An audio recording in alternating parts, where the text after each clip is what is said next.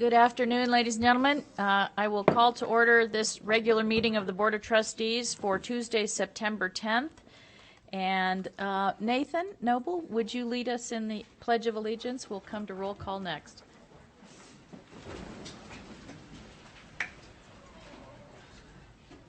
I pledge allegiance to the flag of the United States of America and to the republic for which it stands, one nation, under God, indivisible, with liberty and justice for all. Thank you, Nathan. I do want to make an announcement that if anyone needs interpretation services, please let the folks know at the welcome desk and we will take care of you. Madam Clerk, would you call the roll? Yes, I will. Thank you, Madam President. Trustee Calvert? Here. Trustee Caudill? Here. President Simon Holland? Here. Trustee Kelly? Here. Trustee Minetto? Here. Vice President Raymond? Here. Clerk Taylor, I am here, and our student representative, Nathan Noble. Here. All right, everyone is here, and we have a quorum, Madam President. Thank you, Madam Clerk. Our next item is action to adopt the agenda, and as a courtesy to a visiting presenter, I would like to ask that we move agenda item 4.01, which is the presentation from the Truckee Meadows Regional Planning Agency, to be heard right after the consent agenda. Okay, is there any public comment on action to adopt the agenda? Okay, is there a motion? So moved. Second. Motion by Dr. Taylor, second by Trustee Kelly. Is there any other discussion? Hearing none, all those in favor, please signify by saying aye. Aye. Any opposed? Motion carries. Okay, we will go on to the consent agenda items, and those are consent agenda items 2.02 through 2.15. And do we have any questions or comments on any of those by trustees? Do we have public comment? We do. Todd Bailey. Mr. Bailey, welcome back.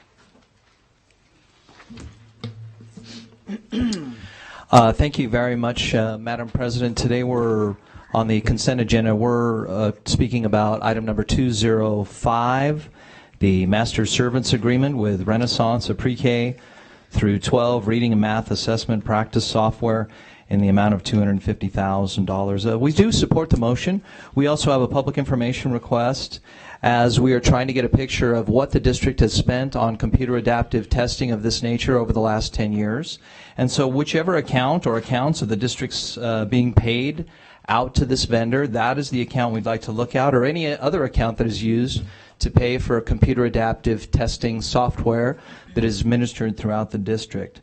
Please provide a list of those accounts of any computer adaptive software similar to this that has been paid since 2009. This is a simple accounting question. Simply export the district out of the district accounting system all computer adaptive software expenses since 2009, separated by account and identities of the vendor along with the amount.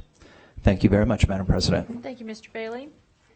Is there anything else on consent? John Eppolito. Mr. Ippolito. Welcome.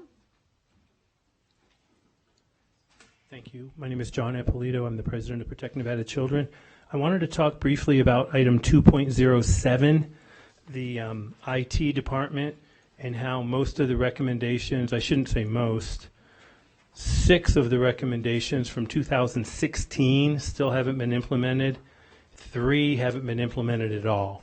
So I'm not sure why it's taken so long. I guess this is stuff that would actually protect student data. It doesn't seem like you guys are in much of a hurry to do anything to protect student data. But I'm curious if this is related to the piece that was in the Reno Gazette-Journal over the weekend, put an end to mental health data mining of our children. And this was specifically talking about Class Dojo. And from the article, quote, Class Dojo collects intimate behavioral data and long-term psychological profiles encompassing family information, personal messages, photographs, and voice notes. This is what's happening at some of our schools. And I know most parents have no idea. And if you don't like Michelle Malkin, the New York Times wrote about the same software, privacy concerns for Class Dojo and other tracking applications. And what they said at the New York Times is, quote, Class Dojo is being adopted without sufficient considering the ramifications for data privacy and fairness, like where and how the data might eventually be used. Class Dojo does not specifically seek explicit parental consent for teachers to log detailed information about a child's conduct. This program, this is where teachers, people that work at the school, counselors, several people that work at the school are entering a bunch of subjective data on kids, and we don't know what's going to happen to that data. So here's the two articles I just mentioned. Thank you. Thank you, Mr. Ippolito. And just for the record, the recommendations that were not implemented on the information technology audit have to do with, one of them has to do with a funding source for a full refresh program for information technology infrastructure, which we don't have the funding for. And as folks know, we've faced severe deficits over the last several years. So that's a funding issue. Another one of the recommendations has to do with deploying network monitoring devices. And again, we don't have full funding to do that, but we have been implementing some work on network security monitoring. And then the third one that was not implemented deals with reinvesting reimbursements back into a certain kind of reimbursements called E-rate reimbursements back into the IT environment to support IT upgrades. And that one, again, has to do with some legal requirements around how we use funds for purchases. So that also is a funding issue. Okay?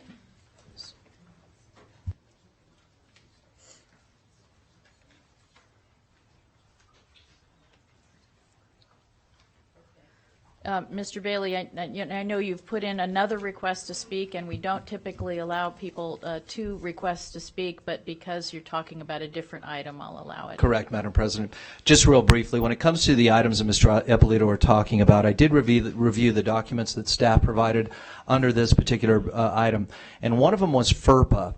FERPA specifically prohibits the district from transferring that type of information that what Mr. Ippolito is talking about. But somewhere that we can't figure out, whether that's in the agreement with the vendors, state law, the Department of Education, that information is being transferred. So we don't know where that is, but I think that's where part of the confusion is, and we'll try and find that. Thank you for your indulgence, Madam President. JJ? That's all I have. Okay, great, thank you. Okay, then I will take a motion on the consent agenda items 2.02 through 2.15. So moved. Thank you. Okay, motion by Dr. Taylor, second by Vice President Raymond. Is there further discussion? Hearing none, all those in favor, please signify by saying aye. Aye. Any opposed? Motion carries. And again, as a courtesy, we will now go to item 4.01. Dr. Jeremy Smith, who's the interim executive director of the Truckee Meadows Regional Planning Agency. And this is a very timely presentation because the Truckee Meadows Regional Planning Agency is about to consider the adoption of a new regional plan update. And so it's very important that the board hear this before that moves to adoption because, of course, the school district's actions are intimately involved in what happens with regional planning. So welcome, Dr. Smith. Thank you very much for having me. Jeremy Smith for the record, interim director at Regional Planning, as Madam President pointed out. Trustees, thanks again. I know you have a lot to do tonight, so I'll try to be brief. But we are updating the regional plan. Every 5 years per state statute, we're required to do a regional plan update. So we're working right now on what we're considering a very substantive update. It's been taking a long time. We've been working with staff from the 3 jurisdictions, from the school district, the RTC, the Western Regional Water Commission, and others to make sure that we've really been building consensus. Sometimes this regional planning gig can end up in a lawsuit, so we're trying to avoid that this time. What you see here is our pyramid that led to the draft plan that we have today. And I would point out that the draft plan is available to the public on our website, plantruckeemeadows.org. That's plantruckeemeadows.org, and you can find out all about the efforts there and actually read the draft plan. But we've been working on it for years. I started with the agency in 2011, and some of the supportive efforts that you can see in the bottom left side of the pyramid there began back in 2013.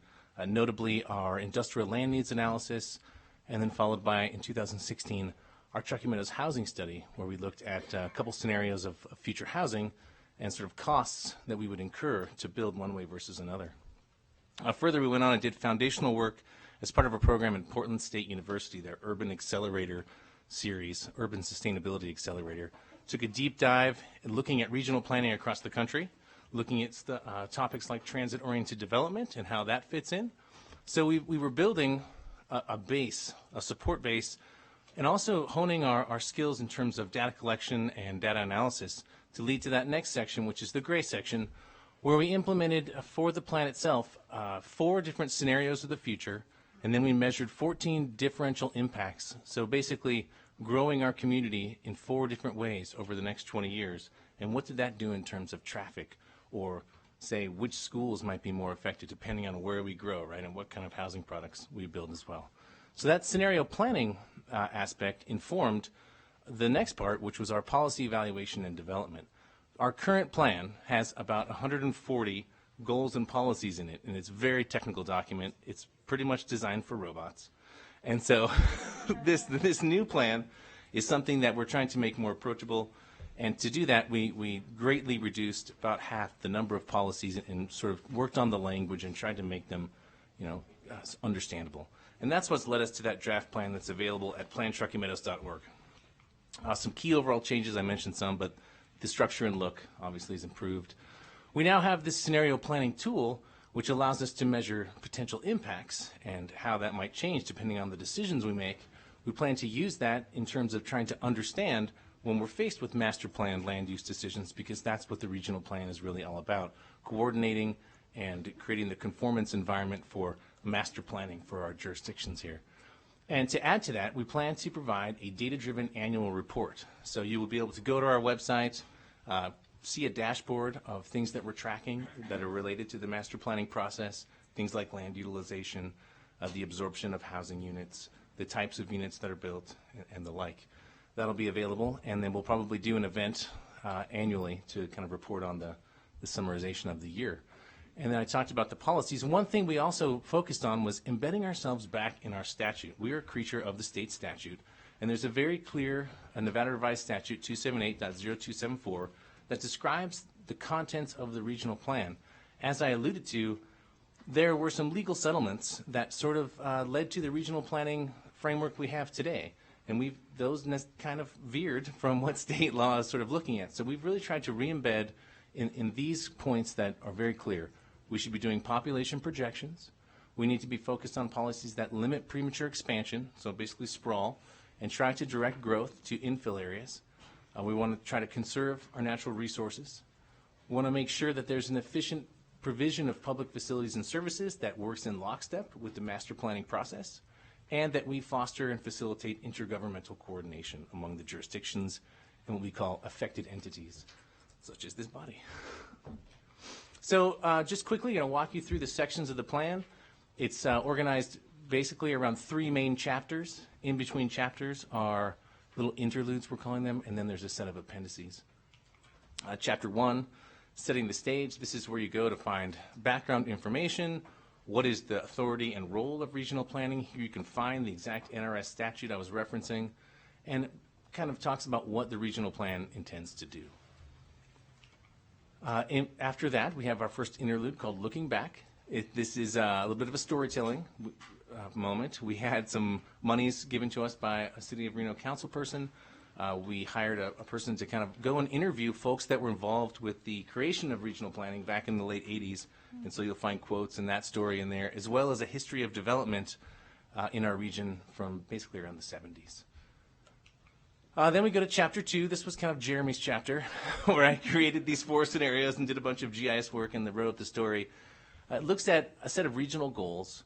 We did our scenarios, and then we measured them, and we evaluated how those goals were met by each given scenario. And what we kind of found was that there's often not a right answer, but there's an understanding of trade-offs. If we make a decision, it's going to affect this over here, but maybe be really, really good over here. So getting that kind of sort of business intelligence, as you might refer to it, is a cool thing. It really led to our map 2 in the plan, which is the regional form map. As I mentioned, one of the goals of our our plan is to limit premature expansion and sort of manage growth, right, and avoid sprawl. So our regional form map, which I'll show you in a few slides, is actually designed to do that, and it came out of, in part, this work on scenarios. Then if you're really interested in the metrics, our next interlude lists all 14 metrics as graphics for each of the scenarios. Finally, we get to the sort of the meatiest chapter of the plan. That's Chapter 3, Implementing the Regional Vision. This is where you can actually find all of the policies. And the policies are divided into those 5 sections I mentioned earlier: population growth, regional form, public facilities and services, natural resources, and regional coordination. Some of the key concepts here are the population forecast. Previously had lived in a separate document. We've been doing something called the consensus forecast for some time. We've worked closely with staff at the district to take a look at what we're expecting in terms of population, how that will affect school student enrollment and the like. Right now, our plan was to get that population projection information right into the regional plan itself. So it's more of a one-stop shop, and there's not this strange document lying around that you have to go try to find. So that's happened. And then another key concept is the idea of tiering. And this is really based on that idea of regional form and, again, limiting premature expansion. And this map, it's a little complicated, but it's basically a map of our region, our developed region. The thick black line that describes that kind of outer boundary is the boundary of our Truckee Meadows services area.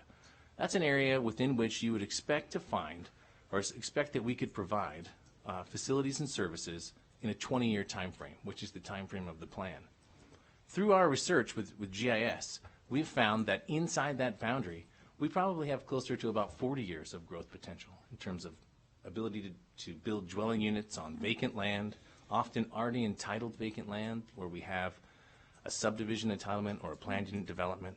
We have thousands and thousands of units that have been entitled to some degree. That doesn't mean that they've gone down to the county and recorded them as final lots where you could go pull a building permit. But in terms of the master planning process, we're pretty far out there.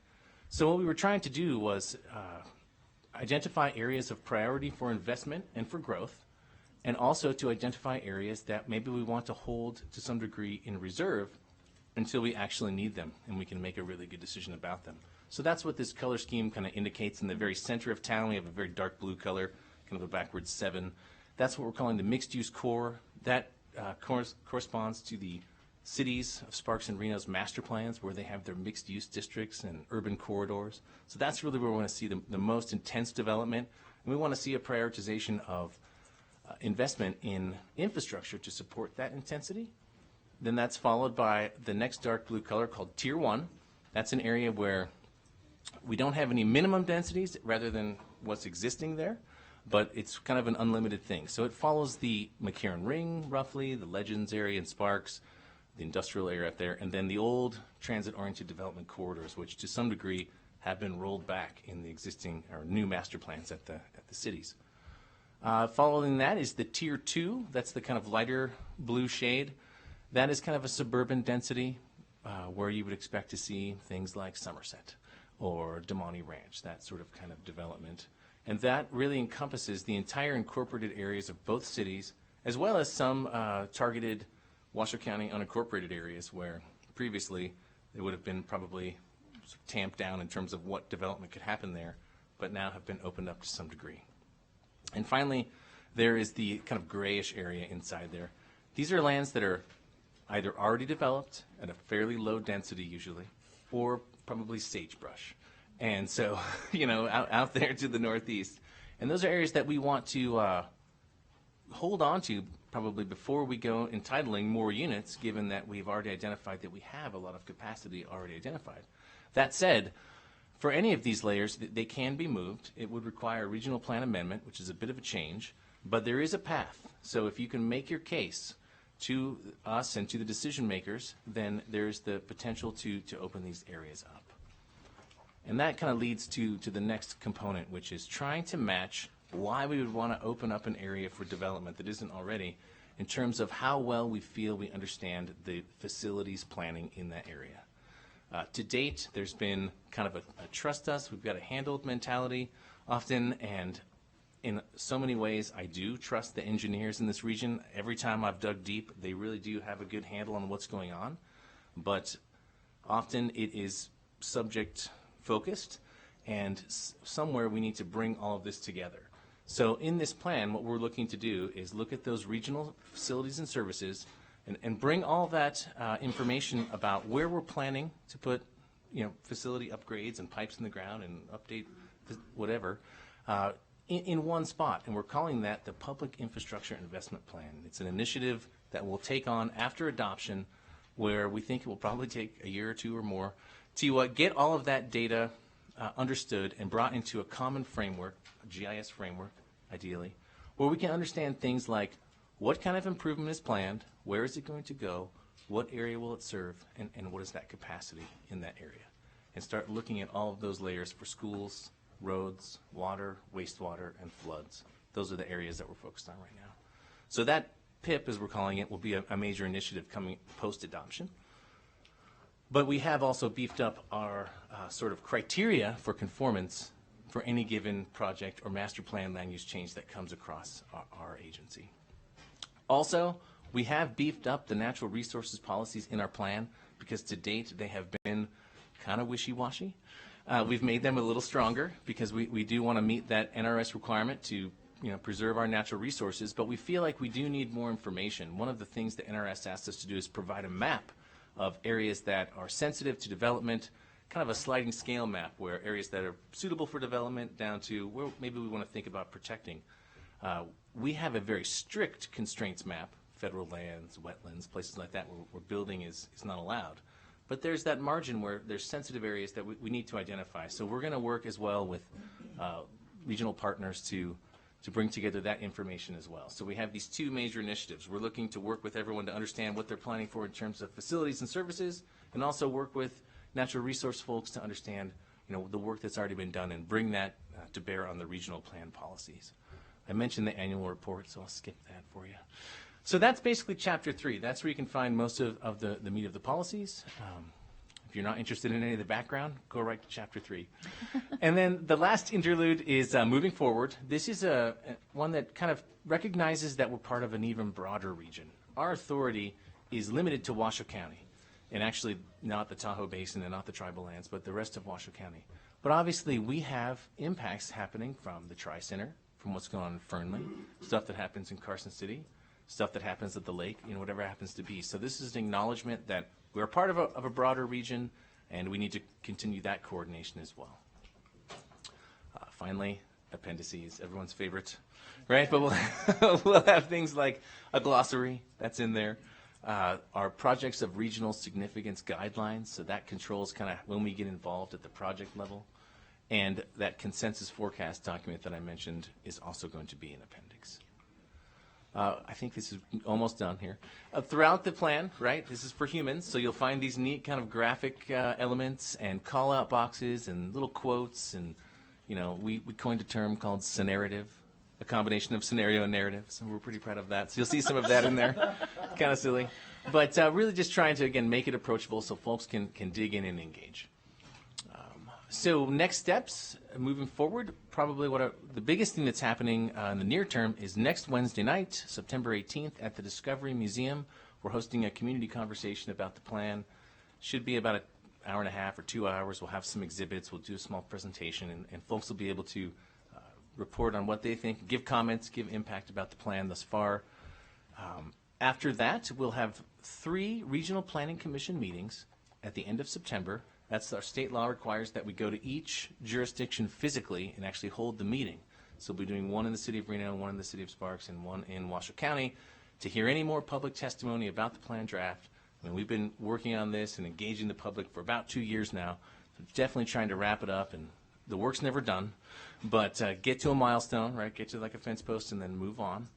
And shooting to finish those 3 meetings, and ideally, the Regional Planning Commission will recommend that the Regional Planning Governing Board would move to adopt in October on the 10th at their regularly scheduled meeting.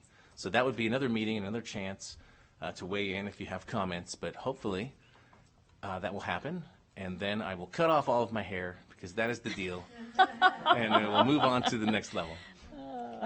With that, thank you again very much for listening, and I'm happy to take any questions you might have. Thank you, Jeremy. Any questions? And just so trustees know, we have had school district staff involved in this process throughout, which Yes. We very much appreciate the collaboration on that. And I'm your representative on the Regional Planning Governing Board, so I was happy that Jeremy was able to come and share this with you, and certainly if you have questions or comments or feedback that you want me to take back to the Regional Planning Governing Board, we will definitely want to hear from you on that. Any questions? Okay, well, it's going to be a very interesting, moving forward. There's a lot of good work that has been done. We also are having our small group meeting on Friday That's to true. talk about Yep. how projects of regional significance may or may not include all schools in the future, which would be a big deal. So we'll be part of that conversation this Friday, but that's not part of this plan. I think that, honestly, that would have to be an amendment once it's going to take a little time to figure it out, so. Yeah. Okay, anything else? If not, thank you, Jeremy. Fantastic. Thank you very much. Appreciate you being here. We'll look forward to the haircut. Sounds good. Me too. I happen to like it the way it is, too, so. Oh, okay.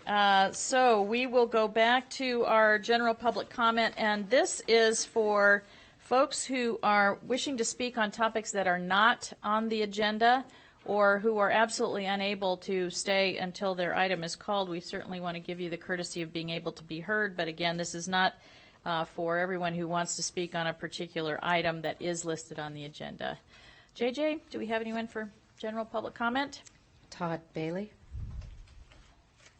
Mr. Bailey?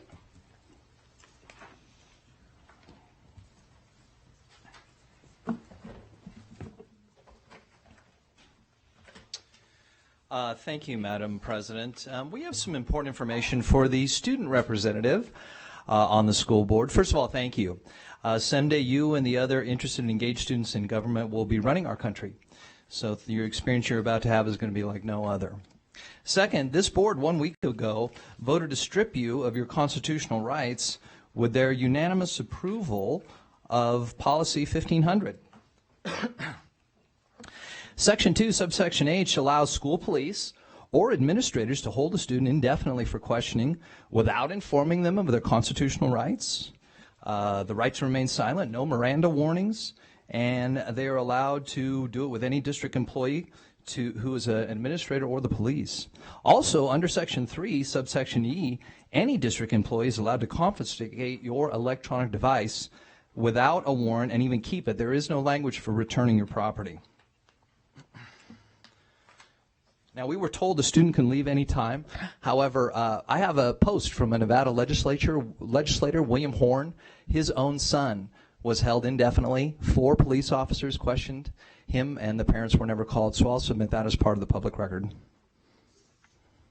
Third, I want to challenge you, the representative of the students of Washoe County. Take this policy to your constituents, the students you represent on this board. Ask them if it's okay for Washoe County School District trustees to strip the constitutional rights of students away when being questioned by police or administrators on a criminal investigation or something could get you transferred to another school. You only have 2 more opportunities to stop them from doing this. So go ask the students you represent if this is okay.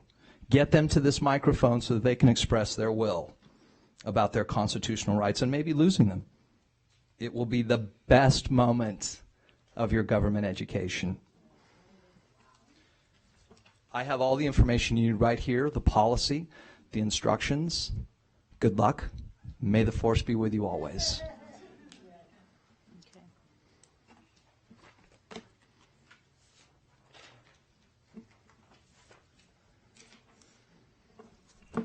Thank you, Madam President. Thank you, Mr. Bailey. And council would be happy at a future time to correct much of that misinformation that was just shared about what the policy does and what it intends. So, and I think, Nathan, we do run policies by the Student Advisory Council. We do, as a matter of fact, and with my understanding of it. My apologies, trustees. They do run many policies by us at the Student Advisory Council.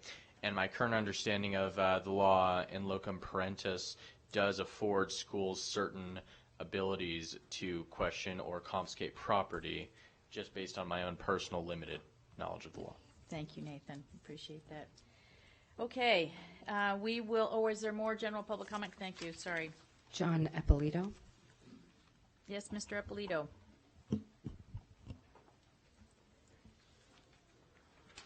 John Eppolito, President of Protect Nevada Children. We recently learned that at Nick Polikitis Elementary School, children as young as 7 are being forced to bring home and use Google one-to-one devices, i.e. Chromebooks. Here's all the documents I'm going to talk about right here. In the news today, 48 states launch antitrust investigation into Google. Google's history regarding student data, 2015, CBS News. Google is spying on K-12 students, privacy advocates warn. 2016, Education Week. Google acknowledges data mining students, users outside apps for education. 2017, Google's Chromebooks are still spying on grade school students. 2019, school-issued devices are spying on your children, Chromebooks. 2019, Dr. McCullough, how Google threatens your children.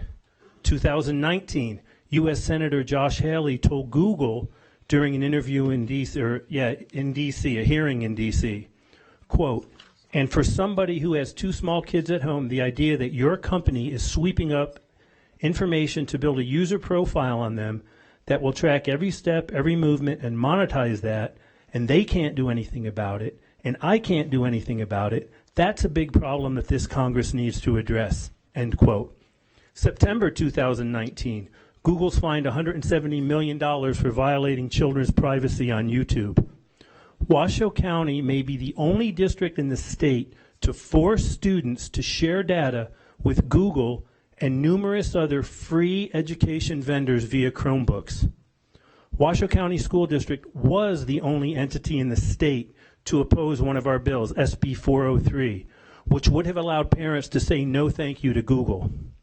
By forcing children to share personal information and schoolwork with Google, the district is ensuring the profiles Google creates on the kids at Nick Polikitis will be much more revealing than profiles of most other students in the district, because other schools in the district use Microsoft products. Many experts have written about how the profiles Google is creating on our children will affect their future, at minimum regarding college admissions, military recruiting, and job placement. And you can find us on Facebook at Protect Nevada Children. And I know a couple parents from Nick Polikitis have called and asked me, how do I keep my kids off of that? And evidently the Chromebooks were sent home anyway, and the school just signed the document saying it's okay for the kids to use Chromebooks and the documents that go along with Google. It's a problem. We tried to address this in advance, but you guys ignored us. So I don't know how many parents will be able to come and talk about this, but there are people that don't like it. Thank you very much. Thank you, Mr. Eppolito. And just for the public record, Google is not the standard for the school district. The Microsoft platforms are the standard for the school district. So we will be having a conversation about that in a public meeting on September 24th at this board meeting. Okay, anyone else for general public comment? Okay, we will then go to the order of the day, item 4.02, presentation and discussion regarding an inclusive sexuality, health, and responsibility education share curriculum pursuant to Board Policy 6140, and possible action to approve the recommendation of the Share Advisory Committee related to the proposed Share High School lesson topic, Understanding Sexual Orientation and Gender Identity. And our presenters today are Ms. Deborah Beiersdorf, Kendra Fox, and Rochelle Proctor. I will ask everyone who is here to be cordial and respectful to one another as well as to our presenters. I know these are items about which many of us have very strong feelings, and I appreciate and respect that. I know all of the trustees do, and will appreciate everyone respecting one another and giving everyone time. No clapping, no booing, no hissing, but we'll have a respectful proceeding. Ms. Beiersdorf. Thank you very much, President Simon Holland, Board of Trustees, and Interim Superintendent Dr. McNeil. Thank you very much for allowing us to come back to you today. We were last in front of you June 4th, I believe it was, And since then, we've also had an opportunity to meet with our Share Advisory Committee on August 21st. We took a little bit time off during the summer, and we're back now hard at work. I want to acknowledge the three people in front of me. Before I do that, I also want to thank, we have several Share Advisory Committee members that are in the audience today, including our new chairperson, Ashley Wade, who is sitting over there in the corner. So I want to thank them very much for being here. We have a meeting tomorrow night, so they've got a lot of hours today and potentially tomorrow as well. So we thank them very much for their service. So joining me today, you know Rochelle, who's sitting in the middle there. Rochelle Proctor is our Sexual Health and Responsibility Education Share facilitator, and she works in the Department of Curriculum and Instruction very closely with Kendra Fox, who is our Director of C&I. And then based on a trustee request, but because we value her input and her work so much, we've also asked our Director of Counseling Services, Catherine Loudon, who is sitting to my immediate left, to join us tonight. So again, thank you very much for having us come before you tonight. We appreciate it. Thank you, and welcome, ladies. Yes. Hello. I feel like I'm here so often. I need to have my own share chair back there. I see all the schools have chairs. There should be a share chair. Anyhow, tonight, we're bringing back the Understanding Sexual Orientation and Gender Identity lesson that you first saw on June 4th. And via your directive, we took it back to the committee, so we'll talk a little bit about that tonight and some of the edits that they chose to make. I'm going to steal this from you. I'm going to try and go between this and my notes on here, so please bear with me. When looking at the lessons and making sure we're addressing the needs of all of our students, of course, we're going back to district policy and administrative regulation. And I did inadvertently omit Administrative Regulation 5161, the gender identity and gender nonconformity or conformity of our students. And I wanted to ask, with your blessing, if I could just add that as an artifact to this after tonight. Okay, thank you. And revised statute, and just a little bit about, as you're all aware too, of the board policy and some key things about the lessons to make sure they're always developmentally appropriate, medically accurate, culturally sensitive, provide strategies to support all students regardless of gender, race, disability, sexual orientation, or gender identity, be consistent and compliant with state and federal laws, and provide a foundation of knowledge and skills related to human development, relationships, decision-making, consent, abstinence, contraceptives, and disease prevention. I think we did great work with that. And then as far as the Administrative Regulation 5161, just some key things that the district is committed to addressing the health and safety needs of all students, including those needs related to students' actual or perceived gender identity.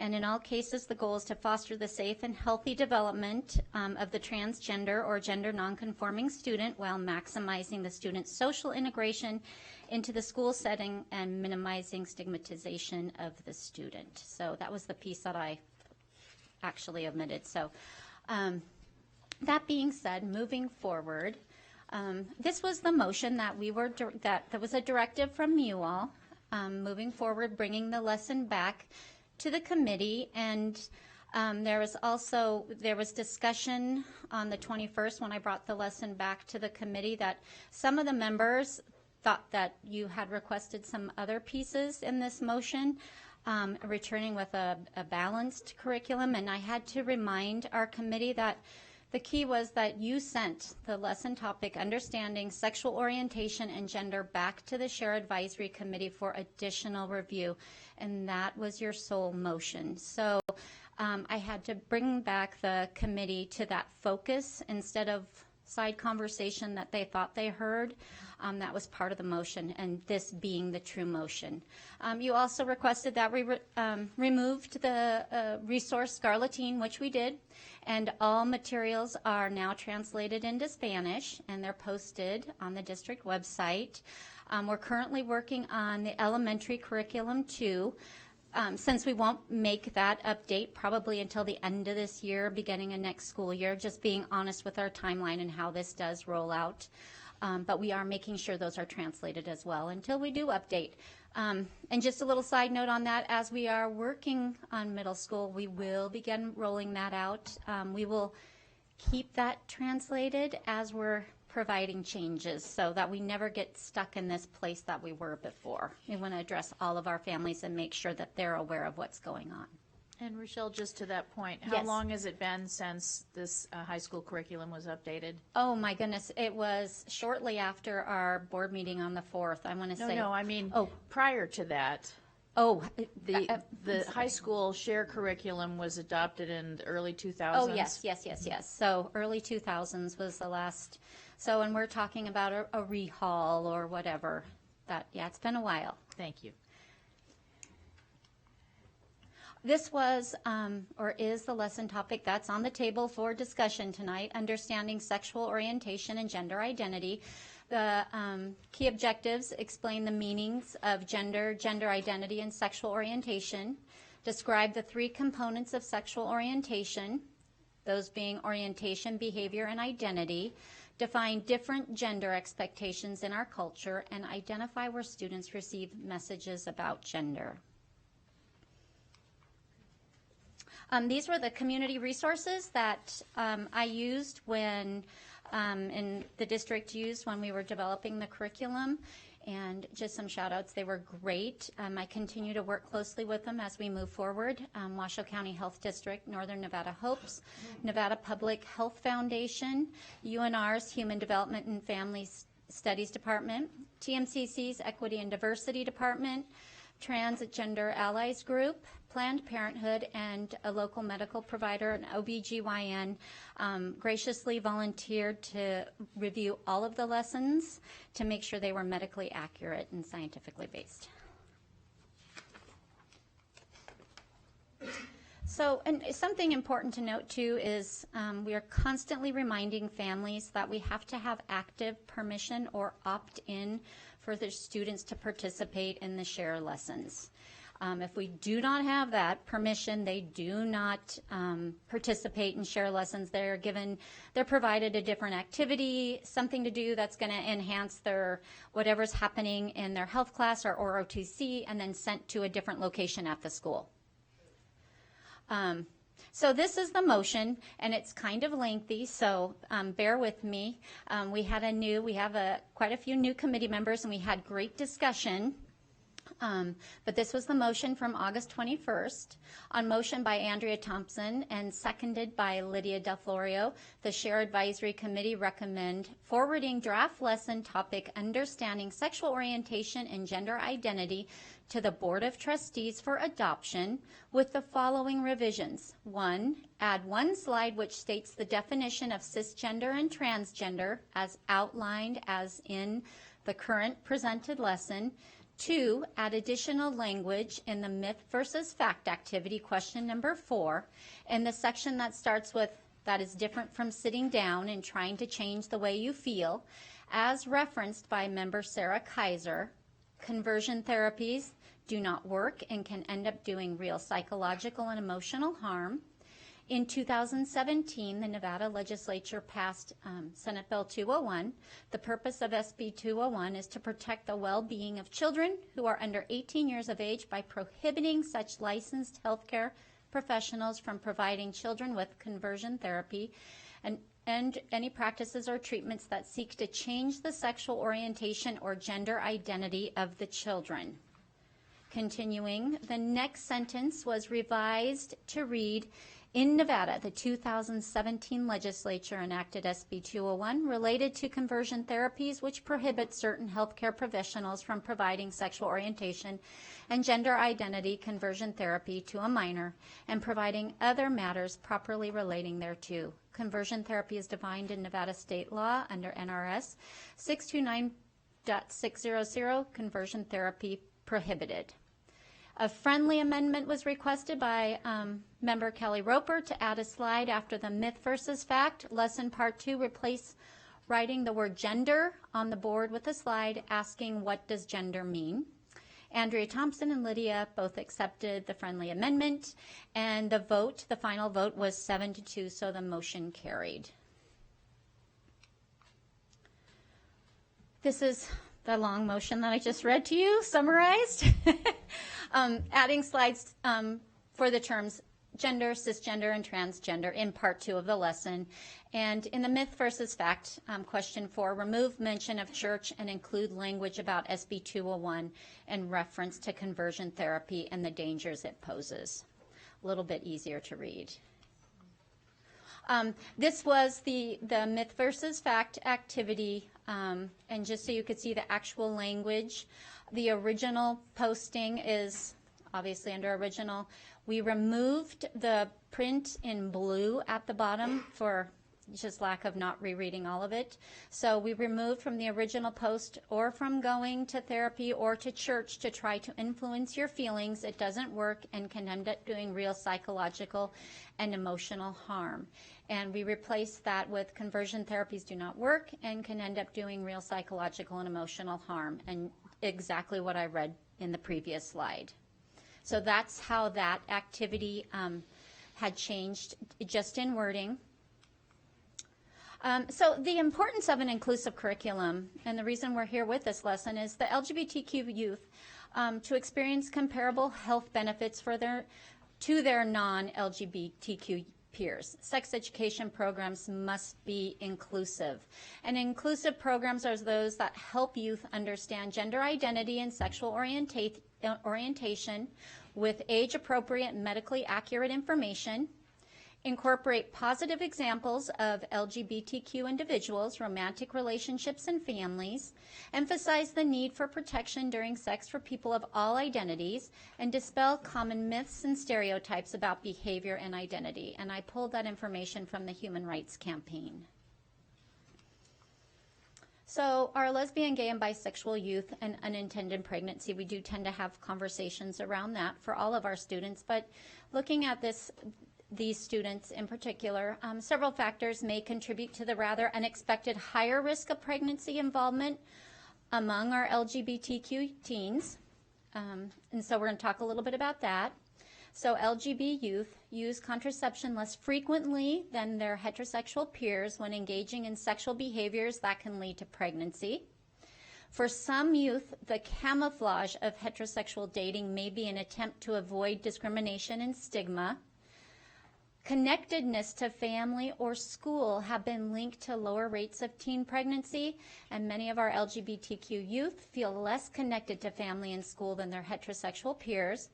LGB youth, young people, who experience rejection by their families are about 3.5 times more likely to have engaged in unprotected sex. Youth programs that address sexual risk-taking and unplanned pregnancy, most of which are designed for heterosexual teens, have not been effective for our LGB youth. More effective strategies that actively name and address the needs of our youth may be seen as more relevant to their lives. And in one study, LGB youth reported more sexual partners than heterosexual peers and higher rates of alcohol use before their last sex. However, the same study found that LGB youth in schools with LGBT-inclusive sex ed curricula reported fewer sexual partners, less recent sex, and less substance use before their last sexual encounter. So just a little bit of data. And then I'm going to go into some more data, and we have Catherine here too from counseling to support me when we're discussing this data this evening. So this comes from the 2017 Nevada High School Youth Risk Behavior Survey, Sexual Identity Special Report, and this is through the Centers for Disease Control. They do it every 2 years. For students to participate in this, they have to have parent permission. So percentage of high school students who were bullied on school property during 12 months prior to this or before the survey. By sexual identity. In the blue, we have our LGB youth, and then in the gray is the heterosexual. You'll notice as we're going through these data slides tonight, our LGB youth are pretty much twice as likely to encounter any more of or engage in a dangerous activity. Percentage of high school students who were electronically bullied, including being bullied through email, chat rooms, instant messaging, websites, texting, 25.4 versus 11% of our heterosexual population. And you can please jump in whenever you feel, Catherine. Percentage of high school students who did not go to school because they felt unsafe on their way to or from school, on at least one day during the 30 days prior to the survey by sexual identity. Our LGBT youth was 14.1 and our heterosexual youth 7.1. Percentage of high school students who were forced to do sexual things when they did not want to during the year previous to the survey by sexual identity. 20.4 for our LGBT youth and 8.4 for our heterosexual. Percentage of high school students who experienced physical dating violence one or more times during the 12 months prior to the survey, including being hit, slammed into something, or injured with an object or weapon on purpose by someone they were dating or going out with among students who dated or went out with someone during the 12 months before the survey. LGBT youth, 15, and our heterosexual, 6.4. Percentage of high school students who seriously considered attempting suicide. Year previous, 37.6 for our LGBT youth, 12.5 for heterosexual. Percentage of high school students who attempted suicide one or more times during the 12 months before the survey, 22.1 versus 5.9. Percentage of high school students who did something to purposely hurt themselves without wanting to die, such as cutting or burning themselves on purpose, one or more times during the 12 months before the survey by sexual identity, 43.9 compared to 14.1. And percentage of high school students who had sexual intercourse before age 13, 7.6 compared to 3.2. Percentage of high school students who did not use any method to prevent pregnancy during the last sexual intercourse among students, 38.2 versus 12.6%. So we've heard time and time again, it's only a small percentage. We can't marginalize our students. They're still all of our students. So questions? Trustees, questions at this point? Okay, I think we just want to hear from the public. And Okay. Thank you for the background. I appreciate providing to everyone the statutory and the policy basis for the actions that we need to take. And want to thank the committee for their hard work. I know there's it's a very difficult job, and Rochelle and other staff members, thank you for hanging in there with this. It's something we all care about, and we care deeply, and we appreciate your work on it. Okay, let's call the public comment. JJ? I'll be calling 3 names at a time. Okay. Tanya Hayes, then Cecile Carone, then Jackie Shelton. Welcome, Ms. Hayes. Hello, good evening. Thank you for having us. My name is Tanya Hayes. I'm a mom of 3 school district students, and I'm happy to be here tonight to speak on this issue. I'm basically just here to ask you to please approve the lesson as reworked and subsequently recommended by the SHARE committee. It has nothing more to me than basic definitions and facts about gender and sexuality. It is science and research based, and it educates our student, as is the job of the school district. It also includes and validates our LGBTQ students, which can be life-saving for them. We saw some of the scary numbers presented by Ms. Proctor just now. And as also mentioned, if some people don't like it, parents have the option of not letting the kids have that lesson if they don't want to. It's 2019, and LGBTQ inclusion should not be controversial.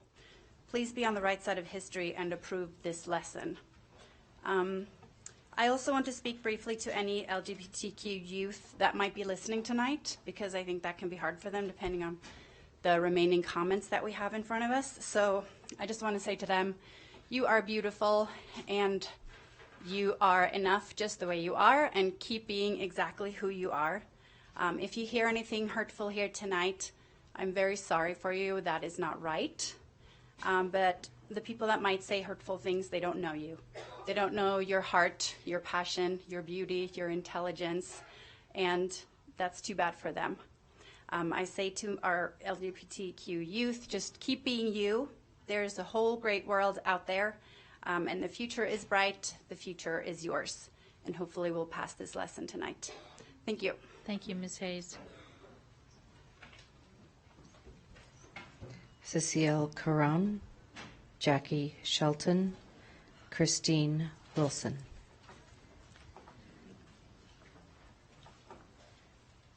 Welcome, Ms. Caron.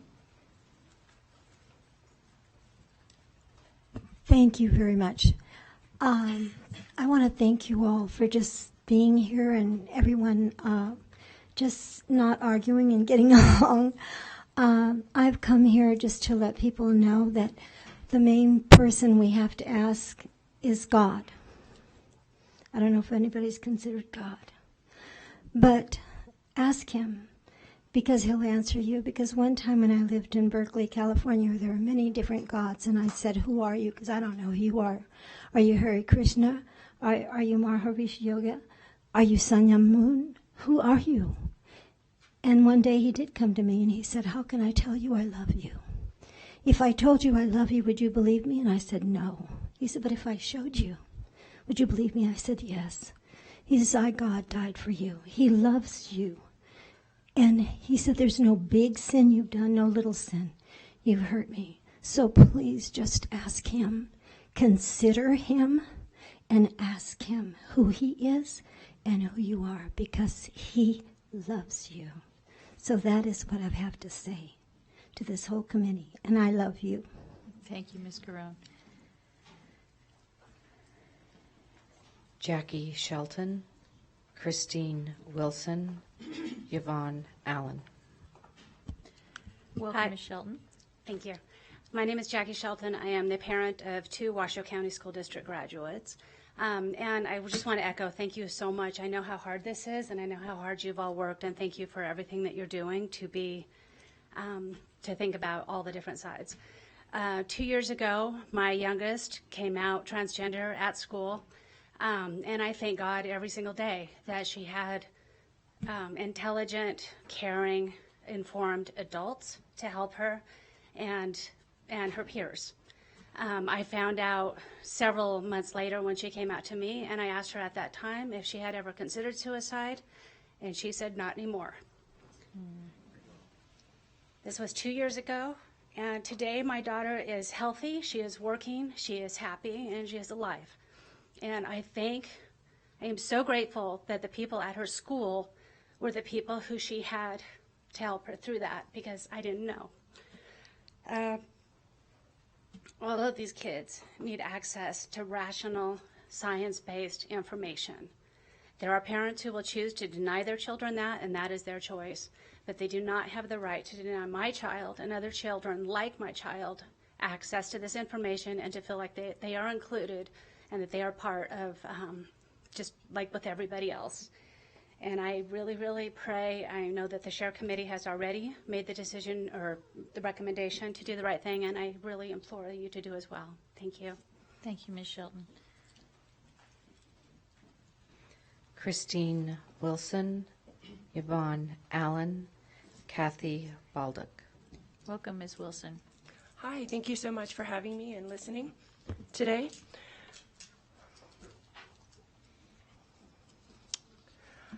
I want to speak to you regarding the lesson topic on understanding sexual orientation and gender. God's Word, from beginning to end, is a heterosexual book and refers to every human being on the planet. Jesus died for every single one of us, 100%, regardless of our background. The Bible speaks of heterosexual relationships and heterosexual marriages, and as the only thing that he's ordained. More copies of the Bible have been sold than any other book ever published, yet it is the most feared. Ignoring the truths within does not make it any less true, and it does not mean that you can claim ignorance on the day that you stand in judgment. And each of us will one day when we die. Whether you believe it or not, it will happen. Although President Trump supports it, we're not asking you to teach the Bible, but to include the long-standing traditional view of sexuality and include it more in depth, just as you include in depth this agenda that they're proposing. The perversion that we see in these pages is extremely upsetting, and we're not asking you to stop it. We're just asking you to include and keep included and be a little bit more detailed when you include the traditional versions that we've grown up on, all of us have grown up on. So one day, each and every one of us will give an account to God for all that we have done or all that we have not done. And if you have done nothing to uphold what God has ordained, are you prepared for what your eternity will be? And that's a question that we have to ask, each and every one of us have to ask ourselves. This is true whether we believe it or not. Every single word in the Bible is true whether we believe it or not. It's not up for debate. If you read it from beginning to end, it's perfectly consistent from the beginning to the end. And we certainly don't want to be spewed out of God's mouth when we stand in judgment. So I'm not asking you to not teach what they're saying. I'm asking you that if you're going to go in depth about this, then you have to go in depth about that, because we have students who don't want to hear only about this. They want to hear about how normal they are as well. Thank you very much. Thank you, Ms. Wilson. Yvonne Allen, Kathy Baldock, Pamela Payne. Welcome, Yvonne. Hello, trustees. Hello. We meet again. Good evening. Thank you all for all the time that you've put into this, and by the looks of it, a lot of time that you're going to put into it this evening. But I've never felt so good standing up here at a podium. I feel like for the first time, I'm really surrounded by a lot of love, a lot of inclusion, and it makes me like I just cut down my speech in like half. So you're welcome for my minute and a half. But you wanted an LGBTQ inclusive share program, and I really do feel that you got it. And it also has been approved by committee. I urge that you please approve Lesson 1. Lesson 1 is a tiny area where the rest of the legally protected sexual orientation and gender identity groups are defined. A lot of even already what you've heard, and I feel like what you're going to hear for the rest of the night, is a lot of deflection. It's a lot of religious belief, and I feel that it's more proof that this really isn't about, this argument isn't about inclusion. It's really just sort of speaking to anti-LGBT bias. That's really just sort of what this is showing. The entire shared curriculum already does educate based on cisgender heteronormative assumptions. It's throughout the entire program. This is just one little lesson that talks about the rest of the protected classes. And I do think that this information is needed for those young gay and trans students for their proper information and resources. However, I really think this is needed for the straight, cis, religious, biased, sheltered students that have misinformation. These are the ones that don't know what LGBT means. They're the ones being taught that queer kids are bad. If these are the students that are bullying and beating up the queer students and driving them to depression and suicide. Maybe if we can educate those students, they'll stop a little bit, and less youth will take their lives. And as always, I remind you again, the state of Nevada has protections and laws against discrimination based on sexual orientation, gender identity, and gender expression. Washoe County School District even has gender-neutral restrooms now. So how can you have all of this but not educate your students on what that word even means? So I thank you all for your time. Have a great one. Please do the right thing. Thank you. Thanks, Yvonne. Kathy Baldock, Pamela Payne, Rabbi Benjamin Zober. Hello, my name is Kathy Baldock, and I've lived in Washoe County for 39 years. I have 2 adult heterosexual children that were both homeschooled and publicly educated in this county. I'm the executive director of a Christian ministry called Canyon Walker Connections. For over a decade, I've been speaking and educating on these topics that you're discussing tonight throughout the country, and mostly in churches. 20 years ago, when my children were younger, they're 32 and 33 now, I would have been sitting right alongside those who oppose some of the additions to the SHARE program, and especially this lesson.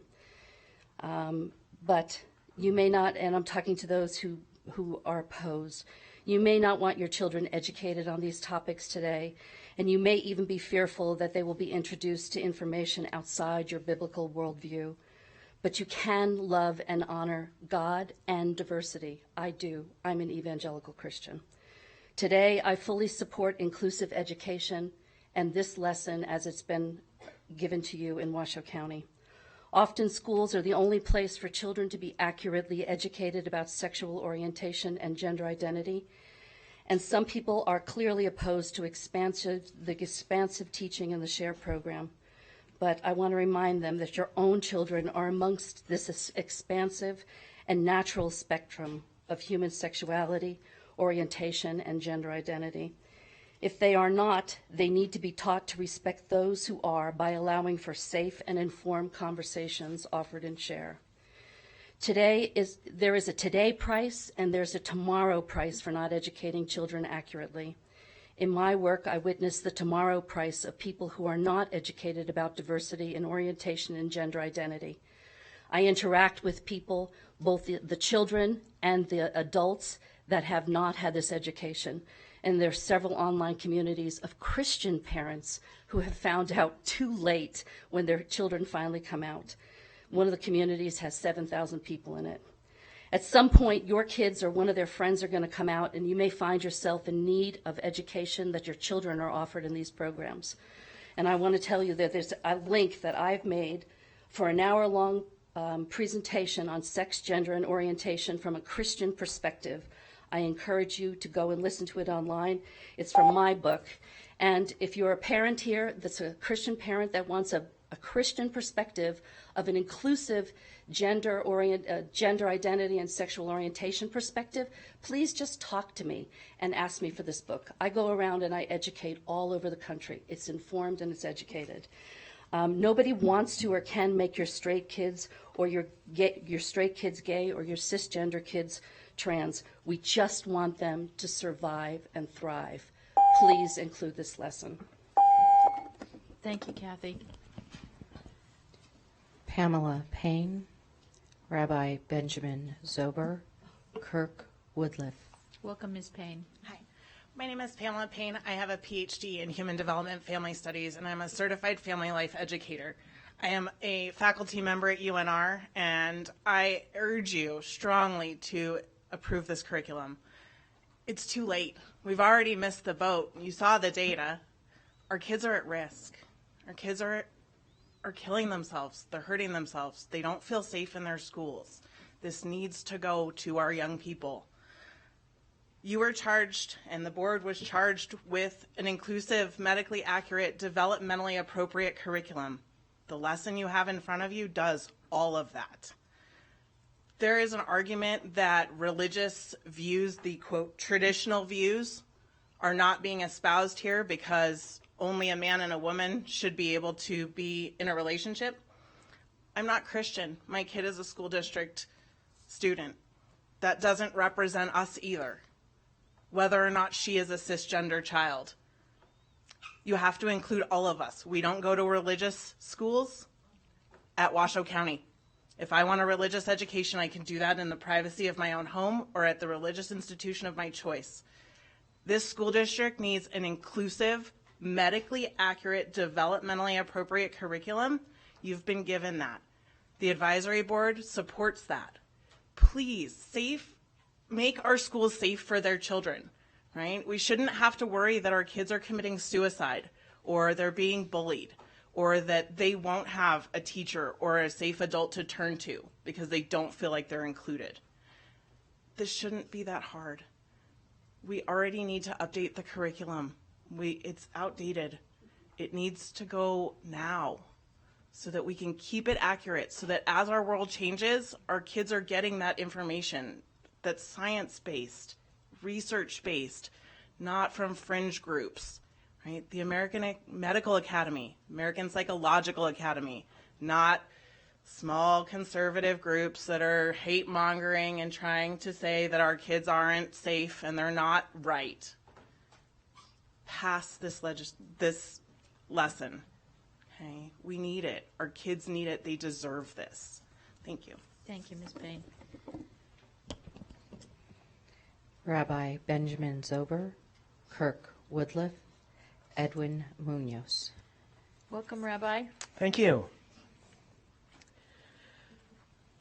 Before Roger Bannister broke the 4-minute mile barrier, people were convinced that if anyone were able to run so fast, their heart would explode. That the world record for the mile is well below that now would seem to suggest that the evidence has disproved the belief. Such progressions of our understanding can be found in all fields of study, in all parts of our lives. When we send our children to school, we send them with the knowledge and the confidence that they are getting everything possible that is as sound in fact and evidence as we can possibly give them. We still hold on to other beliefs and ideas, as well we should.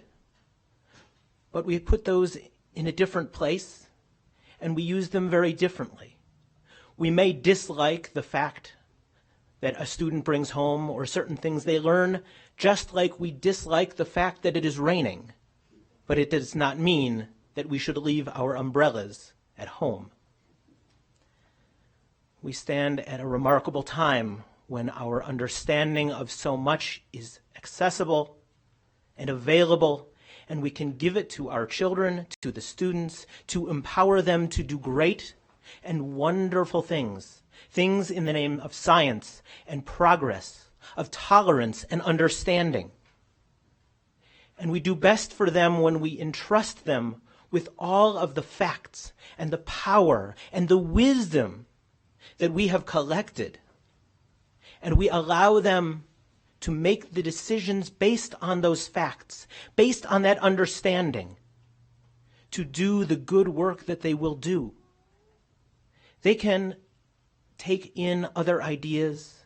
They can take in religious beliefs or other things that they encounter along the way, and they are fully capable of making a determination as to how they want to live their lives and what decisions they want to make and what they will do with them.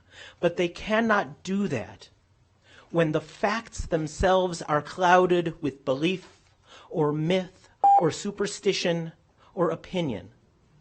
We must give them this curriculum which gives them the facts and the understanding and the trust that they will do with it what we hope they will do in terms of making this world more understanding, more tolerant, more beautiful, and more loving.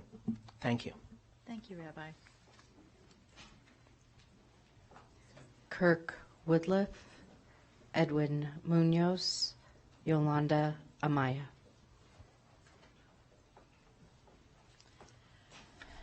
Welcome, sir. Thank you, Madam President. I'm Father Kirk Woodliff. I'm a priest at St. Paul's Episcopal Church, and I stand here in two parts.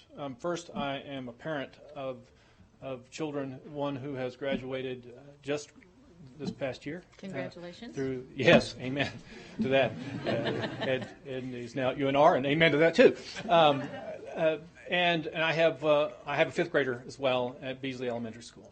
And so I stand here as a parent first, that knowing that my oldest child, who just graduated, when he was in the fourth grade, walking home from school, was called a fag.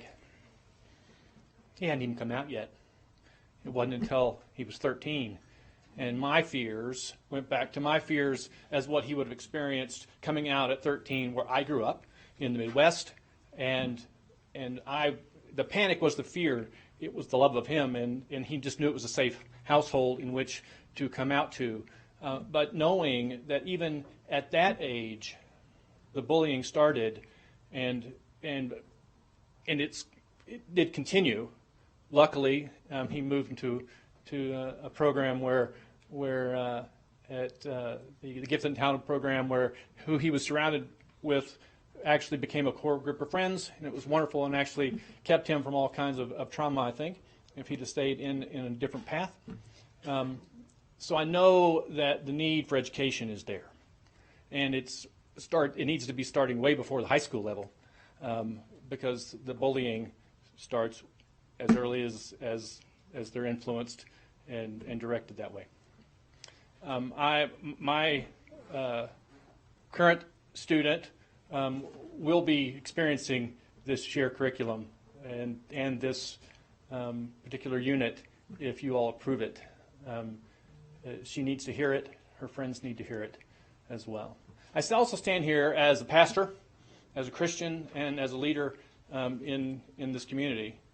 And I can give you all kinds of religious stuff, as can others here, that actually support this curriculum and the need for it. And so there are those Christians who will fight against it, but God's bigger than that. And we're all created in God's image, and I could just fill you with all kinds of stuff. I'm not going to do that, but I just want you to know that stand before you as a Christian leader in this community who supports this curriculum. Thank you. Thank you, Father Woodliff. Edwin Munoz, Yolanda Amaya, Becky Contos. Welcome, Mr. Munoz. Thank you. She will translate for me. Yes, yes. Gracias. Buenas tardes. Thank you and good evening. Primero que nada quisiera mencionar un punto importante que ellos dijeron atrás, First of all, I would like to mention a point that they talked before in the past, que todos aquí tenemos derechos that we all here have rights. y como comunidad hispana también nosotros tenemos derecho. And also as a Hispanic community, we also have rights. Y también como comunidad cristiana también tenemos derecho. And also as a Christian community, we also have rights. Son dos puntos. So those are 2 points. Y quisiera yo que en todo lo que presentó no recuerdo su nombre, Michelle, las lecciones, no vi fuertemente el punto tradicional nuestro. And about the presentation that Ms. Rochelle did, I didn't see the point of view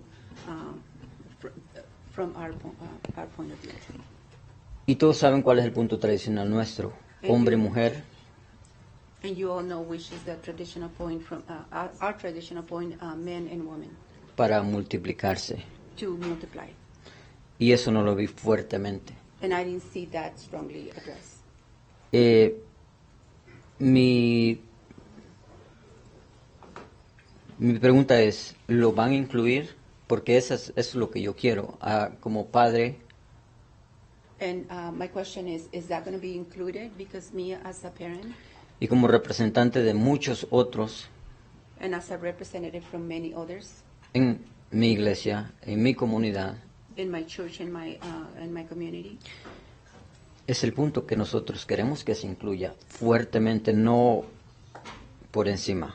that's the point that we want to be included very strongly, not just very lightly. Ya, así como ellos están incluyendo el punto de vista de ellos y se les respeta como adopción, como estilo de vida, quisiera que nosotros se nos tomara fuertemente en ese aspecto. In the same way that they are asking to be included as their point of view and their lifestyle, we also want our point of view to be included strongly as a part of our point of view as well.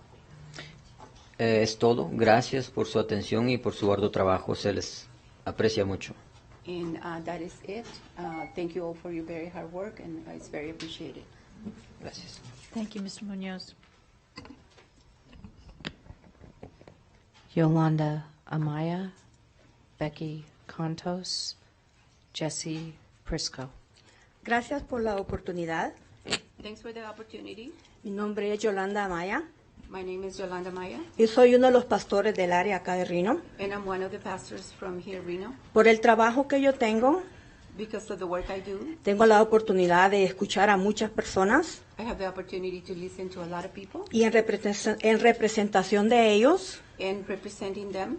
estoy acá para pedirles por favor And I'm here today to ask you, to ask you que no aprueben la lección 1 not to approve lesson 1 sin incluir el punto de vista tradicional.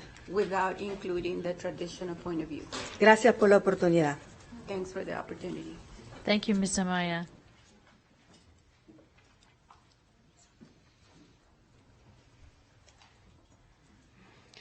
Becky Contos, Jesse Prisco, Angelo Astria.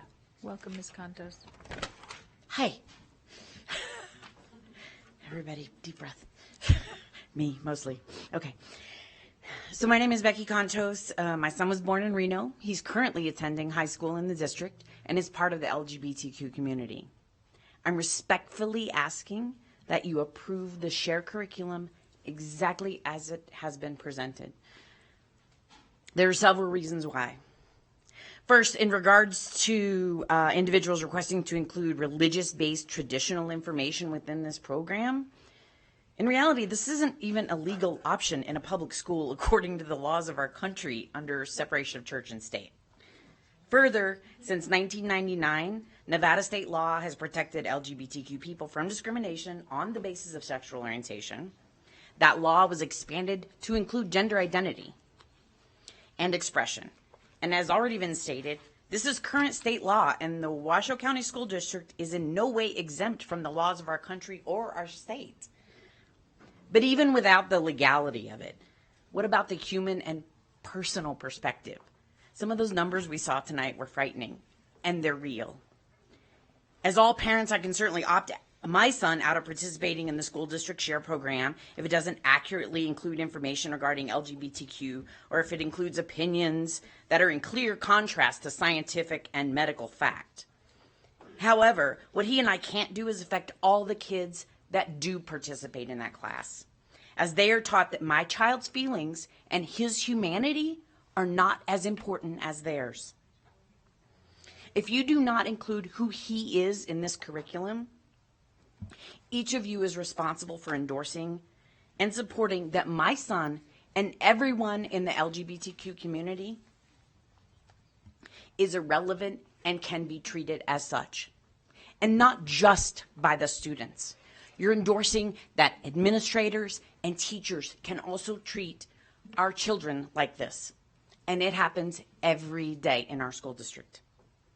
My son is every bit as important a human being as every other child in our school district and our system, and deserves to be treated with the same amount of respect and understanding as we would all want for us, our parents, our sisters, our brothers, and certainly our children. I trust that each of you will do the right thing and approve, as presented, this long overdue curriculum that meets both human and legal standards. Thank you for your time. Thank you, Ms. Contos. Jesse Prisco, Angelo Austria, Adrienne Potter. Welcome, Jesse. Thank you very much. Thank you for letting me speak today. Like I was told, my name is Jesse Prisco, and I graduated high school only 2 years ago. So the prejudice that I face is very strong in my memory, not because I was part of the LGBT community, but because I am a Christian. Now, let me make it very clear that politically I do not lean one way or the other. Yes, I do have certain beliefs socially, environmentally, and economically, but if you look at all those together, I'm actually very in the middle. I hardly ever express my beliefs at high school, socially, economically, or environmentally. But just because I said I was a Christian, I was suddenly labeled as a hateful person, a homophobe, and a transphobe, and many other words that I will not repeat here today. And it saddens me to hear that sometimes at the share committee that unfortunately as adults we are still calling each other names, degrading people. And it saddens me to hear that because I thought as adults that we would be above that. And like there, if I tried to protect myself, I would automatically be called all the names that I just listed above. And I've heard that as actually the fact sometimes at the share committee meetings.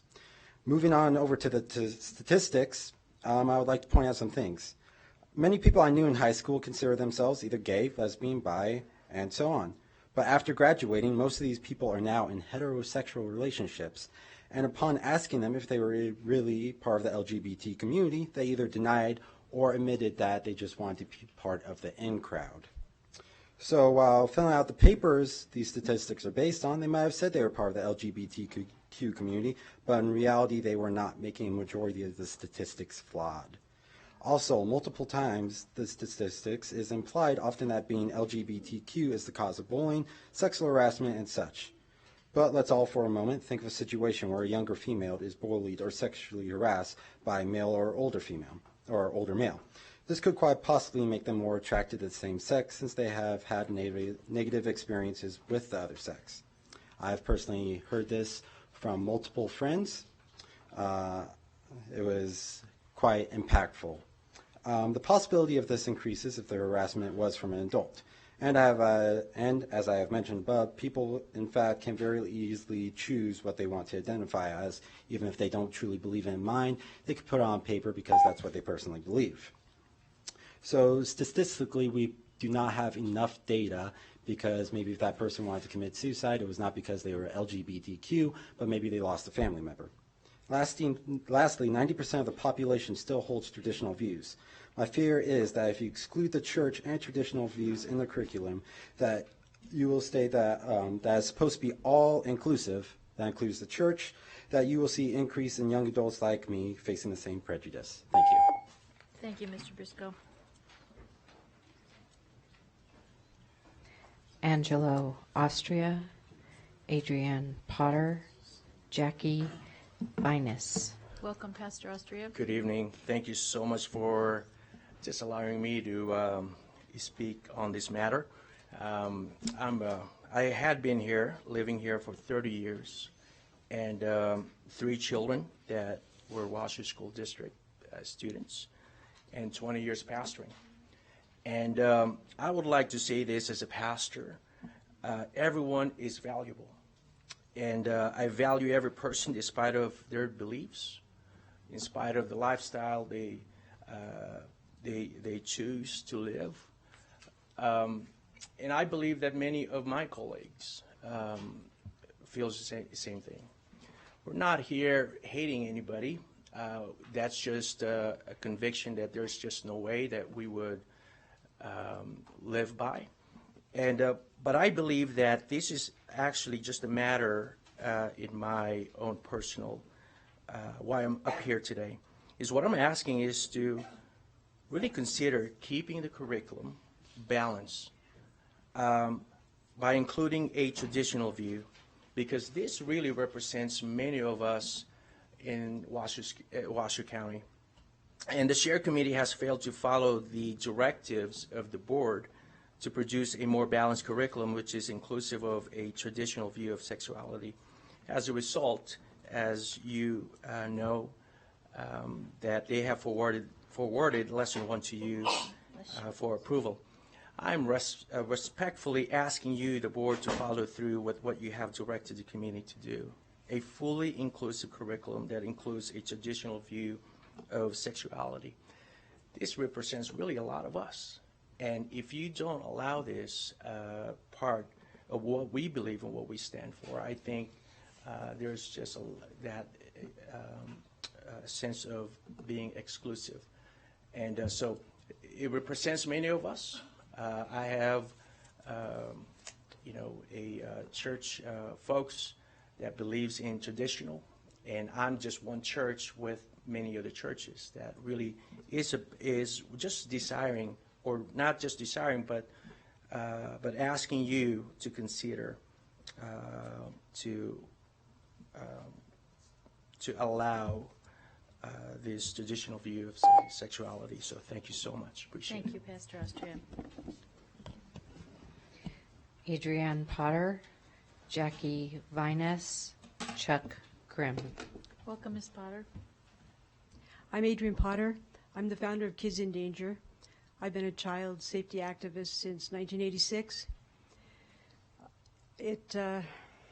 I'm throwing away what I was going to say tonight because of some of the things I've heard, but it seems to me that there needs to be equal coverage, and it seems like they're not quite there yet with equal coverage. There has to be equal voice for LGBT. There has to be equal voice for abstinence. There's only one way to prevent sexual STDs, And then that's abstinence. That's the 100% sure way to prevent STDs. There's other ways to do it, sure, and those need to be taught, but not to elementary school kids under fourth grade. And I know apparently you're not doing elementary school tonight, is that correct? Correct. Okay, This is high school. when that comes forward, I approve of it being taught in high school, LGBT and abstinence and every viewpoint, as long as it's done equally.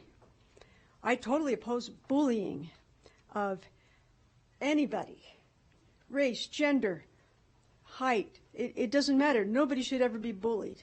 And any school that tolerates that isn't doing its job. And any school board that tolerates that is failing the students of their district. And I've been fighting against bullying since 1986, as I said.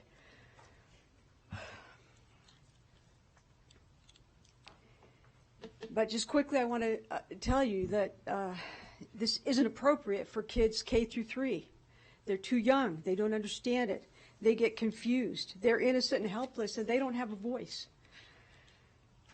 Their voice was me for many, many years. I was it.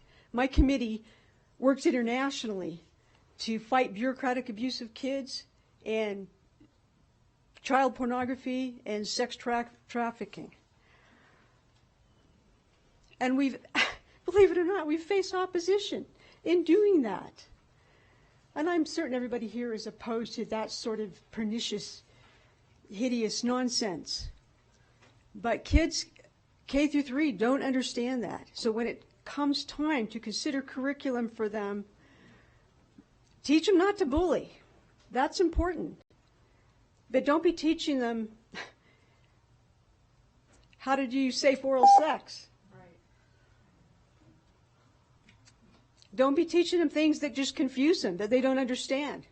My own niece is now a nephew and is 10 times more suicidal than he was when he was a girl. So those things need to be considered too. And that viewpoint needs to be presented. And I'm done. And if those giggles were for me, there's nothing you can do or say to me that hasn't already been done. It's okay. Do your best. Do your best. Thank you, Ms. Potter. And again, just to clarify, this is a high school curriculum, and abstinence is taught throughout the rest of the lessons. This is just one lesson, so abstinence is very much featured in this curriculum. Jackie Vinus, Chuck Grimm, Nancy Ann Leader. Is it Vinus? Is that correct? It is. It's Welcome, however Ms. you want to spell it. Welcome, Ms. Vinus. Because it's a hard name.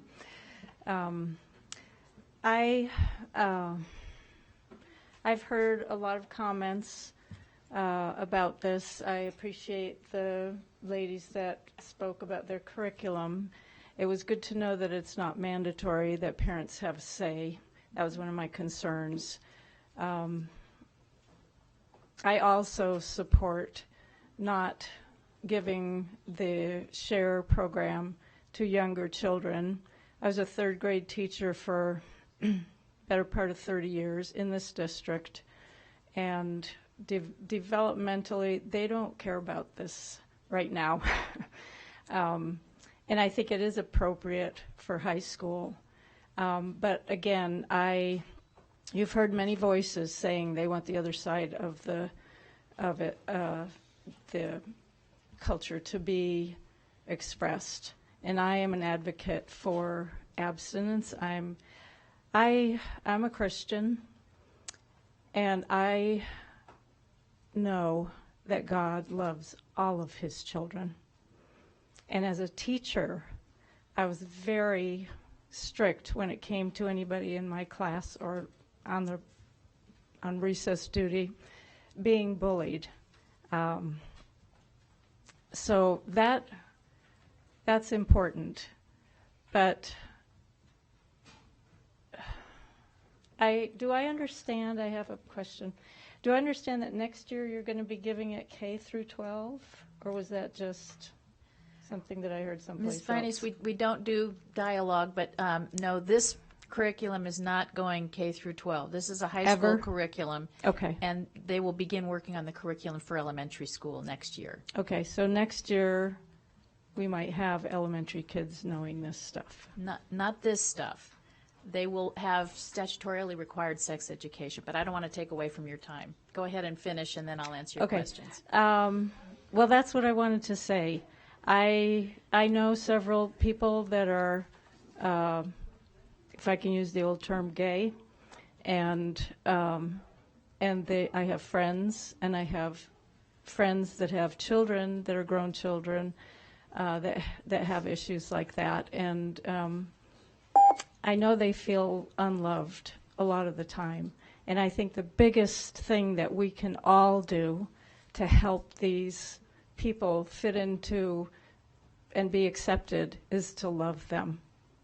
And that doesn't come with curriculum. It doesn't come with a curriculum. It's just people. Thank you. Thank you, Ms. Binus. So the curriculum that will be developed for elementary school will be age-appropriate curriculum. It is required by statute that we provide sexuality health education for elementary school. And it starts in 4th grade? Yeah, it doesn't. It starts in 4th grade. It does not go K through 3. Chuck Grimm, Nancy Ann Leader, Emily Montan. Welcome, Mr. Grimm. Madam President, board members, good afternoon, and thank you for listening to everyone's comments today. My name is Chuck Grimm, and I have the privilege of serving as Executive Director of Pathfinders Children's Ministry. Pathfinders is a 19-year-old faith-based Washoe County Christian ministry sponsored by 27 different churches. We minister to at-risk children and youth in northern Nevada by encouraging them both spiritually and educationally. We provide a homework hotline, for example, and we incentivize their learning habits by providing an annual academic achievement celebration banquet and trips to Six Flags and Wild Island and other things for academic improvement.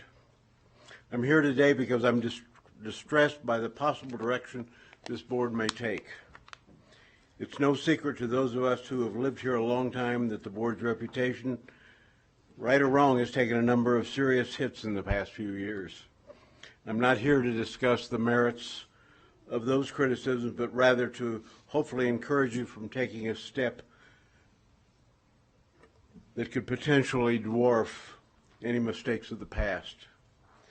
The traditional view of gender identity, scientifically and spiritually, has until recently existed without any significant challenge since time immemorial. The current attack on it is both recent and most certainly not universally accepted within the scientific community. I've been quite proud of those in the faith-based community for their willingness to accept these new views in a spirit of fairness to all peoples within our community. I'm distressed that reciprocation has been almost non-existent. The faith-based community has simply asked that the traditional views of gender identity be equally presented to our children and our youth. To do otherwise is to effectively rewrite history. Communication is often slow within the churches of our community, but it will work. As faith-based people, we vote as well. I urge you, in the interest of the fairness to the children and the youth and total citizenry, to step beyond the demands of a minority and present all people, especially the most vulnerable, our children and youth, with the unanimous vote to include an all-inclusive curriculum by giving thousands of years of traditional perspective of gender identity and equal representation. I want to add just one thing real quickly, and that is within our ministry, within Pathfinders, we have LGBTQ students, and they are deeply loved, and they are accepted. Thank you. Thank you, Mr. Grimm.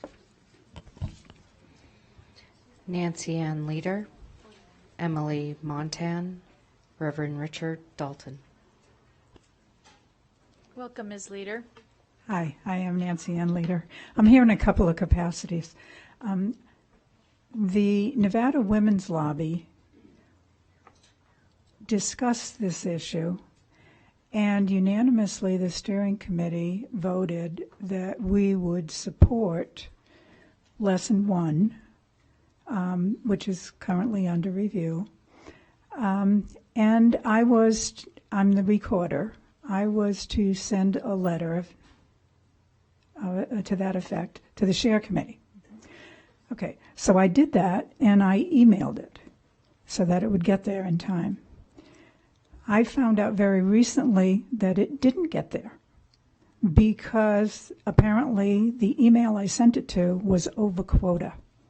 That's what the charter administrator noticed me. So I sent it to this board, and hopefully you have read that. Yep. So I came to make sure that I could add a couple of points that I did not put in that letter because I wanted it to be only one page. And that was, as I said, the steering committee unanimously voted to support this and to explain briefly what the Nevada Women's Lobby is. It is a large group, we're talking a couple of hundred people, who support women, children,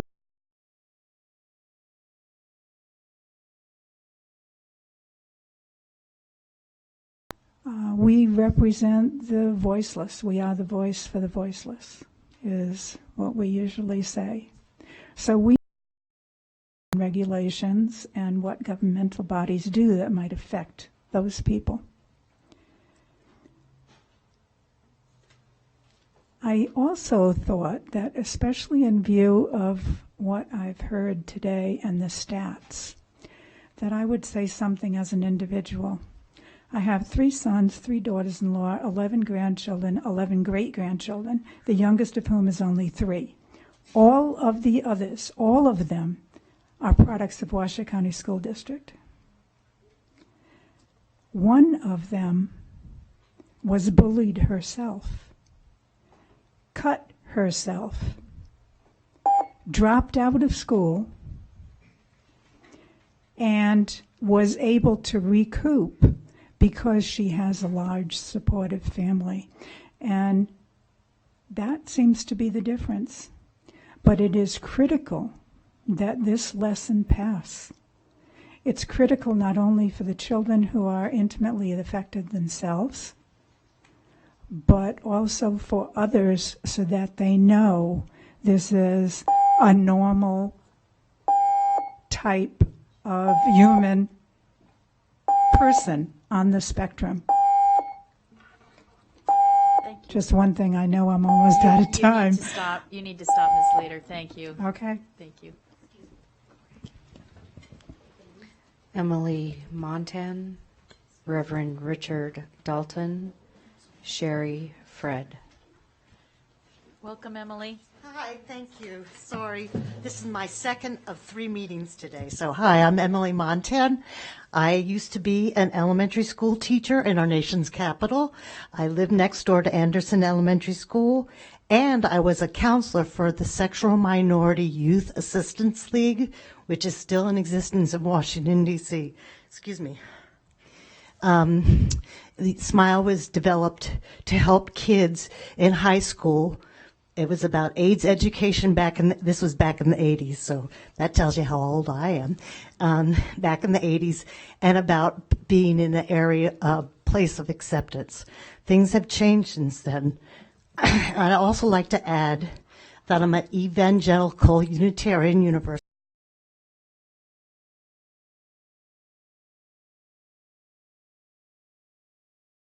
Public school was public education, not parochial, no Christian, no Catholic, no Jewish, no Islam, all public education. This one lesson in a broad spectrum of sexuality is very important to be included. Not only it has to be because it's the law, but we need to make sure all of our children are being called normal. That would be straight, gay, transgender. They're all normal, and they need to feel that way. I think that's very important, and I think we need to learn to draw the line between religious education, which I also have taught religious education, but not in the public schools. And that's why this lesson is very important because it's got nothing to do with religion. It's got to do with teaching about sex education, health, taking care of themselves, and being happy. That's it. And so I urge you to comply with the law and vote for this lesson. Thank you. Thank you, Emily. Reverend Richard Dalton, Sherry Fred, Reverend Karen Foster. Welcome, Reverend Dalton. Thank you. Thank you. Can't read with my glasses on. Excuse me. Oh, no, they're not there. Thank you to the Share Committee for approving this curriculum. I ask that the members of the school board, you trustees, that you also approve the Share curriculum. When I was growing up in a very different era, around 1967, when I was 7 or 8, a friend of my mom's was in the hospital. C wasn't spoken of for fear that if one said C, one would get C. The fear was so strong that my mom shushed my younger sisters and I when we asked her what was going on with her friend. And not too many years later, we learned that saying the word cancer does not mean that you will acquire or get cancer. Similarly, the love that dare not speak its name, who I am, was not spoken of at school, in sex ed, except to be bullied for all of my school years. Nothing positive was ever said about gay, lesbian people. The silence was very loud, that it was not okay to be who I was. The slogan during the AIDS epidemic wasn't just a slogan, it is my reality of my life and many of our lives. The Share curriculum helps people move forward to understand that people simply are different with no judgment. Silence equals death was the AIDS logo, and it's true every day in many of our lives.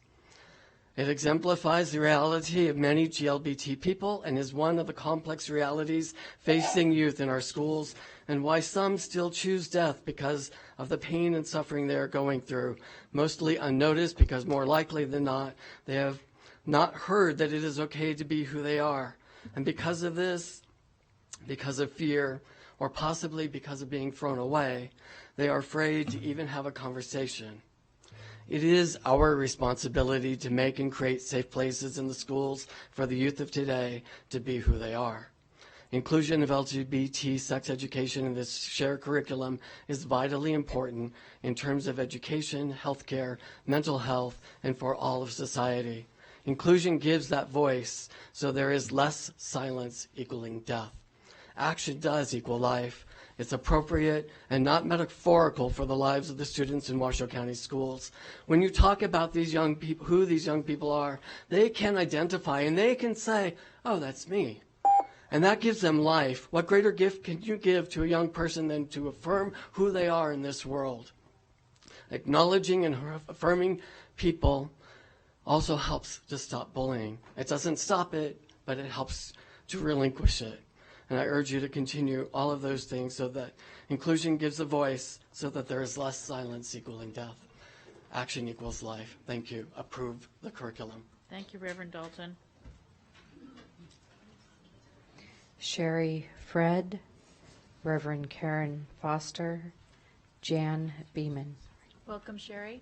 Hello, my name is Sherry Fred, and I'm asking that the lesson number 1 on the LBGT lesson not be passed without a thorough lesson on traditional sexuality between a man and a woman. I have 16 grandkids, 9 of whom are in the Washoe County School District, and I'm not sure what happened since June 4th, because I thought it had already been decided that it was going to be equally taught. The LBGT and the sexual, I thought it was going to be equal. And so I just, so I don't know what happened on what happened to hearing the side of common sense to produce a more balanced curriculum which is inclusive of a traditional view of sexuality, sex between man and woman, and that gender is determined at birth by genitalia and chromosomes, with the exception of those being born with both genitalia, which is very rare, 1.7% of the population. This is a fact. It's not about left versus right, liberal, conservative, or Republicans or Democrats, or any religious agenda.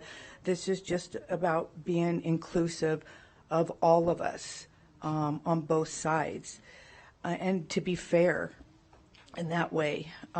This curriculum doesn't seem to be inclusive of all perspectives of human sexuality. So we, the people that believe in traditional sexuality, we demand that our voice be heard, and I believe that this board is fair in presenting all views of sexuality to our precious children, and so that they don't feel pressured into trying to be something that they are not by being only taught one opinion or one side. I believe that all facts should be presented and taught to our children. Puberty is already so hard on kids anyway, without them having to figure out who they are because they've only been taught one thing. So I thank you for your consideration and for hearing me and everybody else here and your time. Thank you. Thank you, Sherry. Reverend Karen Foster, Jan Beeman, Paula Kennedy. Welcome, Reverend Foster. Thank you very much. Reverend Karen Foster, Unitarian Universalist Fellowship, parent of a son in a district high school. I'll be very brief. Thank you, Share Committee, for your work on this medically accurate and very much needed and very thorough curriculum. It is what our students need. We have the opportunity to either save or destroy some of our students with this curriculum. So thank you in advance for doing the right thing, for passing it, and passing on this very important information, life-saving information to our students. Let's not miss or put off any longer this important opportunity. Thank you. Thank you, Reverend Foster. Jan Beeman, Paula Kennedy, William Roth. Welcome, Ms. Beeman. Thank you very much. You're going to find out very quickly I am not a public speaker. I am a mother. I'm a grandmother. I have great-grandchildren. I am old.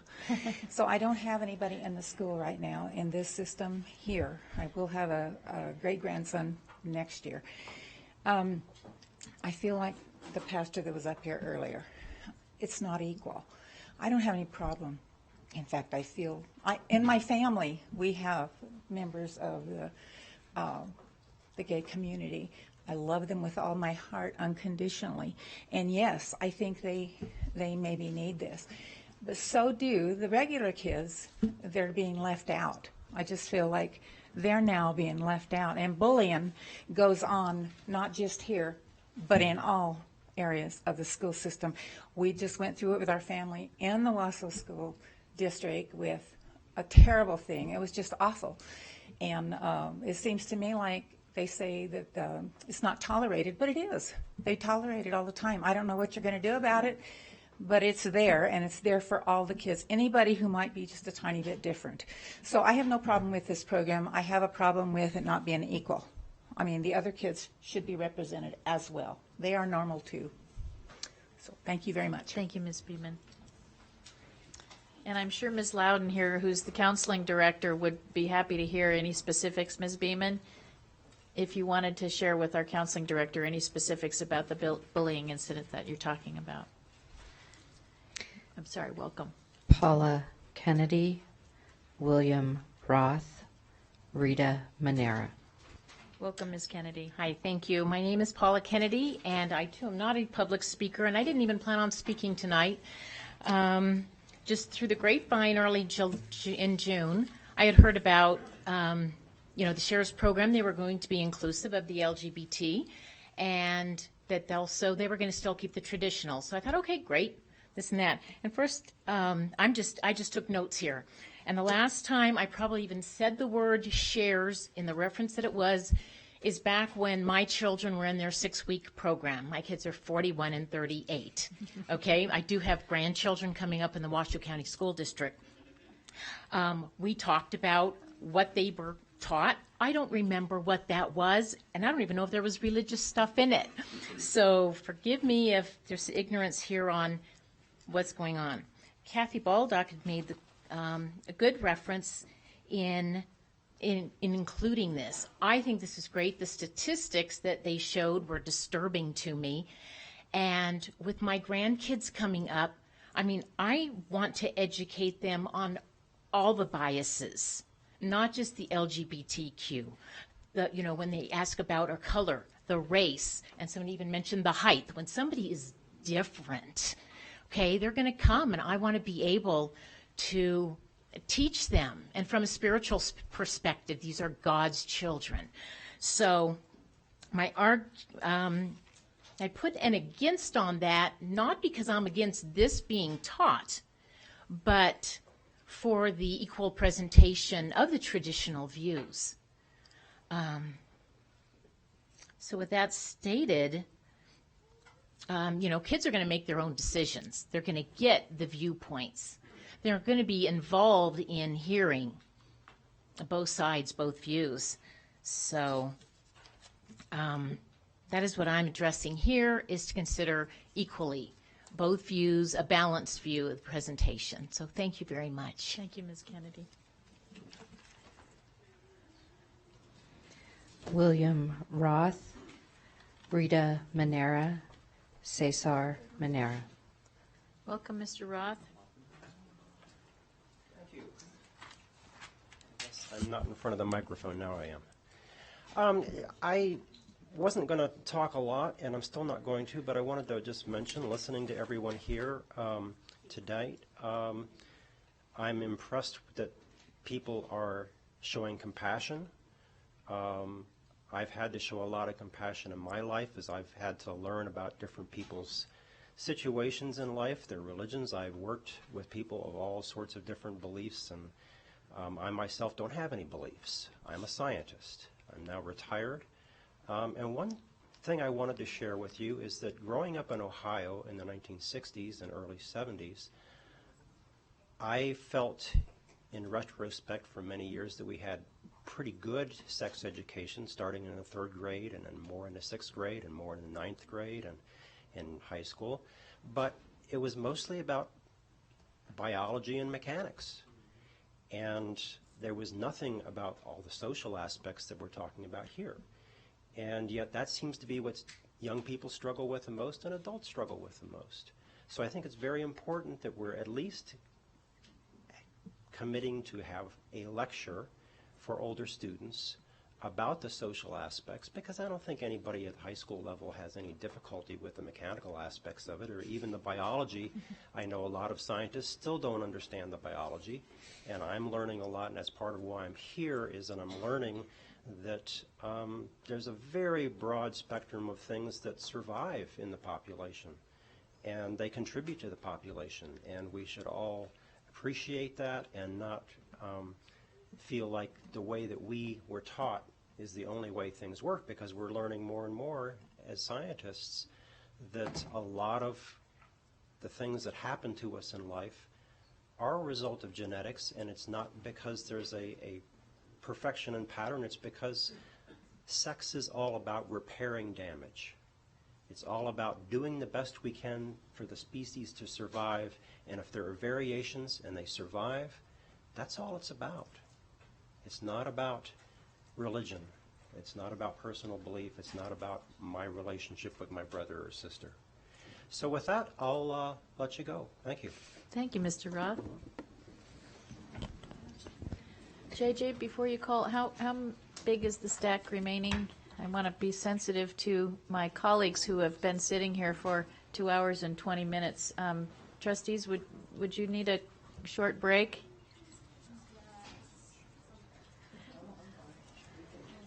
Why don't, may we take just 10 minutes, folks, because we want to be able to give you all our... Yes. Yeah, thank you. Okay. We'll take 10 minutes. We'll be in recess for 10 minutes.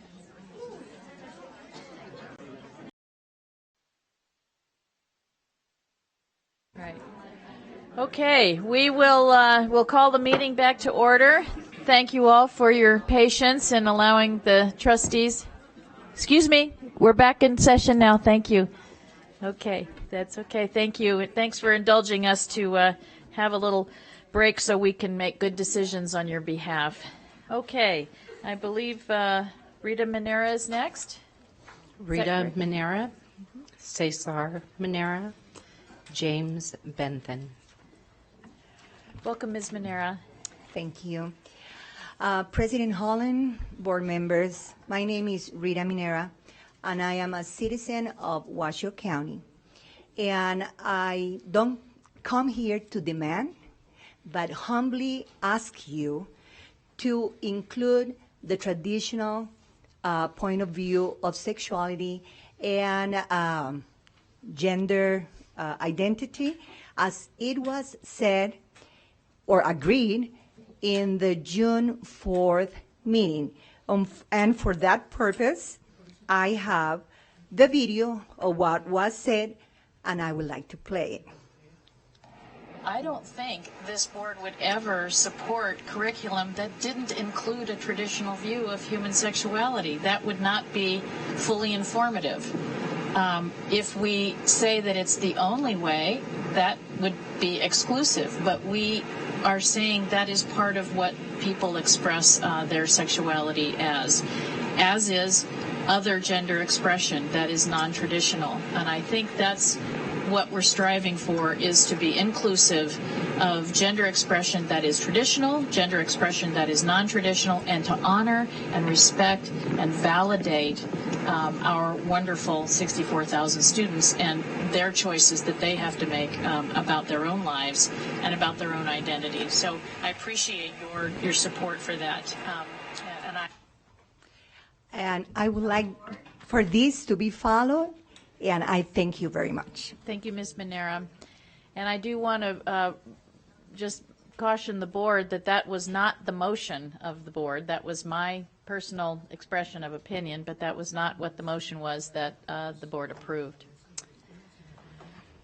Cesar Manera, Welcome. James Bentham, Jeannie Turner. Welcome, Pastor Manera. Hello, President Holland and the board members. I want to start by thanking you. You guys have done a great job in accommodating the Latino community with all the Spanish and the translation, so thank you very much for that. I think that my comments make a little more sense after my wife showed the video. I understand the comment that it was not a motion, that it was your personal comment, but I think that is one that has a lot of value because you are the president. And in that case, as I was hearing a lot of comments, we have used the expression traditional view of sexuality, but actually it's not the traditional, it's the original. It's the original, and it has been original for thousands of years. And I have to make a disclaimer on behalf of the faith-based community. There is no hatred on our part. And it is understandable that the point of view of the LGBT community be included. It's there. We're not asking to remove it. We're asking to include the original point of view. I have about 300 letters right here from Hispanic families that could not come, and I would like to give them and for you guys to review. Is letters saying we're asking that the original point of view would be included in that. As I email all of you, I do represent 4 pastoral groups in our community, some of them from the African American community, Anglo, Hispanics, and again, all we're not asking to remove any point of view. We're talking about inclusion. And, as a community leader, a lot of times I am approached from different points of view and perspectives, and there is several things that we really have to take into consideration. We have, as I heard, great bathrooms, yet we are 48 in academics nationwide. So what good does the great bathrooms do when the school is supposed to be tending not to bathrooms, but in reality to academics? And because 3 minutes is not long enough, some other people have asked me and have said, should we start the conversations that Rocklin, close to Sacramento, had when 700 parents showed up and talked, and they said, we're willing to pull, or actually they did pull, their kids and students from the school district. So I really think that unless the original point of view is included, we would have to resort to all legal and views, and in that case, remove some students. Thank you. Thank you, Pastor Manera. James Bentham, Jeannie Turner, Brent Brooks. Welcome, James. Good evening. My name's James Morris Bentham. Thank you, Board, for the opportunity to be able to speak on this issue. And I'm a supporter of traditional views. I know that in recent times, sexuality is being viewed as existing on a spectrum, and it's determined by people's internal feelings. I believe in the scientific views and evidence. In this particular lesson, I believe that it doesn't do enough to support traditional values and views, and I would urge the Board to review the lesson and include traditional views of 80 to 90% of the people. Thank you. Thank you, Mr. Bentham. Jeannie Turner, Brent Brooks, Bruce Parks. Welcome, Ms. Turner. Thank you, Board. I think that we can all agree that we are here because we have concern for the safety and well-being of Washoe County students and the families that are represented. It is my opinion that the proposed curriculum is harmful and it is an overreach. The impact is untested in a broad sense. Washoe County School District is presenting information covering the non-discrimination policy and the Equal Protection Clause. There is deception being presented, information defending special lessons promoting general fluidity and sexual orientation. However, by adding specific lessons on these topics, the district is actually elevating one protected class over another, not stopping discrimination. This amounts to promotion, not protection. What is this? It's illegal.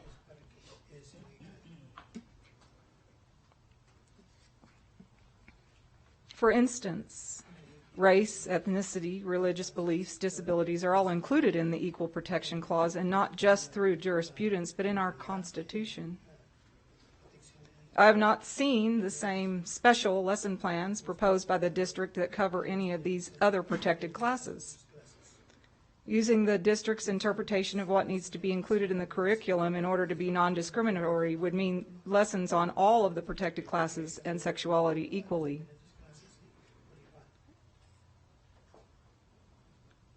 Religious beliefs do not have their own lesson plan, yet they are a protected class. Ultimately, I believe that we will all be held accountable for our obedience to what we have been tasked to do. The overreach has consequences.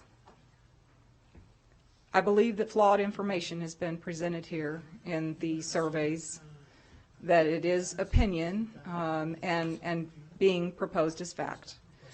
There is a bias being presented, and I am one that will declare that it is unfair. And I think that these things need to be taken into consideration and taken very seriously, because there will be consequences and there will be people who are harmed, especially our youth, because of the information that is being touted as fact, which is not. So I do hope that you will take into consideration how serious this matter is and consider that this is not equal. Thank you. Thank you, Ms. Turner. Brent Brooks, Bruce Parks, Jill Pelletrini.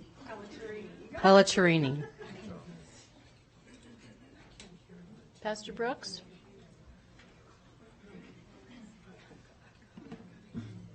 Welcome. Good evening. We need to quit meeting like this. I'm getting tired of it myself. What we've heard tonight is everybody on both sides is saying every child is important, every child deserves respect, every child needs love.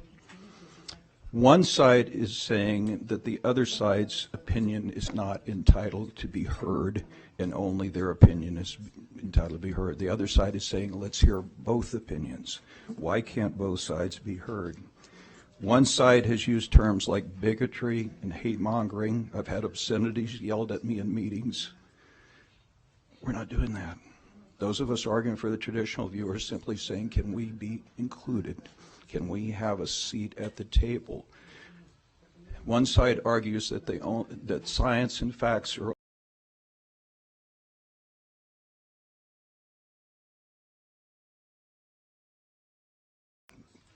in school, science experiments, learning the scientific method, it's reproducible experiments. There's been a reproducible experiment that's been done for millennia, for thousands of years.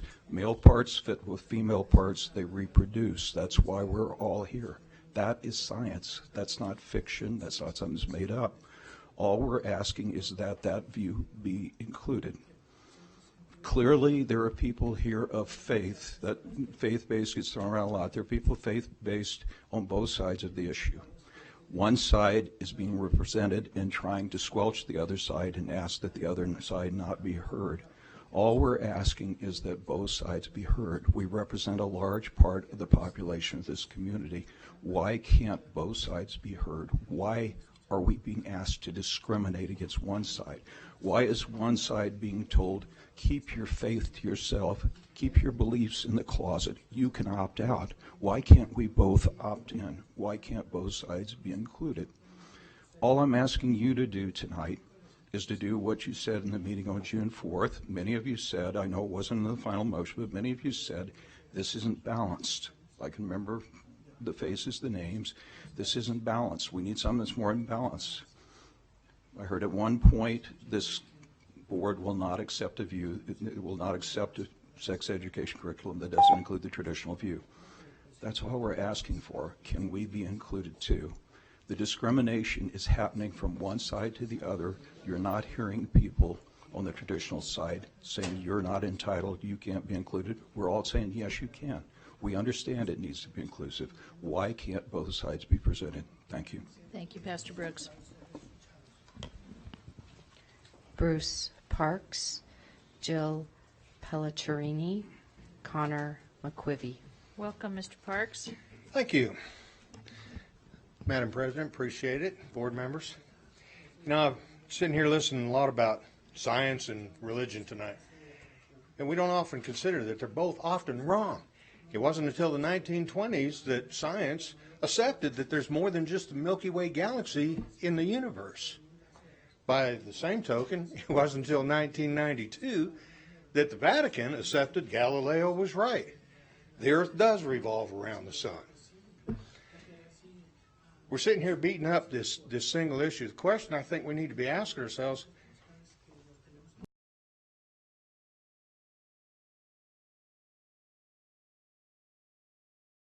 graduated 4,000 students. Of that 4,000 students, 10% of them were able to pass the ACT and go on to college. Does that mean that you handed out 3,600 worthless diplomas? I don't know. History will tell us that. But I know that I weep for our school children here in Washoe County School District. One final thought. Committee, you've done a lot of work on putting this curriculum together. But I question some of your sources. Planned Parenthood wrote a lot of that curriculum. Now, they push sex education into the school systems. they write a lot of the curriculum. Out of altruism? I don't think so. It's part of their business plan. Ask yourselves why. Thank you. Thank you, Mr. McQuibby. Or Mr. Parks, I'm sorry. You're Mr. Parks, sorry. You're fine. Jill Pelliccirini, Connor McQuivy, Sean Pennell. Hello, and thank you very much for letting us all talk today. I'm a Washoe County mom for the last 23 years. They're all gone now, finally. I was a parent volunteer on the SHARE Program Advisory Board several years ago. I also happen to be a marriage and family therapist. I work with adolescents. Education is one of the systems in a child's life where they learn how to be a person. It is crucial, make it or break it time. It is also the time when their identity is really beginning to unfold. In this time, it is crucial that we support all aspects of that child's becoming. To deny them this is to harm their mental health. One of the most effective things that helps a person be happy and successful is the ability to think flexibly enough to transform difficulty and adjustment into growth and self-actualization. The rigidity inherent in disallowing real, empirically sound education from a curriculum in order to maintain an exclusive ideology is an insult to our children. It inhibits every single one of them. Those who are part of the LGBTQ community and those who don't understand them. I imagine many of you have been bullied, and some of you may have bullied others yourselves. Misinformation and religious prejudice cause no end of suffering and sorrow for children who have every right to an education free of bullying. They have a right to become who they are, and we have a right to include them in sexuality education. Representation matters. As we learn, fear is reduced. Where knowledge exists, we create greater safety for everyone. Knowledge is power. The research that supports that diversity and non-predatory manifestations of human sexuality are not only normal, they are far more common than we think. We must address prejudice as a part of mental health. Those who offend and those who are offended upon because of bigotry, both are harmed. Let's stop shortchanging all of our children the knowledge of the possibility of an inclusive world and celebrate the improvements in mental health when people feel included. Belonging is fundamental, and it saves lives. Connection saves lives. Let's continue to expand our willingness to accept the science that tells us that sexuality and gender are on a spectrum, and the moral imperative that all children must be represented. Let's create schools where all are welcome. Thank you very much for listening. Thank you, Ms. Pelletrini. Connor McQuivy, Sean Pennell, Nicholas St. John.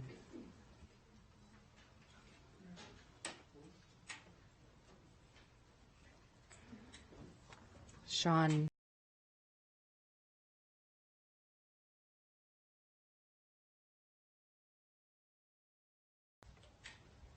We missed Connor McQuibby, was not present any longer.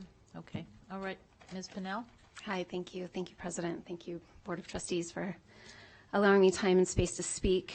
And I just want to acknowledge the Share Committee. Thank you so much for the work that you've done. It's obvious by the statistics that this is a huge problem in our school district and among our youth. And we do, I mean, as a parent myself, to think that something like this could cause my children to kill themselves would be horrifying. I mean, it's horrifying. Any suicides we already have a high suicide rate, but for this to be a cause of high suicide, it's frightening as a parent. There's a reality in our community that the young LGBT people have rights and advocacy and education around the uniqueness of their sexuality. Nonetheless, the Williams Institute of UCLA School of Law reports that Nevada has a 5.5% LGBT population, and with a 64,000 student population in Washoe County, that's the entire 64,000 people are getting a view of sexuality that is LGBT without showing something that might be true for them, which would be a traditional view of sexuality. And so not that 3,500 students don't deserve absolute education on their uniqueness and what they need, but I am saying that there are another 60,000 that are not being included. And so the second thing I'm as a parent, and educator, I am concerned about the lack of parent voice in the decision-making process other than this, other than we can come here and we can give our voice, but we really, at the end of the day, you have the decision. Real actual parent authority in this process. Additionally, the level of information provided to students in the current curriculum, I don't know what kids talk about today. My children are very small. But I do know that many regions are trying to discourage early sexual debut rather than teach how to, prophylactics around sexual curiosity. And I know what we want is education rather than invitation, but sometimes it can seem like this is promoting imitation. The other thing that I would like to talk about that I've not heard is how to teach our children the consequences, the emotional consequences of when they do have sexual experiences and how that can, damage them. And that might be in your curriculum, and I'm sorry that I didn't. It is, yeah, so sorry. I think that just at the, sorry, it's freaking me out. At the end of the day, I would like a traditional view of sexuality included. Thank you. Thank you, Ms. Fennell. Nicholas St. John, Terry Crow, Alexis Ruiz.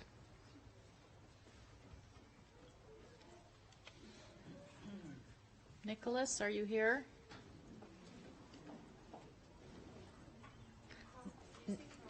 Terry Nicholas Crow. St. John was next and not here, so Terry Crow. Terry Crow, Alexis Ruiz, Gabriela Renita. Welcome, Ms. Crow. Thank you. And Pine Middle School. And I have a speech prepared, but I'm just going to tag on to what some other gentlemen said. And although I appreciate all the work that you have done, I too think some of your statistics are flawed. I have a problem with the fact that Planned Parenthood is part of the curriculum, and I have tweets here to show that Planned Parenthood is pushing this agenda. Not sure that they belong here, and I know that, the TAG group that you mentioned is part of a reference for your curriculum as well. So I have a bit of an issue with that. But I was here on June 4th along with 300 other people. Lines out the door, overflow rooms were full, and majority of the people were not in favor of the curriculum. I'm not sure if you took a tally, but it was unbalanced in favor and not in favor. But here we are still, we're stuck on curriculum 1. We were especially not okay with the lack of balance in the curriculum, and we wanted it more inclusive and with traditional views. And I'm hearing that over and over from the people that are talking about traditional views. And I apologize, I think it might have been you, Trustee Taylor, that made the comment back on the 4th that you felt it was unbalanced. I might have gotten you confused with the other member. But I do know that Trustee Holland, you made a reference and asked a question about Planned Parenthood, and you were okay with the fact that they don't perform abortions here in Reno. They don't do that yet. If funding changes, that might. And on their website, you just click on their website and in large print, referrals for abortion. We can help you. Call us. So that seemed a little irrelevant. Trustee Raymond, you were perfectly okay with the curriculum. You didn't think a change needed to be made. Not a single change. So one, I'm wondering either you're not listening to the 300 plus people that are speaking, or you don't care. And if that's the case, why don't you board members just say, hey parents, don't waste your time. we're not listening to you, we don't care what you think. Because that's what I took from that June 4th meeting. 300 plus people, and you spoke right up and said, no changes, let's put it to a vote. Thank you, Ms. Crow. Alexis Ruiz, Gabriela Rentera, Loy Ms. Ruiz. Mock. Hi, my name is Alexis Ruiz, and I'm a junior at Damani Ranch High School. A few days ago, my aunt asked me to review the lesson you guys are being presented today. And while it was being read to me, all I could think about was, wow, this is going to make changes that are generational. It's not something that should be taken lightly. Most of the lesson is not something that I need to learn, or I need to be taught about. As she was reading the lesson to me, I was shaking my head because it's not something that includes me or my views on sex and relationships. It's not something, I thought it would be about sexual education based on medical facts. I'm against this lesson because it feels like you're steering us to learn about something that we don't necessarily need to learn about. She listed some of the books that the teachers can use, and this book titled Sex, All You Need to Know, Sex Guide to Get Through Your Teens and 20s made me literally say gross. I feel that all you're doing is pushing something on us that we don't want to learn or especially not ready to learn. All of this to say, I feel the lesson needs to be revisited until I can see the traditional view of sex and gender included. I respect all you do for us, which is why I ask you to really reconsider this lesson. Thank you. Thank you, Alexis. Gabriela Rentera, Loy Mack, Sean Savoy. Welcome. Thank you. My name is Gabriela Renteria. I went through the Washoe County school system, and I have a daughter who is part of your school system, and I have several nieces and nephews.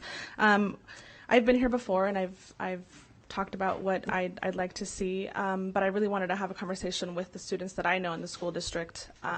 And really what we got down to was it doesn't seem like it's a sex ed conversation. It really sounds like it's a compassion conversation that we need to have. And if I've heard us talking about protected classes a lot, and obviously protected classes are more than sexual orientation. We have race and religion in there as well. So as I have in the past proposed that we have a class tailored specifically to compassion and safe spaces for our protected classes. Something that I wanted to talk about was let's try not to be biased. And even though I grew up with the traditional view of sex and relationships, I wanted to really take a dive into what was being presented by the committee, which, by the way, thank you for all your hard work. And some of the research that I did was with the sources. And obviously it's a hot topic. Planned Parenthood was on there. And the things that I did really alarming. A lot of it was on their page tailored to abortions. And so it doesn't make me feel safe when I think that the curriculum that's being pushed by a party that would directly be affected and would directly benefit from our children engaging in sexual activities and at an early age just so they could have abortions. That's just, it's really, it hurts as a mom and as a parent. And it doesn't seem like any of the decisions were made with parents in mind. I never really got anything in the mail. My sisters, who are also parents in the school district of high schools, never got anything in the mail, any emails, any calls.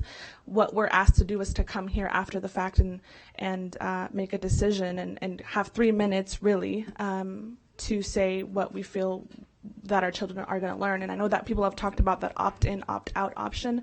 But as a single parent, I do rely on the school system to help me raise my child. And so I don't want to have to opt her out. I want her to be in, but I want the traditional view to be represented. Somebody before me brought 300 letters, and I think that's so powerful. Parents can't come all the time because as far as the Hispanic community goes, we're laborers, okay, and we work long hours. So I just want to make sure that those letters are going to be reviewed. Also, I know there was a survey at some of our meetings. I'd really be interested in knowing if the results of those surveys are ever going to be out and published to the public. Thank you again so much. Just to be clear, I am against passing this until it can be reviewed further for a more equal view of what sexuality is. Thank you. Thank you, Ms. Renteria. I believe we did report the results of the survey at the June 4th meeting. We didn't bring them tonight, but we did report those publicly in June.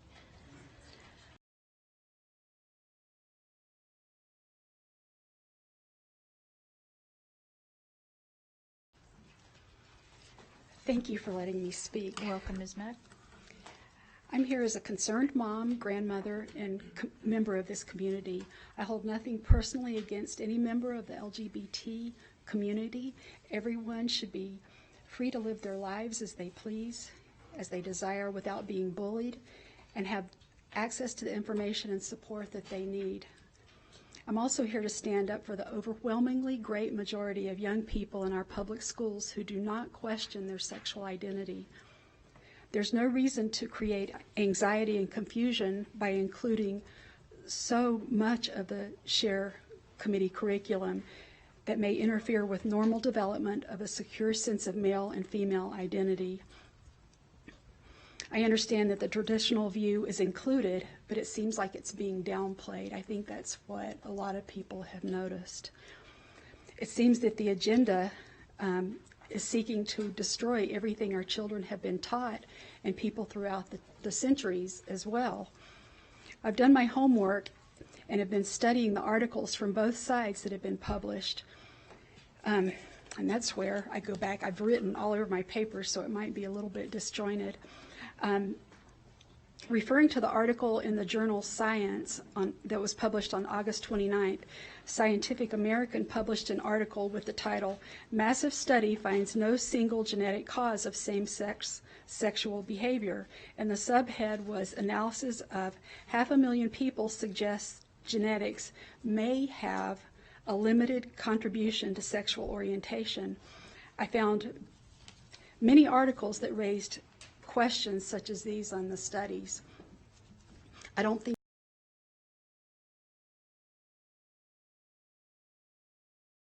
presented as facts because there are many, many more questions about research than there are the facts. Another thought I had as people have been talking, so many people have said so many good things, maybe you could share what percentage of the population the LGBT community encompasses. Let me see, I have a couple of different sources here. One says that it's between 3 and 4%, and I saw 4.5 in another, and I've heard lower as well. We're in a culture war that's been building for decades. We've lost our moral compass. When my own children were young in the 90s, I heard an activist angrily state, "Give us a couple generations and we will have your children." Now we're allowing drag queens to read to preschoolers in public libraries, all under the disguise of love and acceptance. There's other ways to love and accept people. There's nothing wholesome about this at all. And back to Planned Parenthood. Can I finish what I was saying? Just finish your sentence and then we need to ask why you. is Planned Parenthood on social media advocating this teaching to be included in the curriculum across the country? The dark history of That was one sentence. Thank you. Look up Margaret Sanger. Look up her past. Thank you, Ms. Mack. Thank you very much. Sean Savoy, John Nash. Good evening. Thank you, Madam President, and the other members of the board for allowing us to speak this evening. I'm a member of the faith community, the LGBTQ plus community, the Hispanic community, and I could name a few others. I think this is a matter of nomenclature. First of all, I think we should clear up the matter. This is not an LGBT lesson. This is a sexual orientation, gender identity lesson, which is inclusive of cisgender and heterosexual understanding. So when we say traditional, do we mean traditional in terms of understanding what has been the popular or more the majority, hetero cisgender? Or when we say traditional, do we mean anti-gay and non-inclusive? The term traditional views, now I've heard original views, is used as a buffer against the fluctuations and needs of a changing society, convenient for an excuse not to have to learn about new things, new cultures, new scientific findings, and new ways of people expressing themselves. What is more comforting, what is easier, than clinging to beliefs and practices of the past. But a close look at the context in which traditional/original views are being expressed reveals that this expression is deployed as an excuse to deny certain persons basic human rights and inclusion. Saying traditional views or traditional values invokes a single, supposedly agreed upon value system that ignores diversity, ignores the nature of traditional practice, and undermines decades of rights respecting progress.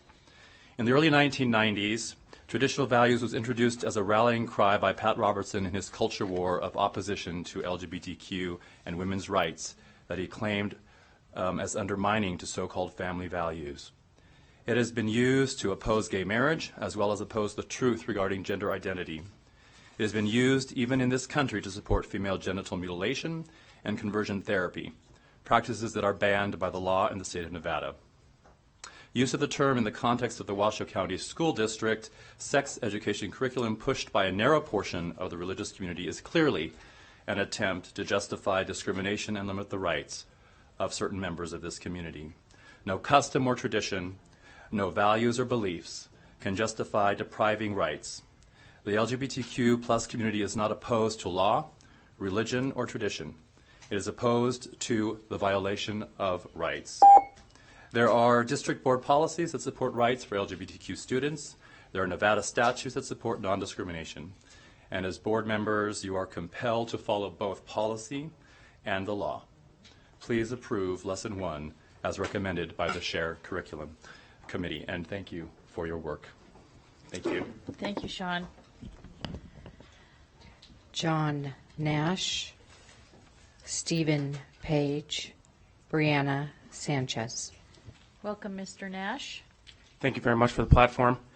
I'm a father with 2 daughters in the school system here locally. And I just wanted to speak on a lot of the topics that have already been spoken on, but it really comes down to, for me anyway, is that luckily 2 things can be true at the same time. We can both support and respect our LGBT community and hold our own views at the same time. And I do think that there is a fairness and a neutrality that should be exhibited in the public school system. And that should represent the community as a whole, not just one view. And the problem is when you just represent a single view, it no longer becomes education. At that point, it becomes activism. And I don't think activism is what we should be doing in our high schools. Now, if we present a balanced view, then it no longer is activism and we are back onto education and representing the entire community in our public school system. Fair and neutral. Fair and neutral in our public school system representing our entire community. Thank you. Thank you, Mr. Nash. Stephen Page, Brianna Sanchez, Fernando Infante. Welcome, Stephen. Thank you for covering the cough. Thank you. Good evening. My name is Stephen Page. I'm here today on behalf of the Human Rights Campaign, HRC, the nation's largest LGBTQ plus civil rights organization. And HRC would like to urge the Board of Trustees to approve the sex ed lesson on sexual orientation and gender identity.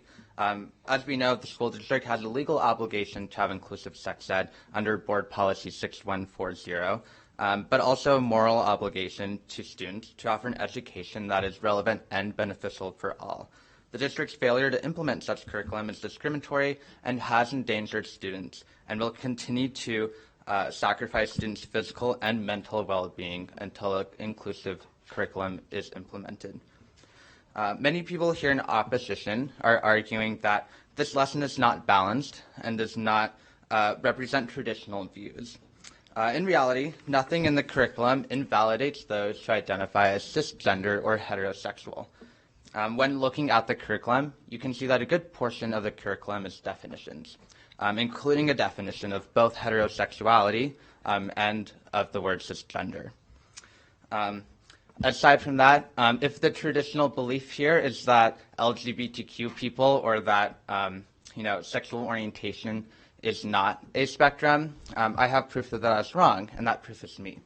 I've said this before, I'll continue to say it again, I probably sound like a broken record, but gay and transgender people exist, regardless of people's opinions of us. You cannot deny our existence, and you cannot use your traditional beliefs, religious views, or bigotry to invalidate our lives. LGBTQ+ students deserve to have an education that includes them in the conversation, just as heterosexual and cisgender students have always been represented and will continue to be represented in the curriculum presented here today. Even for students who do not identify as LGBTQ+, they will benefit from this sex ed lesson by gaining cultural competency about people that are not like them. Board members, the SHARE Committee has done what you said and has reviewed the sex ed lesson in question today, and you guys now have no excuse not to approve this lesson and finally being compliant with your own policy. The Human Rights Campaign urges you to pass this policy or approve this sex ed curriculum today. Thank you. Thank you, Mr. Page. Brianna Sanchez, Fernando Infante, Juan Chavez. Welcome, Ms. Sanchez. Hello, good evening. My name is Manuel Sanchez. I'm a father of 3 here in Washoe County, and I have one in elementary, one in middle school, and this is my oldest one in high school. Hi, my name is Brianna Sanchez. I attend Damani Ranch High School here in Washoe County, and I strongly believe that this specific type of sex education should not be taught in schools, but at home by parents. I have 2 younger sisters in elementary school, and I am concerned if this lesson is passed, what they will be taught. I also feel that my rights and the rights of the Hispanic community are being violated because our original values are not being included. Thank you. Thank you, Brianna. Thank you. Fernando Infante, Juan Chavez, Cristal Manera. Mr. Infante, welcome. Hi, good afternoon. Thank you for having me. I just wanted to comment this. I was at the overflow room, and I would see when they would come up, and I would see people's faces, and somebody would come up and talk, and they were trying to judge what side they were on. You know, we try to judge before time comes, and we see the person, and we say, well, are they against? Are they with? What exactly? What is this person about to say? And after they say what they believe in, if we don't agree with it, we kind of shut off our ears or kind of just ignore it because it doesn't share maybe so much our opinion, personal opinion. So I was just wanted to comment to tell you all this. I was noticing this, and sadly we do this as humans a lot. When we don't get our ways, when we don't see things our way, we usually ignore no matter what they're saying. And I see that everything that they have presented is great. I think it should be taught how they want to teach it, but also equally have a traditional look and way to it as well. I think it's important for everyone to be listened, everyone to be observed, and I think everyone matters, every voice matters, and I know I would not want to be in any of these chairs. It is tough, it is not easy. So I just ask that y'all just put an equal balance on, no one is opposing to take off what is trying to be taught now, but to implement more on I did look it over, on the traditional points of views for everybody else as well, whoever believes this. Thank you so much. Thank you, Mr. Infante. Juan Chavez, Cristal Manera, Cesar Manera, Jr.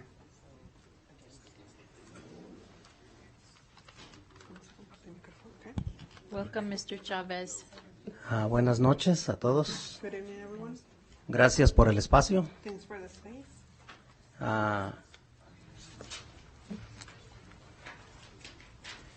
El propósito de estar acá es representar a la gente hispana. My purpose of being here tonight is to represent the Hispanic community. Soy pastor en la población de Stead y de Lemon Valley. I'm a pastor over at the Stead and Lemon Valley area. Y veo que el interés de todos es a favor de los niños más que todo. And I see that the interest from everybody is the interest of our children. Y creo que a todos nos interesa esa parte. And I think everybody is concerned about that aspect. Pero al oír cada participante, quiero tomar en cuenta But after hearing every person who has spoken, I want you to consider que es mi deseo que antes de aprobar la elección 1, it's my desire that before approving lesson 1, al igual que todos los pastores acá, queremos que se incluya el origen, la originalidad. the same as all the pastors here, we want you to include the origin. Ya. Para esto quiero recordar las palabras del hombre más sabio de la tierra, que ha pisado la tierra. For that, I want to borrow the words from the wisest man on earth, Que todos sabemos quién fue. that we all know who that was. Él le dijo al hombre representante de la ley en aquella ocasión, He told the man representing the law, yo para eso he venido al mundo, this is why I have come to the world, para dar testimonio de la verdad. to be witness of the truth.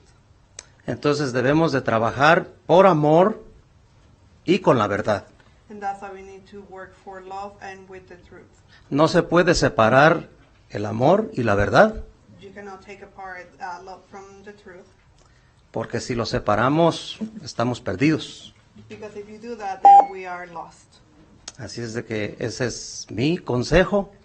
Trabajemos todos juntos, pero con la verdad. And that's my advice, to work together but with the truth. Gracias. Thank you. Gracias. Cristal Manera, Cesar Manera Jr., Daniela Garcia Navarro. Welcome, Ms. Manara. Thank you very much. I just want to kind of go back to some basics. And the real reason why we're here was initially because in June, this lesson was specifically sent back to the committee to create balance. Whatever way we want to say that, that's what the motion had been for. And the reality is the changes that were made were not sufficient. Very, very minor, taking out certain sentences, replacing it with other verbiage that really did not fulfill the purpose of the reason why it was sent. So I see no reason why it would be passed today if the reason why it was sent back was not fulfilled. Again, if I go back to some of the basics, I've heard many people cite board policy, but if we actually look at the state law, NRS 389.036, thank you, they're to teach sexual responsibility, communicable diseases, and the human reproductive system, and acquired immune deficiency syndrome. We're obviously way beyond that, and we're definitely then not following what the state law is. I have sat myself through many hearings at the legislature to try and expand that law, and until up to what I know, it has not been expanded. So in reality, the board policy does not fall in line with our state law. So I think we really have to take a look at what are we following. In regards to that as well, if you look at the Washoe County School District Department of Civil Rights Compliance, it says it ensures that every individual's civil rights are respected. I know that it has been brought up many times that we cannot include religion, and it's been said over and over again. We are not trying to include a religion. In reality, what we're trying to do is include a lot of what was taught in the original shared curriculum. I agree in updating it. I agree in expanding on it, but the reality is the original shared curriculum has been completely scrapped and replaced with something completely different. So why can't we bring both of those to the table? When we talk about that word inclusive, which I love so much, it's something that is welcoming to all kinds of people. That means race, ethnicity, religion, which is also protected under the 14th Amendment. And we've talked a lot tonight about bullying and statistics. And I'm not sure why we didn't, when we were talking about the statistics, it actually is in the shared curriculum, but it talks about bullying and about how religion is one of the top reasons why people are bullied as well. So I'm not sure why we're not including that as well. We have to understand we don't want to include religion, but sex is intertwined with religion, just like the LGBT community is intertwined with within everything that has to do with sex and education, all of that. None of them are excluded. Please do not pass this lesson until it is fully reviewed and includes the traditional view. Thank you.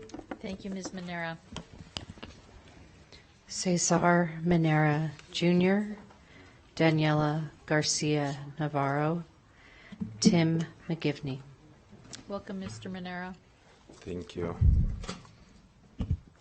And thank you for your patience.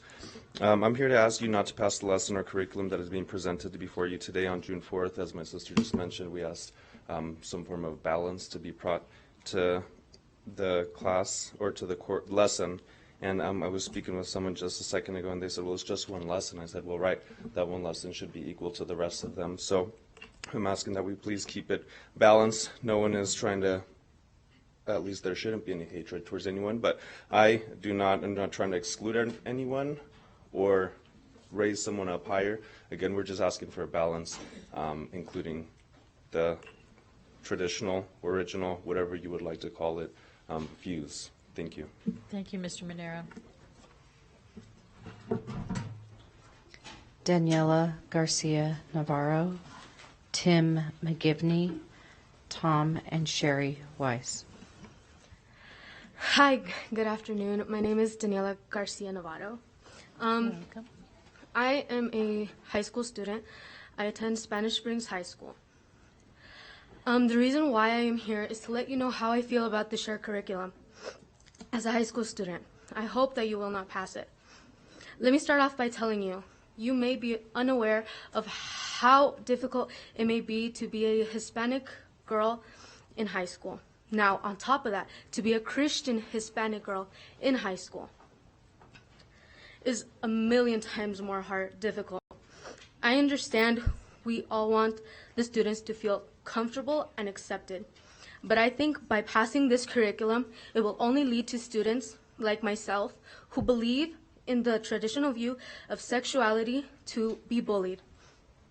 I have been fortunate enough to have been taught sexual education by my parents. But this curriculum tells me everything they have taught me is incorrect, and that my family values do not matter. I also believe that this lesson should not be approved because we should be taught about sex at the right time or when we fully understand. I know lots of my friends would not feel comfortable about talking these things even at our age, high school. I am tired of people assuming that all high schoolers are going to have sex right away or want to be taught stuff like this in this curriculum. To finish my statement, if someone else teaches me the curriculum, teach me about sex, our moral values, our orientation, and our identity, then it should not make us feel like our moral values are worthless. I believe that it is my right to have my beliefs included in this curriculum. Thank you. Thank you, Daniela. Tim McGivney, Tom and Sherry Weiss, Dorothy Gonzalez. Welcome, Tim. Hello. I would just like to urge you not to pass the curriculum as it's presented today until some changes are made to include the traditional views of sexuality. Yeah, I think it's been mentioned a few times, but it doesn't look like the school district is doing such a good job right now. I don't feel like 50th place in the nation, good ranking, among other things, and I think that it was already alluded to a couple times in past speakers of a possible walkout and holding students back, and I just want you to consider that when making your decision, that a small percentage of the community is pushing for an unbalanced curriculum, and that it needs to be balanced out, or this is just another check on the negative side of what's going on in the school district. Thank you. Thank you, Mr. McGivney. Tom and Sherry Weiss, Dorothy Gonzalez, Maia Garcia Torres. Welcome, Mr. and Mrs. Weiss. Hey, thank you. You've had to listen to a lot. We'll try to make it quick, but 3 minutes will go real fast. I'm the father of 3 Washoe grads, a 2-time Olympic champion, rescue pilot, and a surgeon in Las Vegas. We've gone through a lot of tough times, but it even got tougher when my wife Sherry's daughter got involved in prostitution and drug abuse, and we became and are now the guardians of a 12-year-old. Yes. And he saw the original SHARE program in the elementary schools, which brings me to you tonight. He was petrified. Yeah. He grew up with a mom who was involved in that industry in Florida. He came to us because Child Protective Service was after him, after her. And we experienced the SHARE program for an elementary school kid, and he was petrified. He said, "Do I have to do that?" And I said, "You do not have to do that." And so we were part of this a couple years ago saying, let's bring balance. We do not want to not respect other people. We do not. That's against my rules. My kids, my daughters, 2 of them have a charitable foundation giving prosthesis, because Christy lost her leg, in the Dominican Republic to those who lost their leg, actually in Haiti, from the earthquake. They care about kids. They're compassionate. We want compassion. Today, I received just this advertisement mail. New book out with the local Parable Christian bookstore. Snuggle up with your little girl and remind her how precious and treasured she is. This tender-hearted anthem encourages learning that they are infinite worth because they are made in the image of God. Armed with this understanding, girls will develop confidence in their own value and blossom into women who can face any challenges life puts. Losing your leg in a boat accident and now becoming a rescue pilot once again. First one in history in the U.S. Air Force. She could take on challenges. Jessica, denied medical school in the U.S. She's a surgeon in Las Vegas. They can take on challenges, but they had a balanced upbringing. They were told to care for everybody and anybody. I don't care which side of the religious world we're on here. We got to treat balance, and we got to treat love. We got to talk about love, and this program talking about sex needs to be balanced. Thank you. Thank you, Mr. and Mrs. Weiss. Dorothy Gonzalez, Maia Garcia Torres, Valerie Wade. Welcome, Ms. Gonzalez. Hi, my name is Dorothy Gonzalez, and my background is actually science and genetics, so I want to offer kind of a fresh perspective here. I feel like the data that was presented in kind of this, we keep hearing that this is scientific fact and we're presenting facts, but I really think if you look at the research on this topic, the scientific community is very mixed, and I feel like that hasn't been represented here. A lot of recent research that has come out is kind of mixed, and I feel like it's kind of being touted here that this is a done deal, it's scientifically supported, and there's actually a lot of dispute in the scientific community. I think that gender identity specifically and sexual behavior is deeply a cultural thing, and even to use a perspective different than mine, someone might say it's a cultural construct or it's part of our development in religion. And if that is so, and I believe that that this is relevant, I think that cultural views and religious views are important to fully educate children about what these concepts mean. And so if you introduce a religious view or cultural view of sexuality, it can be done in an educational way to fully inform the students. So I believe that the current state of this program right now is deeply culturally insensitive to a majority of our Reno residents. So my second career, I'm a religious education director, and I work with mainly Hispanic families, and we mostly have Hispanic families. We've got a lot of West Africans, Pacific Islanders. I work with a very diverse group of families, and they really feel this does not represent them, that they are being ignored, that they're even, the school's going behind their back and not giving a respectful education about the history of these topics. So I believe that not only Christians, but Muslims, Jewish, Catholic, Protestants, and people from just traditional, for example, West African cultures are very opposed to this because it doesn't respect their understanding of the family and the value of children.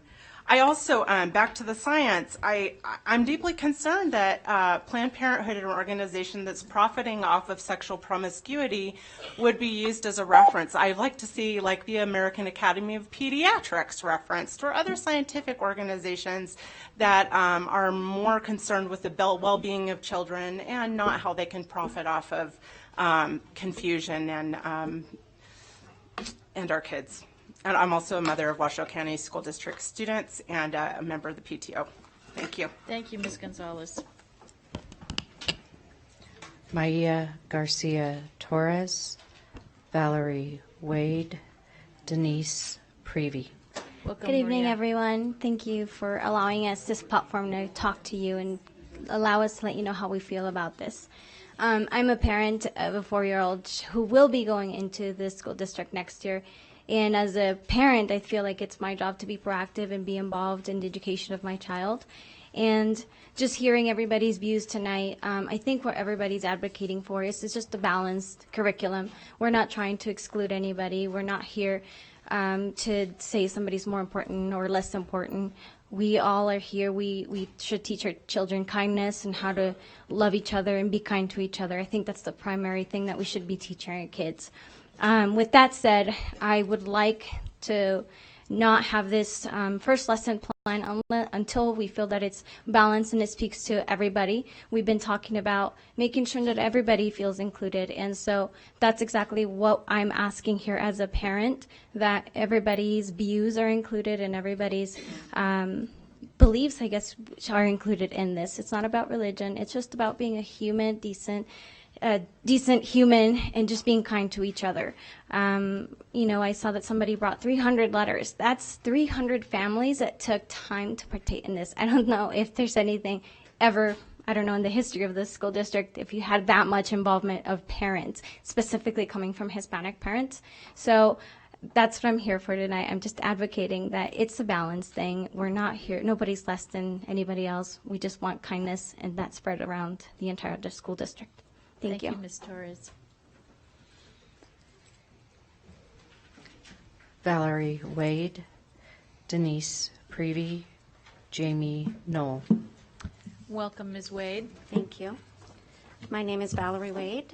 My parents went to school here. I and my 6 brothers and sisters did. My husband and his 6 brothers and sisters, our 4 children, 8 grandchildren, probably 30 plus first cousins. I urge you to vote yes. I had a big long speech written, but then I come in and I hear other people, I get sidetracked. I do get angry when I hear people who have been part of a majority their entire lives cry fairness and balance. When a minority is finally allowed a tiny, tiny piece of the pie. But while waiting to speak in that other room, I had a lot of time to look at a bulletin board that was up there that must have been being used for school district training that said honesty, integrity, kindness, pathway to positive progress. So I'm going to cut my speech short and remind you that all students, all of them, will live and work beside gay, lesbian, bi, trans people. People of all genders, all sexual orientations. Our education system has a responsibility to prepare them through education to be productive, knowledgeable adults. Under federal and state law, LGBTQ people are protected from discrimination in the workplace, and rightfully so. If students grow up, as they are right now in Washoe County, not learning how to deal with that reality, they're going to go into a workplace that they are not prepared for. If they use the type of language that I am hearing from opponents that seems respectful in this environment, if they use that language in the workplace, they will be in trouble, because we don't get to talk about that kind of attitude toward other people towards LGBTQ people in the workplace and pretend that it's not discrimination, because it does make people in the workplace uncomfortable. And we need to prepare students to be able to walk into that workplace when they graduate from high school. You've already provided an opt-out process, so parents who oppose science-based sex education, who want to teach a classical Christian curriculum at home, can easily self-segregate their children. I urge them not to. Their children are going to go into the modern workplace. Today you have a clear choice between exclusion or inclusion. I urge you to vote yes and move this forward so students can start learning right now. Thank you. Thank you, Ms. Wade. Denise Prevey, Jamie Knoll, Michelle Beck. Welcome, Denise. Thank you. And I want to, first of all, thank the committee for all the hard work that you've put into this program. It's very important work. I am representing not only myself, but for my son and his family, as he will have children attending Washoe County School District. And like many working parents, they don't have the opportunity to attend these meetings and often don't even know about them. As a family, we disagree with the curriculum as it's presented. As many others have pointed out, we don't feel that it is inclusive enough. And because of that reason, it seems to be discriminating and also very confusing. Ultimately, that would be harmful to our children in the long run and could actually lead to bullying. So we just respectfully ask you to reconsider this lesson and to not pass this curriculum as it's presented, as it needs more work. Thank you very much. Thank you, Ms. Prevey. Jamie Knoll, Michelle Beck, Nikki Hertzler. Jamie? Is Jamie in the other room? Would that be Janice Neal? Sometimes my handwriting is not clear. Ah. What do you think? I get Jamie sometimes. On Golden Highlands? Yeah, that would be me. Okay. That would be you, Janice. I am very sorry. Oh, no. Why do you think I said what I said? Welcome, Ms. Neal. Thank you very much. And Jamie would not do. It's Jan. Thank you. I am really impressed with so much of what everybody shared. And I take the position here that everybody is doing the very best that they can with the information and the knowledge they have and making the decisions that they think is right. I'm going to hit some bullet points here. And I just want to say, based upon population, we're asking, and I am part of the faith-based community. My husband and I are building a ranch here in the area for at-risk youth. He's been the chaplain at Wittenberg Hall for over 25 years. Given a few years ago, he quit to do the ranch. I just want to say that we need equal representation. The original traditional view needs more than equal representation based upon our population.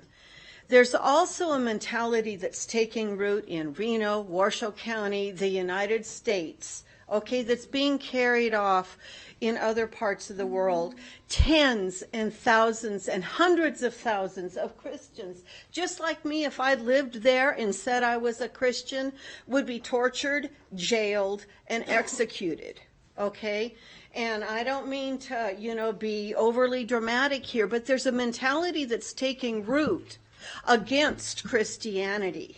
Okay? We're not tolerant, we're not loving, we're bigoted, we're old-fashioned, we're judgmental, we're not progressive. It's not fair, it's not true, and it's not right.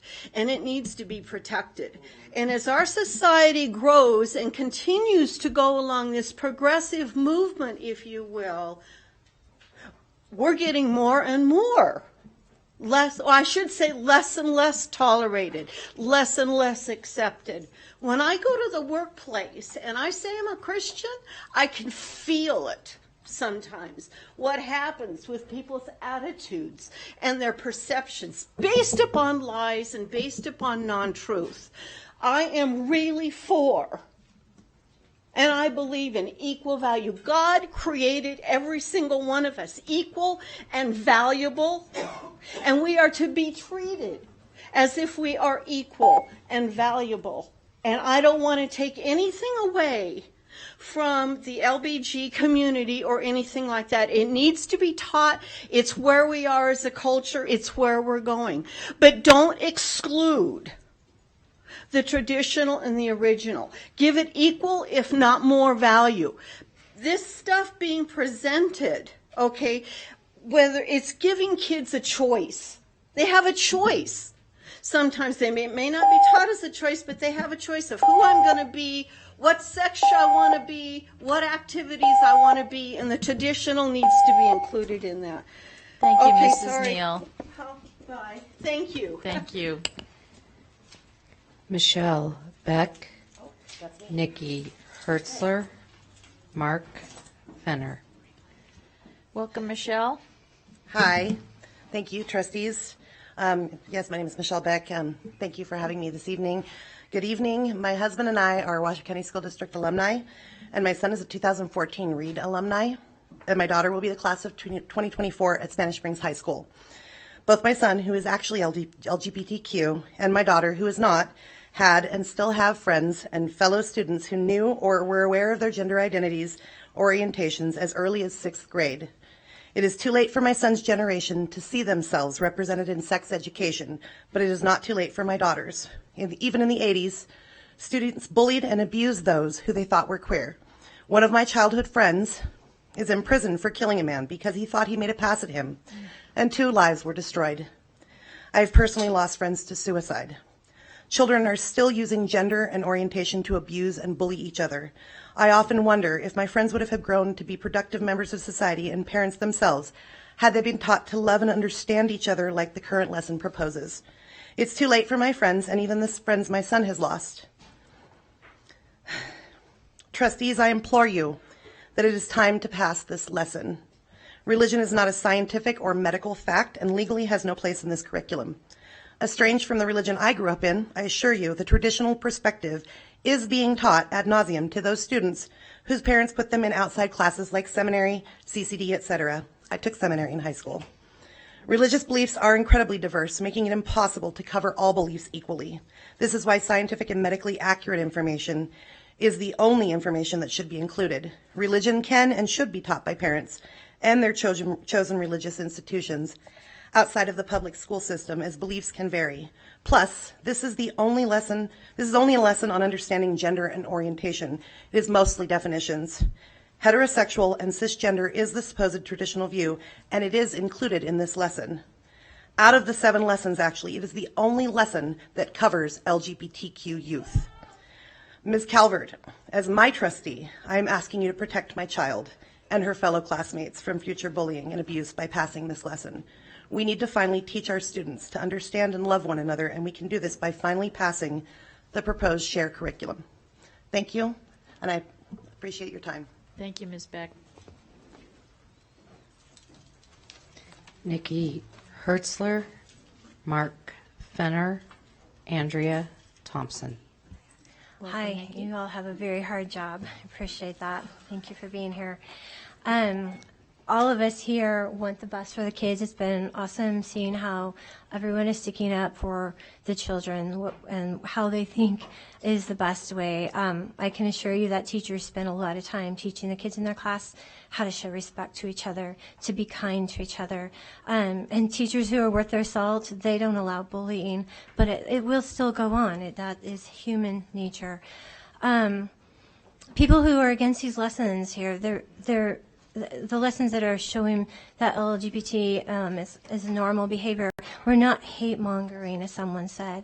We want to show love and compassion, but pointing out that our original traditional boundaries, they're there to protect people. As famous philosopher J.K. Chesterton said, don't ever take down a fence until you know the reason it was put up. There's always a reason for a fence to be there. We know that. So consider the raised level of suicides in this small population. Maybe it's because the protective fence isn't there anymore for them. And so that's why they think they're suicidal. So the more compassionate action is to not show that this is a normal behavior. There's a Williams Institute study just put out in January.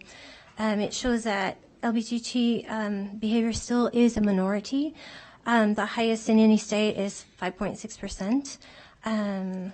And as Jesse, a previous speaker, pointed out, many high schoolers, they're bowing to this new kind of peer pressure. Oh, it's hip, it's cool. And to have a old-time hip expression is groovy these days to be LBG or T or Q. But this Williams Institute study in January, it shows that the age distribution of people who say they are this, like 30% of ages 18 to 24 say that, and it drops steadily by age until after 65 to 6%. So really this is still a minority. So these lessons are maybe overblowing it.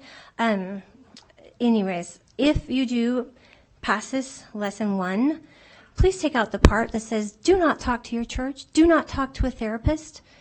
That's not right. Yeah, please take out that part. Thank you.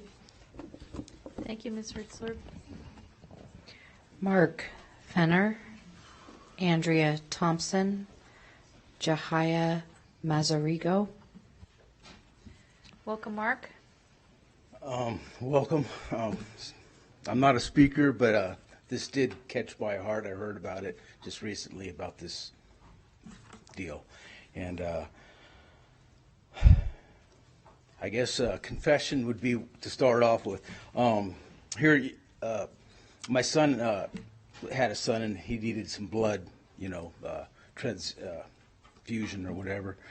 And he asked me, and I thought, oh, well, I can't give blood because I don't know if you guys are aware, but if you want to push this agenda, there'll be, and if they want to answer the question properly, if they go to give blood, they won't be able to because of the risk of AIDS and other stuff. I don't know if you knew that.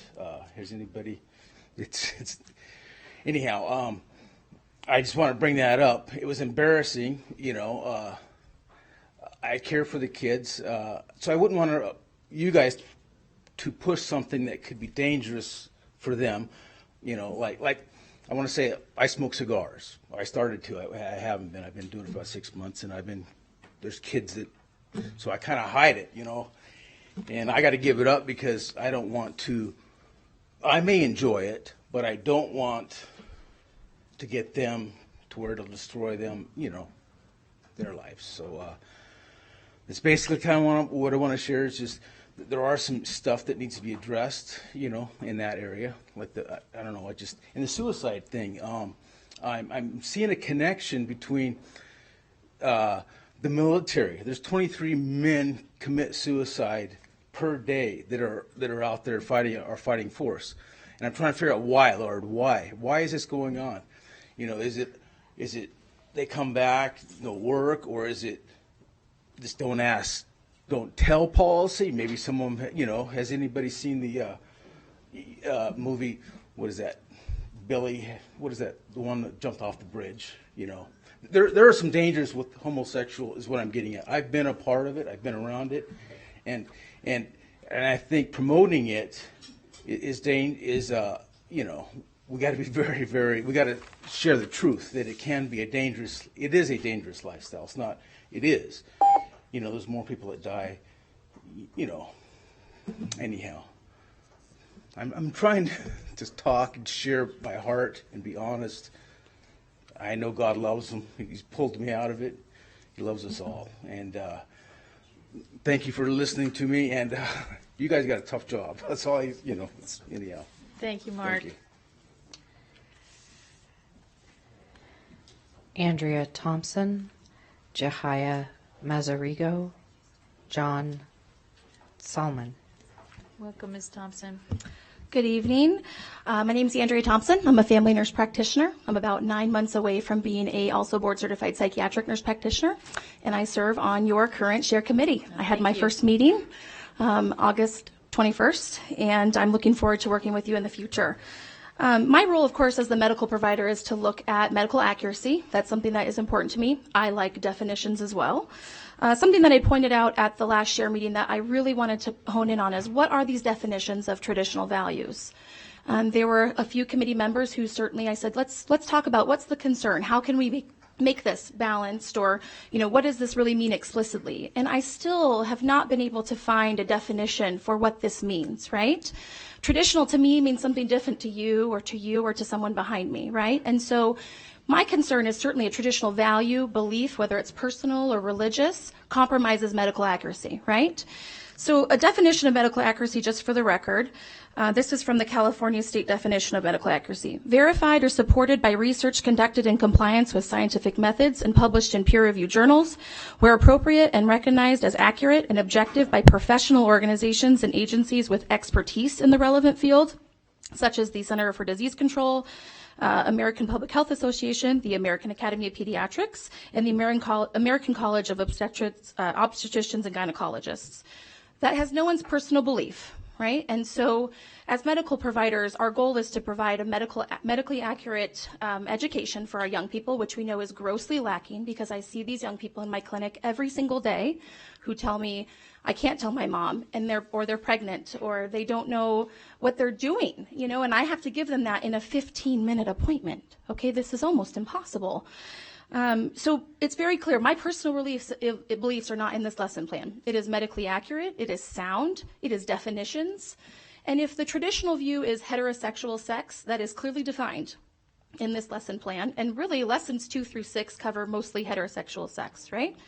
So I would implore you to please think about what your personal opinion is, right? And then put it aside. Because my personal opinion doesn't matter here. Just like when I'm in with a patient, my personal opinion doesn't matter. I'm looking at what are the evidence telling me so I can give my patient the information they need based on all this medical accuracy, and they can make an informed choice. And that's what's important. So I wanted to also clear up that the American Academy of Pediatrics has a quote here that they strive to improve health access to eliminate disparities for children and teenagers who identify as LGBTQ. Despite some advances in public awareness and legal protections, youth who identify as LGBTQ continue to face disparities that stem from multiple sources, including inequitable laws and policies, societal discrimination, and a lack of access to quality health care. So there's clearly a consensus here that medical accuracy is important, and it's supported in this lesson plan. Please vote yes. Thank you, Andrea, and thank you for serving on the committee. Jahai Mazarigo. Sorry. John Solomon. Valerie White. Welcome. Hello. Thank you for your patience, your attention. I'm just amazed about your patience, really. I wasn't going to speak. I was just going to be just listening, but as a social worker, I couldn't just stay silent. So my name is Jahai Mazarigo, and I support this inclusive curriculum presented today. I've been a social worker since 2015. I am a part of the school district with the K through 12. I went to TMCC and I went to UNR, and I'm currently a graduate student at the University of UNR. Hoping to become a licensed therapist. I am Latina. I represent the Latinx community. I know you all saw a very small part of this community here, but I can share that the views of those who are presented here are not inclusive of what the Latinx community is saying. And I say this as someone who participated and attended to the churches the people represent here. As a pastor's daughter, I have experienced my own discrimination within the church and the school district, which is partly why I got into social justice and racial justice work. And what I'm going to share next is going to be a little difficult, but the reason why I am supporting this inclusive curriculum is partly because someone really close to me actually was a victim of sexual assault and harassment as a child within these churches and within the school district. And I say that partly because if there was an education on this individual or the person who was causing it, because the person who caused it I was actually a child as well, then how do they know to correct behaviors, or how do they know to seek assistance? And this is why I think it's important to be inclusive in providing LGBTQ plus curriculum, and also to teach students and families about what is consent and how does that look like, because that empowers people. It empowers people of color and women and non-binary folks. And as a licensed social worker, I often hear stories of traumatic experiences of queer folks, but especially Black, Indigenous, queer, trans people of color. So anything that's considered traditional or outside of the curriculum that was presented today or is not being intentional on providing information on LGBTQ is actually rooted in white supremacy, racism, homophobia, transphobia, and xenophobia. So please consider not just a small portion of this community. As someone who represents the Latinx community, the queer community, I'm also here to say please support this. Thank you. Thank you so much. John Solomon, Valerie White, John Solomon Jr.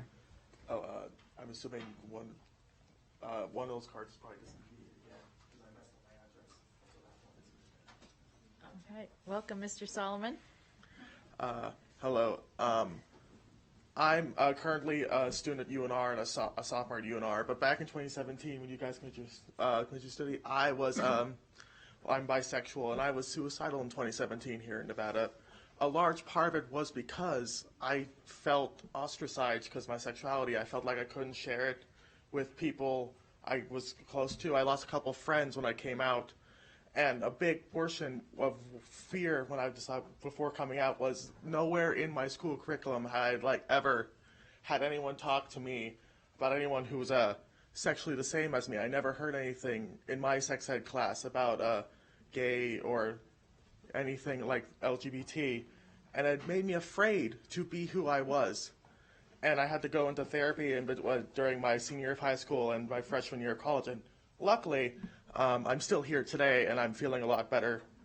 But at the time, it was pretty scary, and I just feel that for 15-year-old me, it would have meant a lot to at some point during my schooling to have ever just had anyone just say, hey, there are people like you, this is something we care about, and this is something we're going to teach you about, just to get some help. Thank you. Thank you, John. Valerie White, Bishop Dupree, Lisa Janassi. Welcome, Ms. White. Thank you. I'm here to ask that you reject the latest version of Lesson 1 in the SHARE curriculum. The largest stakeholder group in this school district is not composed of LGBTQ individuals. It's your duty to represent them as well as the minority groups such as the LGBTQ population. Lesson 1 elevates the viewpoints of a minority group above all others. If the curriculum as submitted fairly represented all groups of students, parents, and community, it would be impossible to see any preference or emphasis in the curriculum toward the views of any one group. That is not the case. Lesson 1 is obviously elevating the belief system of the LGBTQ. Many of these people here tonight and the many, many who attended the last SHARE approval meeting would not be speaking to you if it were a truly balanced curriculum and representing all stakeholders.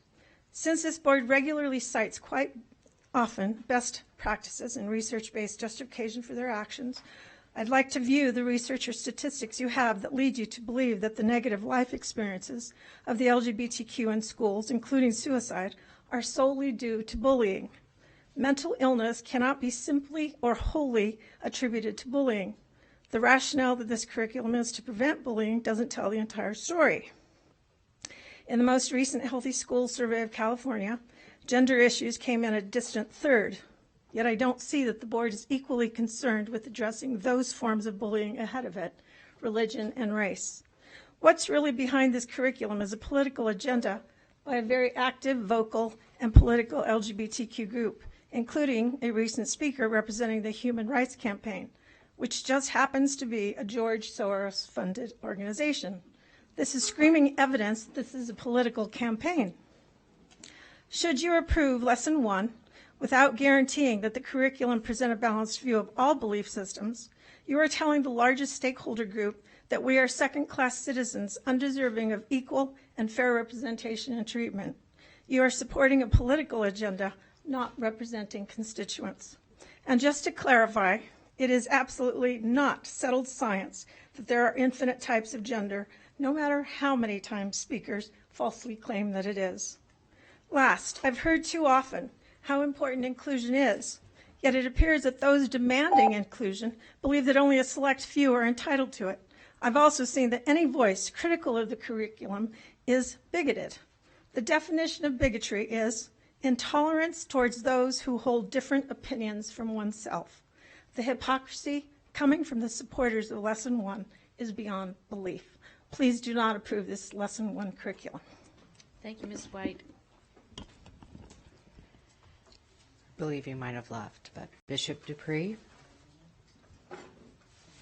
Oh, there he is. Lisa Janassi, Melissa Clement. Welcome, Reverend Dupree. Good evening today. Chairman and to the board, it's a pleasure, as always, to our constituents. Certainly, I'm here to oppose passing this curriculum. Again, if the traditional, as I keep hearing, or original has been brought up, tradition is not taught along with it. I believe it was St. Augustine that said that ignorance to the judge is doomed to the defendant. And sometime in ignorance, we do things when we don't have all of the facts before us. I represent the Churches of God in Christ of Northern Nevada, several pastors that serves under in my jurisdiction, and our voice is that we are not opposed to LGBT rights or curriculum, but we feel that it should be a balanced lesson for both traditional and the LGBT program. So we're here today simply to represent and to give our voice as to what we think you ought to do. So certainly it seems almost like it's a done deal, but if it has not been passed, we would certainly voice our voice against passing it until you can balance the curriculum by being just. In my last minute, I'll say this. The LBG thing is a thing that, people worry about, fret. Well, I have some in my family. I have a huge family, tremendous, gigantuous family. Mom and Dad had 18 kids. They were happy. And so I said that to say this. When I was in high school, the principal of the high school in my senior year attacked me, tried to molest me. And I'm getting ready to graduate from high school. And a few weeks later, one of my classmates' father attacked me. And I started asking my peers, what's wrong with me that men folk attacking me? It was a psychological thing for me. So we need education. We need to know about all of the necessary things that goes along with it. But again, it needs to be balanced. So I'm here to vote against it, to ask you to vote against it. Do not pass it unless it's a balanced curriculum for you. Thank you for this opportunity. Thank you for allowing me the privilege. Thank you, Reverend Dupree. Lisa Janassi, Melissa Clement, Danny Rivera. Great. Thank you all for being here. Oh my goodness, what a big job. Anyway, I read the 2016 CDC report on Nevada sex ed, and Nevada was severely lacking in abstinence and contraceptive lessons.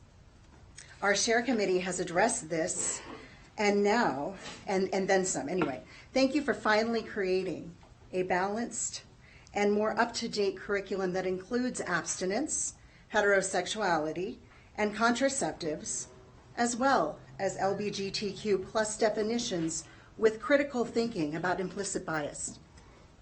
Let me remind everyone that traditional views are mentioned in all of the 6 lessons, and abstinence is all of lesson 2, which is called Making Informed Decisions, and further discussed in lessons 4 and 5. LGBTQ is listed in 1. I'm a mother of 2 Washoe County School District students and the wife of an educator, and I support this curriculum as it is. Thank you so much for all of your time. Thank you, Ms. Genesi. Melissa Clement, Danny Rivera, Lucia Nunez. Good evening, school board. Melissa Clement, and it's nice to be back. We got to stop meeting like this, right? Here's the thing. I went back and I looked at what the mission of the Share Committee is, and if you would allow me to, I'll read it. The Washoe County School District Sexuality, Health, and Responsibility Education Program provides students with a factual, comprehensive, abstinence-based instructional program delivered by specially trained teachers and counselors addressing HIV/AIDS awareness, reproductive system, sexually transmitted infections, and sexual responsibility. I feel like I've done this my whole life because I remember being 15 years old at Reno High School when this was first started. And it has consistently been a problem that, and the solution was that you have to make it really objective because there are so many cultures that could have conflict. I think we've seen conflict tonight. I've seen this conflict for 3.5 years watching this. I wanted to share with you something that disturbed me more than anything I heard tonight, and it just was glossed over. And it was a slide that was in the presentation for Share. Percentage of high school students who had sexual intercourse before age 13 for the first time by sexual identity. 7.6% for LGB, 3.2% for heterosexual. I mean, it was glossed over like there wasn't a problem. Under 13, doesn't matter what sexuality, why are we not dealing with that? And quite honestly, I've said it before and I'll say it again. This sex ed is grooming our children for the type of issues that the pastor just mentioned that break my heart. Our children are suffering. We're asking them to grow up way too fast. They're 14 years old. I've got a 14-year-old. In fact, he goes to Bishop Manogue High School because his older sibling was bullied during Share program because this child had the audacity to say there were other options besides abortion. Now, who was bullying my child? Well, it was other kids, but it was also the teacher who wanted to make this child stay after school in detention because that child was representing a different view, a different cultural paradigm. And you know what? It doesn't have anything to do with religion. It is the biological imperative of us as people that sexuality is used to move our species. And the bullying that goes on every time for a traditional parent walking in is exactly the kind of bullying our children are facing in the schools because they have to hear it too. Imagine if you're 14 years old. Because it's hard as an adult. Thank you so much. Let's stop doing this, shall we? Thank you for your patience. Thanks. Danny Rivera, Lucia Nunez, Bailey Stewart. Can I, before you start, JJ, how many after this? I just want to check. Okay, great. Thank you. Okay. Thank you, Mr. Rivera. Sorry to interrupt you. Oh, no worries. Good evening. You guys look great, by the way. And thank you very much for the patience and all the time put into the concern of parents and whatnot. Oh, come here. I'm a father of two, my 11-year-old and I got a 6-year-old, and they both are in the district. And I just wanted to come and show my support in regards of how I feel and what I'm concerned about with my kids, because I don't know how easy it was for you guys raising your kids and whatnot, but on our end, there's quite a bit of some tasks involved in us showing them what values are, what's wrong, what's right, blah, blah, blah, blah. But then they go and they do things with their friends, and other people have other perspectives and stuff. So you guys are in charge of educating our kids, 6-7 hours, well, maybe not you guys, but you guys are in charge of some other folks that are in charge of doing so. And it would be amazing if our kids don't come out confused. And I understand back in the days, I'm from the Bay Area, and a lot of the Bay Area peoples understand what's happening right now because the Bay Area is like that and whatnot. I remember kids, when I was a kid, bullying other kids and doing things that they weren't supposed to. I understand 100% where we're at now due to things that happened back in the days. But let's not continue and make the situation greater than what it should be when we're all adults, and we can kind of sit down and compromise and make sure that the well-being of our kids are going to be okay. You know what's really sad and hurtful, regardless of who you are, if you got kids or not, to hear that a kid is thinking about suicide. When I hear that, my heart just wants to drop, because we're supposed to leave before our kids do, right? So what are we going to do? Are we going to confuse one section and allow the other section not to go through what it is that we may be fighting or not be fighting for? Or are we just going to work for everybody so they can all have a great future? Because that's what America's about, right? I got parents that came to this country that weren't born in this country. And thank God they made it over in the times that they did. Otherwise, I probably wouldn't be here because of the times that were back then. I have had a really complicated upbringing, but I've done it to myself to make sure that I don't end up in a situation where my parents were. So I want to make sure that the outcome in my son's life or my daughter's life is the outcome of something great, not confusion to where they're going to have an issue at 16 and they don't want to live anymore. Thank you very much. Thank you, Mr. Rivera. Lucia Nunez, Bailey Stewart. Welcome, Lucia. Thank you. Hola, me llamo Lucia Núñez y soy latina, soy votante y soy católico. I wanted to come to the board today. I'm kind of a crier, so I apologize if I cry. Okay. But I want to come to the board today because I do see that a lot of my Latinos and brothers and sisters, oh, thank you, you're so nice, are out here, involved civically, sharing their opinions. I wanted to come to you before today because the opinions that have been expressed by many of my Latino brothers and sisters are not my opinion.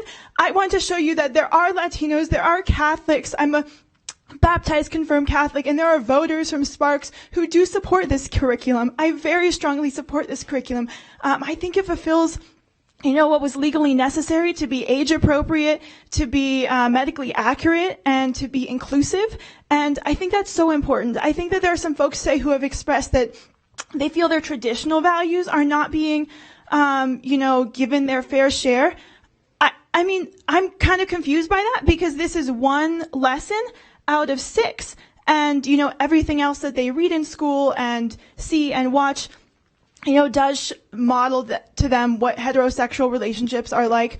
I have never felt at all, discriminated against for being a person of faith in this country or for being in a heterosexual relationship. And so I think that this is the kind of curriculum that can really, really help a minority of people to not be bullied and to, see themselves as the beautiful people they are. And I think that it hurts no one. And so I think if we have a piece of education that can really help people, and it helps all of us, really, it helps all of us be more loving and understanding, and it hurts no one, I think we deserve that for the kids. I really think we do. And so I'm so sorry for crying. I didn't plan on that happening.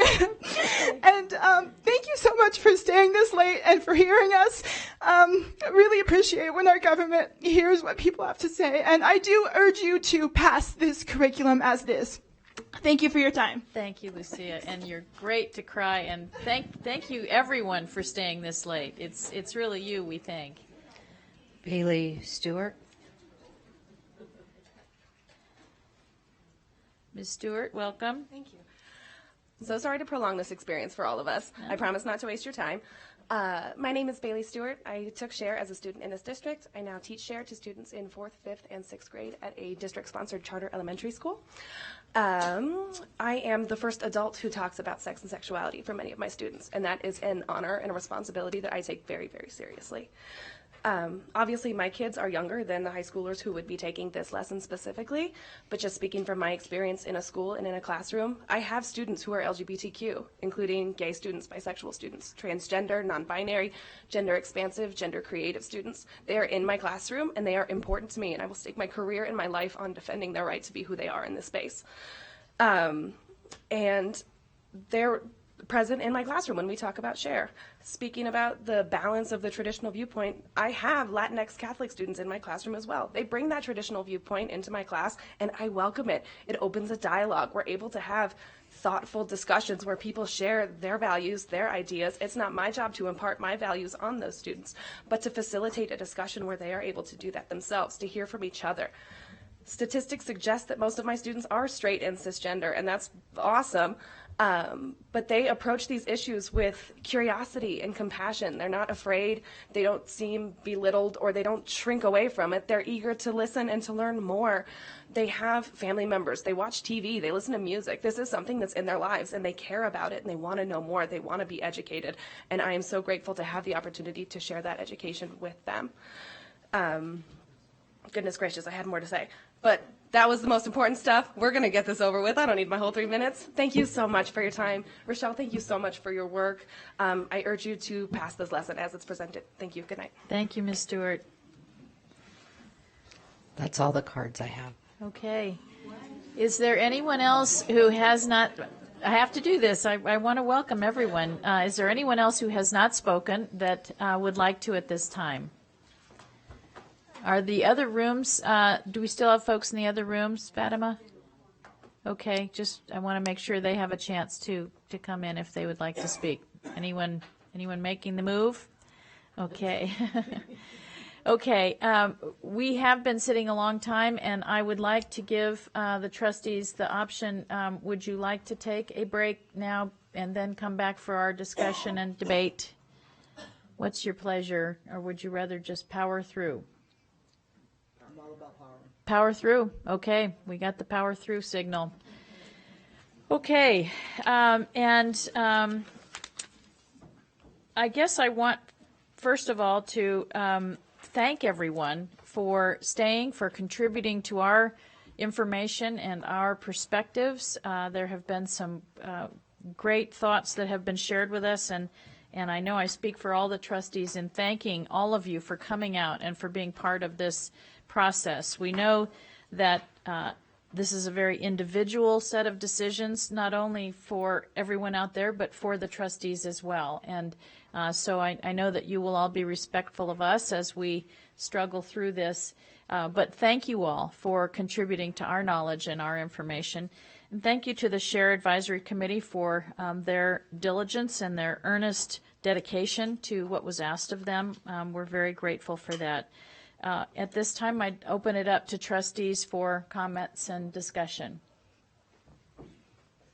I'll go first. I'm going to let Nathan go first. I'd love to hear from the student. No. Please, Nathan. Mr. Noble. Absolutely. Mr. Noble, I'm calling on you. I insist. Well, thank you, Madam President. And members of the board, we've been here a long time, so I'll try to keep this brief. But based on all the students that I've talked to and all the student boards that I have talked to, unanimous consensus is that this curriculum is not exclusionary and that it is helpful, as a matter of fact. Now, we've heard a lot of moralizing tonight, talk of religion, of values, balance, and specifically the phrase traditional viewpoint. But therein lies a problem. It says viewpoint, and this is not about views or opinions. This is about facts, and facts offer no moral judgment. Facts simply are. If you look through this, it includes nothing but facts and definitions. These things are agreed upon. These things are facts. Now, even in this presentation, it does acknowledge heterosexuality and cisgenderedness. It does not exclude it because they are part of the facts. It is inclusive to all. But yes, it also does acknowledge the LGBTQ community. Speaking as a straight guy, I don't feel stepped upon by this. It's just inclusive. Now, I've talked to some people from this community and from other communities, and they've told me that this would really help with their understanding of how this can work and might be able to prevent them from going down a bad path. Truth be told, I see nothing but facts in this, and I'm confused as to when people speak about the different areas of morality in this, or value, or tradition or religion, because this is not about any of that. It is about education. They ask for balance. I say there can be no balance between ignorance and truth. There can be no middle ground between a lack of knowledge and a knowledge. With that, and with, I guess, my role as the student body ambassador, I urge you guys to pass this because of the profound amount of good that it will do, for the fact that it does not exclude, that it includes, and that it focuses on the facts of the matter, which are the most important part of any form of education. Harvey Milk, to end, once said that it requires no compromise to recognize individual rights and takes no money to validate people. I think we need to pass this because it will require little of us and do an immense amount of good. Thank you. Well said, Nathan. Thank you. Dr. Taylor. I'll pass. No, I'm kidding. I do want to, and thank you, Nathan. It's always important, I think, for all of us to hear from our students along the way. So I will always step aside for that. So thank you for those comments. A couple of things. First of all, just a point of information. I do think that it's important to really thank the SHARE committee and all the work that you've done and going back and forth and up and all of those things. That's hard stuff. That's hard stuff, and especially when you get things that people are really passionate about, and things that are very personal and emotional for people. That's hard to deal with. So thank you for that, and thank you for everyone who hung in here all night and in all the other rooms here with us. 'Cause we get paid a lot of money to do this, and you are volunteering. I found tonight. I think we got paid the same tonight, didn't we? Yes, nothing. But I do just a couple of comments, and then I'll get to where one is. There were a few things in looking at the curriculum and going through all the things that we've gone through over the past several months. One is for a curriculum to be truly inclusive. I've taken the time over these past a few weeks to go back and reread the old curriculum, and then to go back and to read the curriculum as proposed last time and this time, with a couple of changes that were there. And something that's been very, very important to me, I can't speak for my colleagues, is that it really does need to be an inclusive curriculum, and we have not done that, and we have not been in compliance, and I've been working to get there. And so just to know, I would not approve a curriculum that did not include our LGBTQ plus students. Just could not do that. Just absolutely could not do that. I think it's too important. I don't care if it's 5% of our population, if it's 25% of our population. Those stats are compelling. And there's nothing more important than the safety of all of our kids. So my personal view is I could not do that. The second thing is I've been looking for a curriculum that allows everyone to see themselves in the lessons. And we're down now to lesson one. That's really important to me.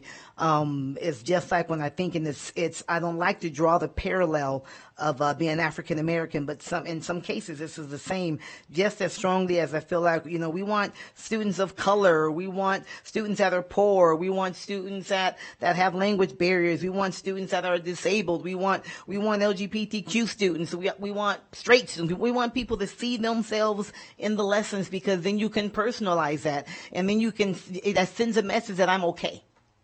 And I think it's important. We want to send that our students are okay, regardless of how they look, how they live, and how they love. They're okay, because that's what keeps them safe. We want all of our students to be able to say, just using some of the terms that came up tonight, that equals me, that it's affirming to me, that I have a voice that's inclusive.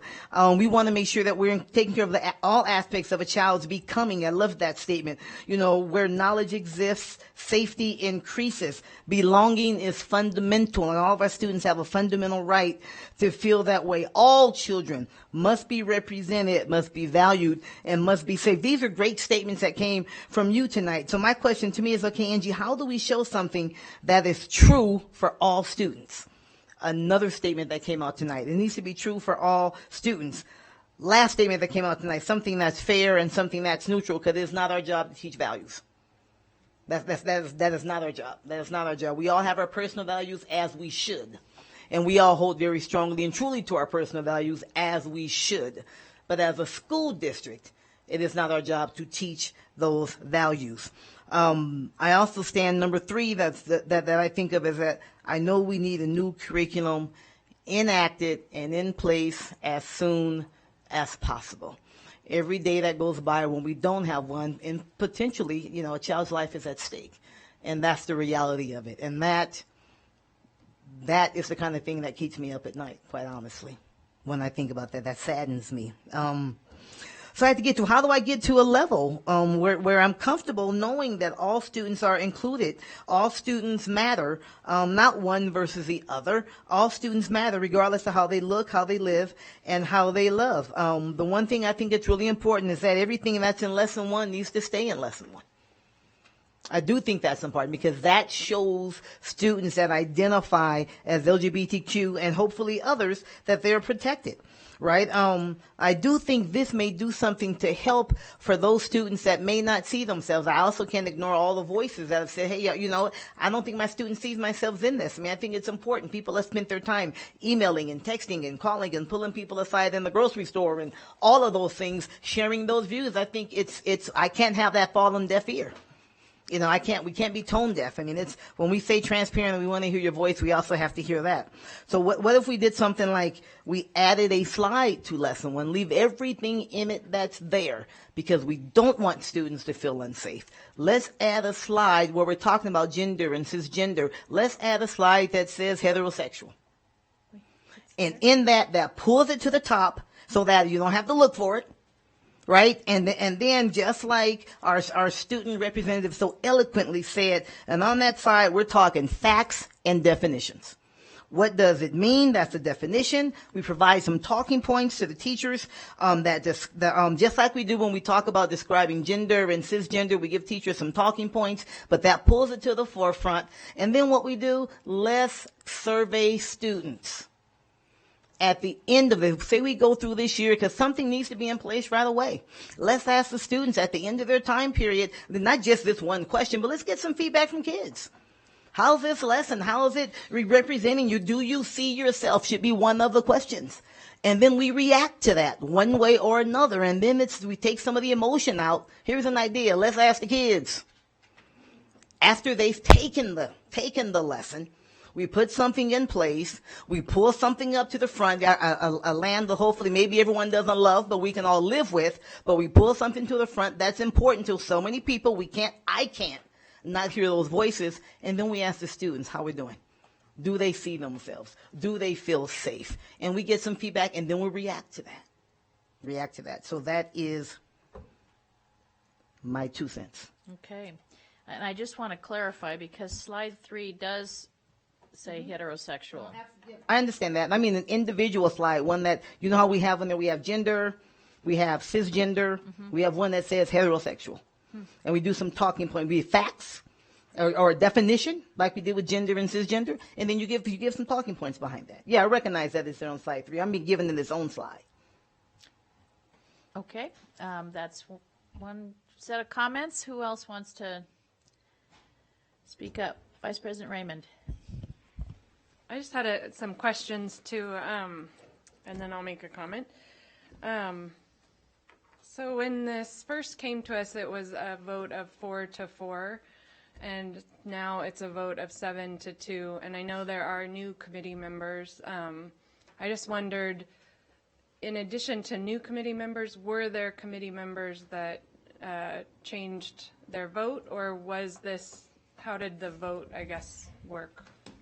So, yes, actually one of the committee members changed her vote from a no originally to a yes when we put this final motion together. Okay. And I should have asked this one first, I guess, but did the committee discuss I really don't like referring to this as traditional views. I don't know why, it just doesn't sit well with me, but that's the way it was defined. Was that discussed by the committee at the last meeting? Yes. And talked about adding to the It was questioned repeatedly as to exactly what that would look like. a traditional balanced curriculum, and there was really no clear definition ever provided. Okay. I think, well, I should have started with this. I want to thank everyone, which everyone else has already done, but I have to add it because I think we just saw so much bravery tonight in our public comments and people sharing such personal stories that had an impact. So I just want to thank them for that. You know, I made my opinion pretty clear the first time around, and I don't think it's a surprise that it hasn't changed, but I think I would again thank the public commenters, everyone who's emailed us, because they've helped me, I think, find the words to describe why from the beginning my gut was that this lesson is written the way that it should be taught and presented to our students. I think, you know, one thing that stood out to me is that it feels to me that we live in a very heteronormative society. Our kids that are LGBTQ go every day seeing images and reading, you know, literature. It's in our TV, our media. It's for the majority of our students, it's their family is a hetero family, and so that kind of traditional, I guess, view is all around us every day. And you know, for me, it has been a decision that I've had to just kind of, as a parent, even put some of that aside. This looks very different to me as a 42-year-old than Share and sex ed looked when I was in high school. And the population of high school students looks different today than it did 42 years ago. I think when I visit schools as a trustee, I see kids in our schools, elementary, middle, and high school, that are gay, that are trans, that are queer, that are questioning, and I don't know that that was as present and clear when I was a student. I know it was there, but I don't think people felt as comfortable being themselves, and I feel very grateful that we have a society and a district that people are feeling more comfortable to express that. And I think this lesson is not about religion or values or anything. It's definitions, and our whole curriculum for Share is, to me, very based around hetero, you know, sexuality. And so to have one lesson that includes definitions of how, you know, our students identify. We, as a fact, have students that are gay, that are lesbian, that are trans, and all we're doing is helping to identify what that means. And I think this lesson is more for the kids that are hetero than anybody. And so the percentages, you know, to me don't mean as much. It is important.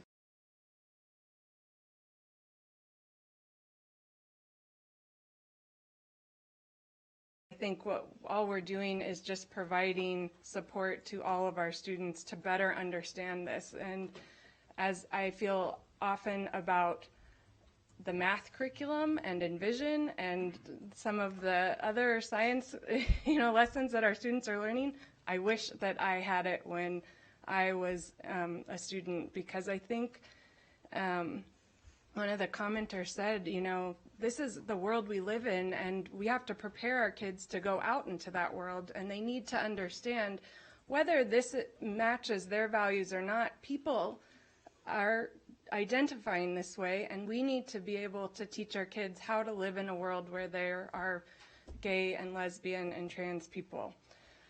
I want to respect all of my fellow trustees and their perspectives. I do respect all of my fellow trustees and their perspectives. And I don't have a problem with, I guess, providing more definition to heterosexuality, but I also don't know that I feel personally like it's lacking. I think on slide 3, it's there, and there is instruction for the teachers to go over what it means to be, to identify as heterosexual. So, you know, I think, again, I feel like this as a lesson, the way it stands is wonderful, and I'd like to see it out in our classrooms as soon as possible. I'm sorry, I did have one question. Just in terms of, you know, this kind of idea of traditional values, and I guess putting a little bit more emphasis is what I'm hearing on hetero relationships. I'm wondering, and I don't know if Catherine, you can comment on this, but to me, my concern in adding something like that is that it does marginalize and minimize the students that identify as gay and lesbian, and puts those students maybe even at more risk for you know, suicide, for bullying, for other things. And I don't know, again, if that's something that you're able to address or not, but I just would be curious your perspective on that. So again, for the record, my name is Catherine Loudon, and I coordinate school counseling and social work for the Washoe County School District. And in my perception of viewing this lesson and following this information, and being someone that's been in the district for quite some time, working with families and with students, I think that as a district, we need this lesson. In reviewing and listening to it, it's very clear to me that people don't understand gender identity, and that every human being has a gender identity, and that this lesson, by having all of the components that it contains in those definitions are similar. I looked, you know, the American Academy of Pediatrics, the school psychology associations with counselors and social work, the National Association of School Nurses refer to cisgender, and many of these terms that they define gender identity and other components similar to how this lesson is in place. I also think that this is definitely a health disparity equity issue.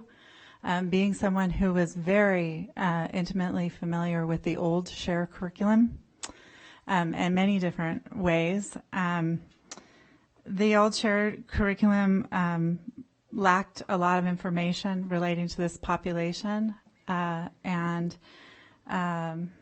the concept of traditional may feel to many of our staff members, students, and families who are represented in some of these materials, that somehow that they are not the same as others if they are not included and a part of a belonging curriculum in this lesson as it stands.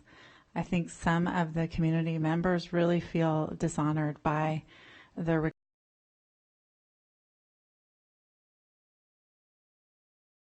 because their education and understanding of gender identity, and their education and understanding of the difference between gender identity and sexual orientation and all of the concepts that are in here demonstrate to them that it's included. So when I listen to people talk about it, it's just clear to me that a lot of people don't understand gender identity, sexual orientation, and that's definitely something that we have not educated on enough.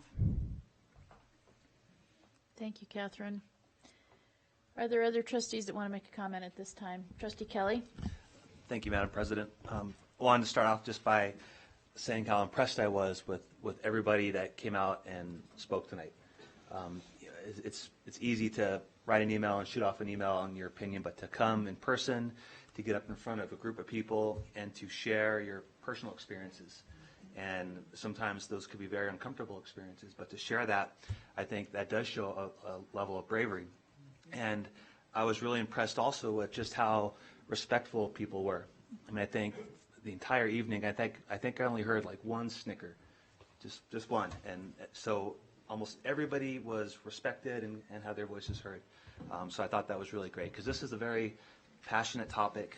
This is something that people feel so strongly about. So I really commend the citizens for representing themselves that way. I like Trustee Taylor's suggestion.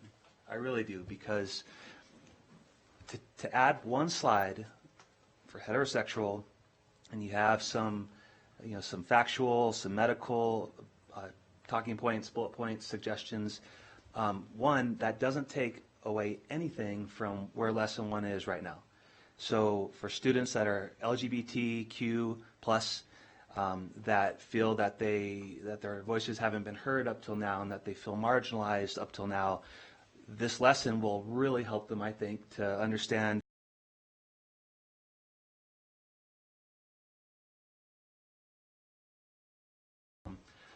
and so I think that it doesn't change anything. But by adding this one additional slide of heterosexuality, what I think that might do is that it could talk to the people that we've heard so much about from the last few months of wanting to have their values, their traditions, whatever, be represented a little bit more. And I think, again, doing that in a factual, medical sort of way on a single slide will do that. And what my hope is that if we add something like that, one slide with those definitions, it'll decrease the percentage of parents that decide they want to opt out of this curriculum. I mean, I respect the parents' right to opt out if they so choose, their students, and to teach their students at home or at church or wherever they want to do it. But to me, if that percentage of opt-outs is going up because people don't feel like their voices were heard, then to me that's a disservice to our community and a disservice to our students. And I'm hoping that if we can include that slide like Trustee Taylor had mentioned, kept it factual and focused on what we've talked about lately, that it'll keep parents saying, okay, my voice was heard, I'm going to keep my students in the SHARE program. And then students can get a full, good balance of information that's accurate, and I think that would be a good thing. So I thought that was a good suggestion, and I really appreciate everybody coming out and talking about their personal experiences. I thought it was really well. So Thank you, Trustee Kelly. Trustee Calvert. First of all, I just want to thank the staff, and I want to thank everyone that stayed and participated. And I pretty much wanted to piggyback off of our student here and off of Angela, because my concern, too, was that I don't feel that we had enough student input. They're the ones that are taking these classes. They're the ones that are out here living this on a daily basis. And I just feel that that's something that's really important, that we get feedback from them. And going forward into the future, they're the ones that are at some point in time going to be teaching their kids or their grandchildren or whatever what we're teaching them now. And I'm sure that's going to look totally different than what we're experiencing now. And being a little bit older, I can agree with Melina that things are different, the terms are different.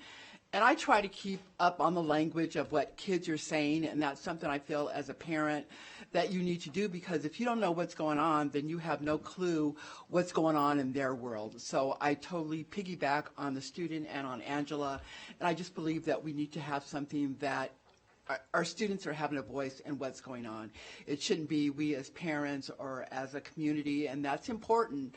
But they're the ones that are living through this on a daily basis. They know what it's like to be out there in the world and to have to deal with all of this. So I believe that that's something that's really important that we focus on, is what's going on with them and how they want to address moving forward, how they want to move forward with the lesson. Thank you, Trustee Calvert. Rochelle.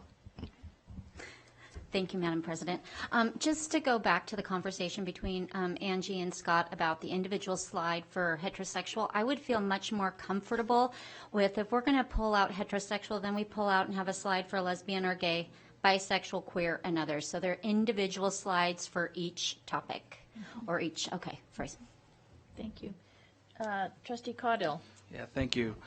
Thank you to all of the staff, the committee. That committee is a volunteer committee of community members that go through a lot of this hours of public comment. So definitely thank them for what they do. For me, what I've done over the past 3 months, I really took a couple steps back, and just really just wanted to hear what the community said, just authentic. We had some speakers say, you know,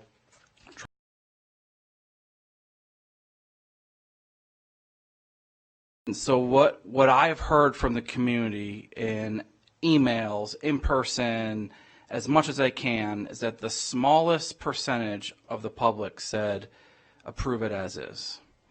The second smallest said get rid of it altogether. And the majority, which outnumbered both of the first two groups combined, was keep it and balance it. And so I believe that is the best thing for us, and to include the LGBTQ community is important, and then to balance it with our entire community, because as Dr. Taylor had said, every student needs to see themselves. And if every student sees themselves as important in the curriculum, it will grow collaboration, it'll grow relationships, and nobody gets left behind.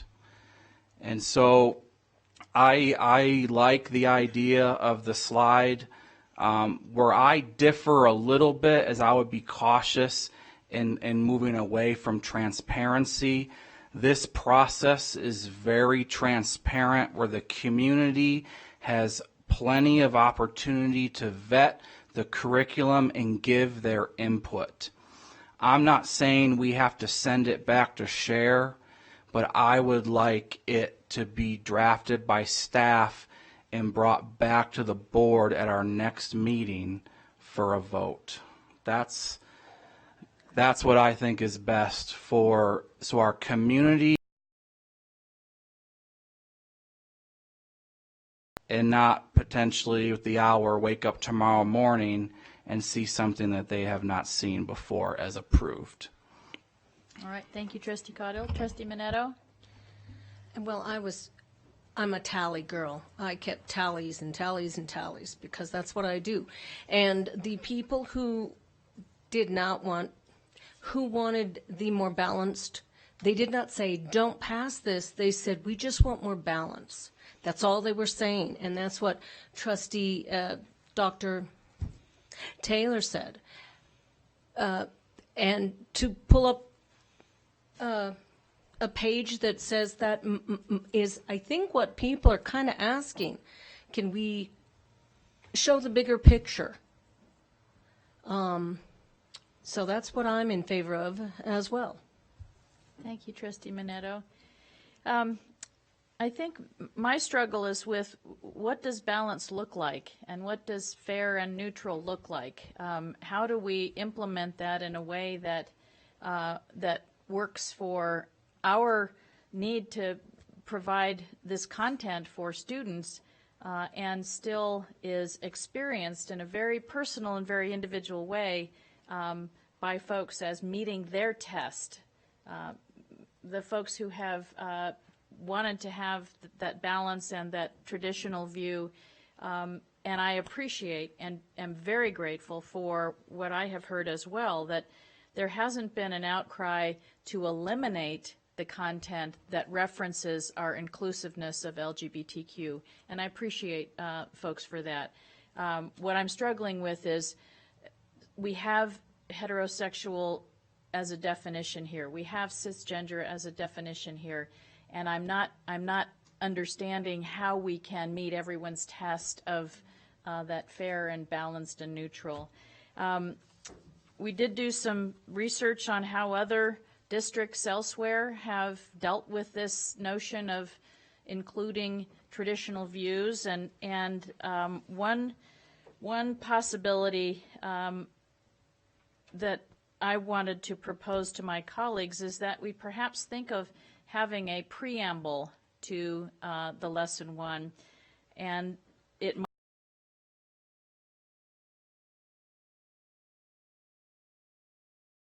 are as individuals today. As individuals, we have different perceptions and understanding of our own sexuality and that of others. Some traditions believe in one definition of sexual orientation, such as heterosexuality, and one definition of gender identity, such as cisgender, while other traditions and beliefs recognize diverse orientations, identities, and expressions. These disagreements and differences are common in a diverse community, but they cannot be used as the basis to be hurtful or discriminatory or to exclude any group. It's important to understand our own values and beliefs and how they relate to who we are and who others are. This curriculum and the resulting class discussions are intended to be respectful and inclusive of traditions that reflect many perspectives and allow all students to see themselves and understand their own health and sexuality. That's my effort to find something that respects and honors various traditions and values, and that we do recognize, and we say that. We do recognize that our values and our traditions and our culture do influence and do shape our sexuality as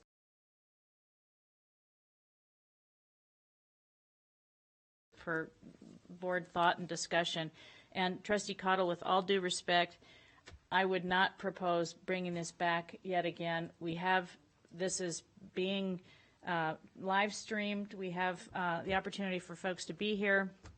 And I don't know that I can do 3 more hours of this. But I respect your intention, which is to be transparent and to make people fully informed. Dr. Taylor. Thank you, Madam President. The only concern, first of all, I like what you read. I like kind of a preamble, because it kind of puts out there that while balance may look different to everybody and all of that, but while we're trying to do the best that we can to value everybody and have everyone see themselves. I mean, that's something that's important to me, that everyone see themselves in this, and that perspectives are valued, and that there's no way we can cover everything. It also, I think, as the recommendation that I made, and this is going to lead to a motion, the recommendation that I made is one that I hope will allow us to move forward. I don't want to delay the implementation of this. I think it's really important because I think there's certainly there are lives at stake. I'm going to agree wholeheartedly. I don't remember if it was Ms. Loudon who said this. I think so, but that all students need to learn about this from other students. It is certainly it's part of it is to make sure that our LGBTQ students plus students feel safe. But it's also to educate all students, and we heard a lot of that as well, that, hey, students need to learn about this. Regardless of your perspective, students need to learn about this.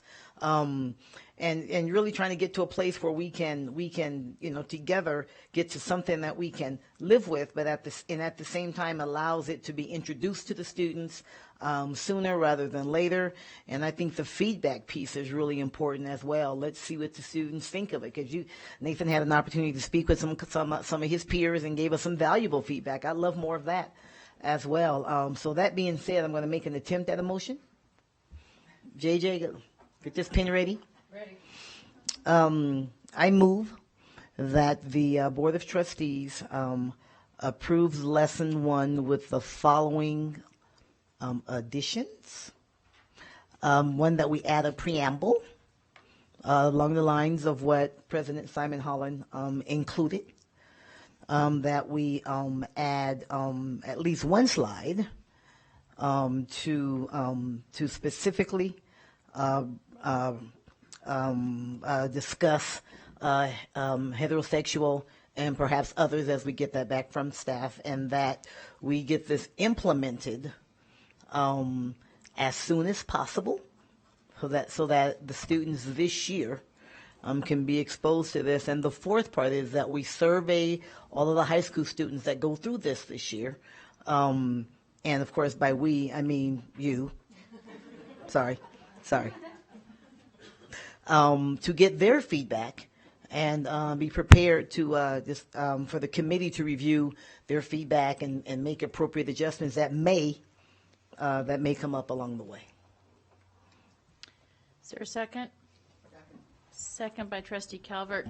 Dr. Taylor, would you consider specifically calling out, as Ms. Proctor suggested, that each of those definitions have a slide? I'm I'm uncomfortable with having only heterosexual be a slide and then everybody else is on another slide. I think it's important to value all of those, but I agree with having a separate slide for heterosexual and having each of those other terms be defined on slides. Would that be acceptable as an amendment? I can go with that amendment because I think we're going to need to. So Is that okay with the seconder? Okay, Mr. Noble, under discussion. I'm so sorry, Dr. Taylor. I think that is a wonderful suggestion. I would just maybe pose one thing. Now, I know that there was previously a student representative to the Share Commission that was eliminated because of the hostility that was fostered into the environment. At least that's what I was told. Might not be true. But I would maybe just suggest that we reinstate a student representative to the Share Commission. The survey idea is wonderful, but if we had a permanent student voice on that commission, as students are the largest stakeholder group in this issue, I think that would be helpful. It is a different agenda item, but let's make sure we have an agenda item to discuss that. That's a great idea. Thank you, Nathan. Okay, is there other discussion? Mr. Caudill. Yeah, President Salmon Hound, I like the preamble. I think the language is spot on. I just get concerned about the transparency piece in a day and age in our district where we're really making an effort to be transparent. I get concerned about that, but I think the language is spot on. But I would like the public to be able to review it and tell us what they think. Okay. Yes, Rochelle. Okay. Can I respond to Trustee Cottle's comment about parent preview? We did hold parent preview for this proposed curriculum in the spring at Pine Middle School, and then I have held so far for this school year for the approved 5 lessons. I have held 2 nights, one north and one south of town, to look at and review the new curriculum for the high school parents. And I have to say, one night I had between 12 and 15 parents there. The next night I had 2. Thank you, Rochelle. I think Trustee Cottle's point is a different one. He wants to have the revisions be. Sorry. No, yeah, you're good. I didn't mean like start over with the parent preview. I meant like the changes, not do all of it again. You've already done that, which is great. That's much appreciative. It's the changes. Because the way the share process works, there's so much transparency, and it's really hard for me to really understand if someone says, I had no idea this was going on. It's like, well, we've had how many share meetings, we've had board meetings, and so I get nervous about moving away from that, and now what gets approved is something completely different that no one's seen before. Because obviously now the language is kind of all over the place, so you're going to have to go back and draft it up into a curriculum, into PowerPoint, similar we have in the board docs, and we haven't even really seen the final product yet. I get nervous about parents saying, we haven't ever seen this before, when did this happen? That's my overall concern, but I think the preamble language is very good. So I guess that's kind of where I am right now. Okay, Vice President Raymond and then Trustee Kelly. Question. Oh, I'm sorry, Kendra. Hi, Kendra Fox for the record. I just had a question about the survey. Did you want the survey at the end of all 6, or did you want the survey at the end of lesson 1 specifically, just so we make sure we cover your request? The intention was specifically to lesson 1, but I don't think it's necessarily a bad idea to get their feedback. Maybe do one at the end of each one, and then we can pull, because they may have very different views based upon the different lessons. So. Okay, Vice President Raymond. I think I'm landing in just a slightly different place than Trustee Cottle, and I certainly understand your concerns. I think if we were considering adding like a whole new component of the lesson that was introducing a concept that hadn't been discussed, I would feel more concerned. But because we're taking one slide and breaking it into 5 slides, and we're adding possibly a preamble that really isn't presenting any new concepts, that I don't have any concern about the transparency of this, but also, ultimately, we're the elected body. The committee has done an immense amount of work, has put in a tremendous amount of time into this, have reviewed everything, and I just can't. I'm not comfortable sending them back something that really I don't think has substantive changes to it. So I don't agree with that. I'm sorry, but I wanted to ask to hear the preamble again. And is the motion to put the preamble in the way you're presenting it, word for word, as a first slide, or does the instructor read it aloud, or what is your vision for that, I guess? Well, my thought was it would be something that the teacher would read to prompt discussion before the slides begin. It's pretty long to put on a slide, but I will read it again. Family, religious, and cultural traditions and beliefs shape who we are as individuals today. As individuals, we have different perceptions and understanding of our own sexuality and that of others.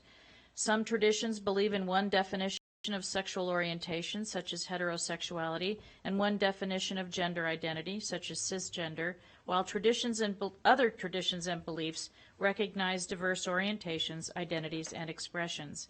These disagreements and differences are common in a diverse community, but they cannot be used as the basis to be hurtful or discriminatory or to exclude any group.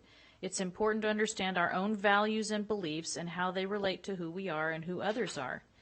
This curriculum and the resulting class discussions are intended to be respectful and inclusive of traditions that reflect many perspectives and allow all students to see themselves and understand their own health and sexuality. I guess I would defer to the folks who actually teach this what would be the best way for that to be incorporated in the lesson. Well, I think I agree with you, Katie, of just having that discussion, like opening the conversation or opening the lesson up with that. I don't think it needs to be a slide. I think it would just be too much and cumbersome. Mm-hmm. So. Okay. Vice President Raymond and then Trustee Kelly. There is, I think, a lot of that is wonderful, and I think really does prompt a thoughtfulness around the conversation. My only hesitation, and I am so supportive of this lesson that I am not in a place where the inclusion of this would prohibit me from moving this forward. But my hesitation is that, to me,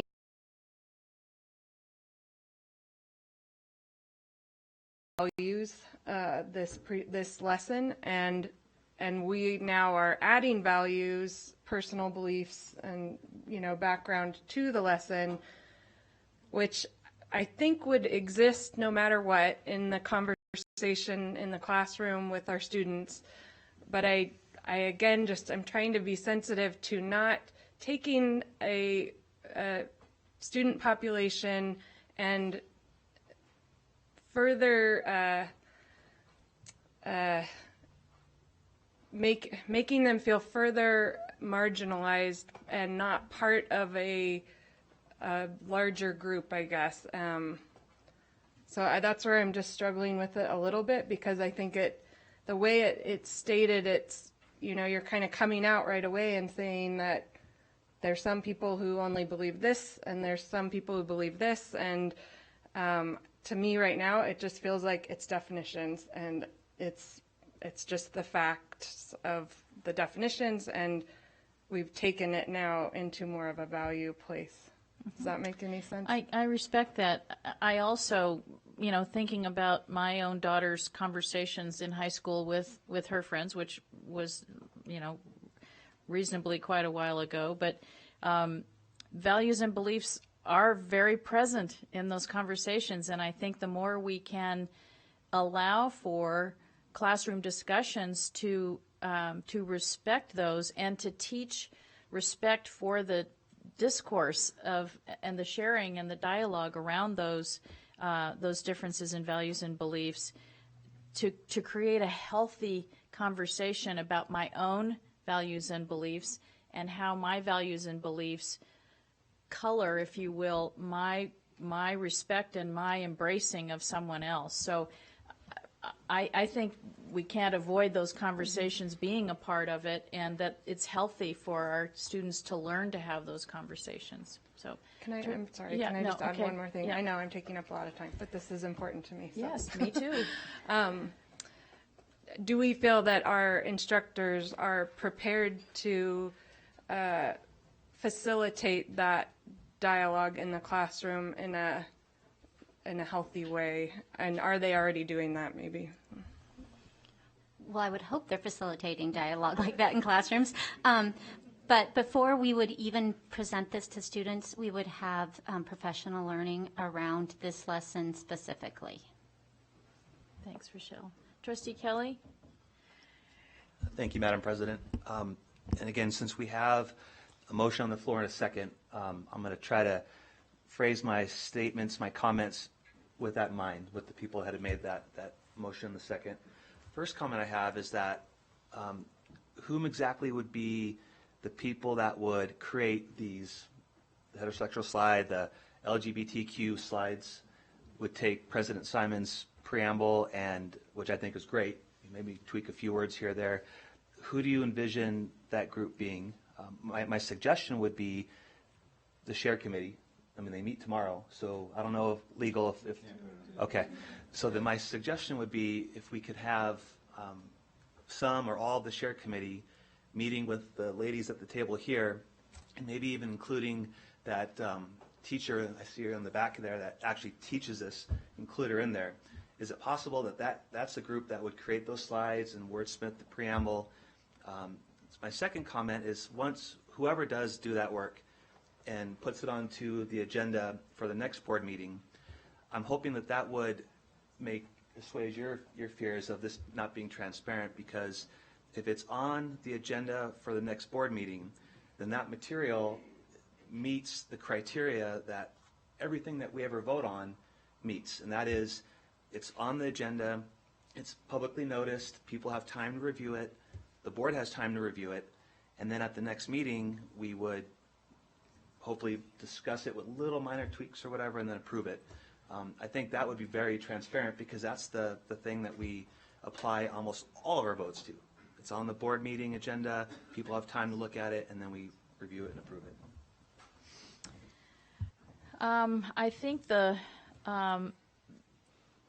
way that slide 3 looks now, it has just terms, and then the definitions are part of the teachers' and facilitators' notes. And just as those definitions are already here in the teacher's notes, there would just be a slide that has heterosexual, and the teacher's notes would have the same definition that they do now. So I think it's just a formatting change. It's not a content change to make that, as I'm understanding that proposal, Dr. Taylor, you wouldn't need to have something else. Just since we're talking about the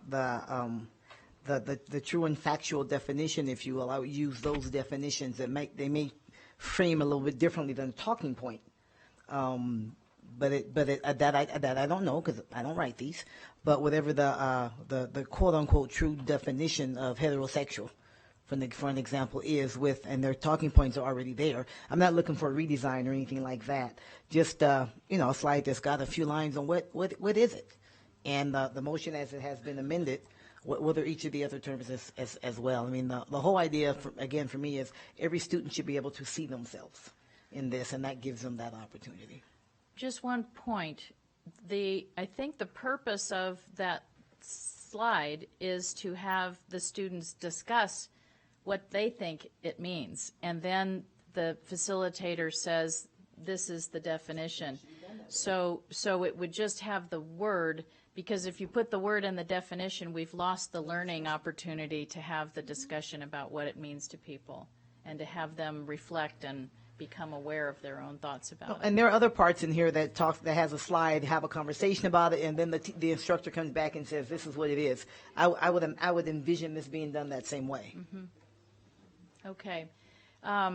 So I think where we are at the moment is that the motion is on the floor for this to be approved with amendments as stated by Dr. Taylor. I think I would like to ask that the proposal for it to come back at a future meeting be a separate motion. Yeah, we didn't amend the motion. I think that's a different. Okay. So is everybody clear? The motion has to do with the amendments that we've suggested, which include splitting out the current slide 3 into essentially 5 slides and providing the same content for the instructor that would be that is there now, and then adding a preamble that would be read at the beginning of the course, and then having the survey and surveys, which under clarification, the intention is to survey each lesson. Okay. Anything else? Did I miss anything else about what's in there, JJ? That it's to be implemented as soon as possible. Implemented as soon as possible. Okay. Everyone clear on that motion? Okay. All those in favor, please signify by saying aye. Aye. Any opposed? No. Okay. And now let's vote on, do you want to make a motion, Trustee Kelly, about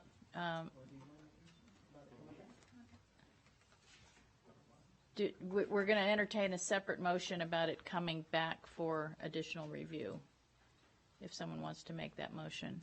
Trustee Kelly? You said you wanted it to come back for transparency. That's the time to make that motion now, if you'd like for that to be the case.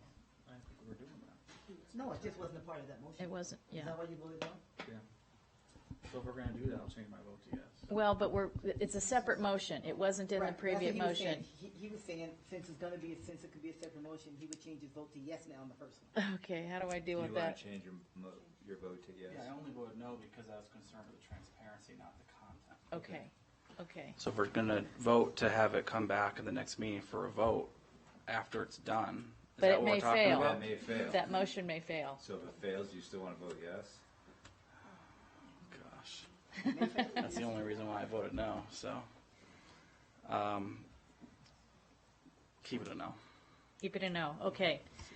Okay, that motion passes 6-1, and now Trustee Kelly.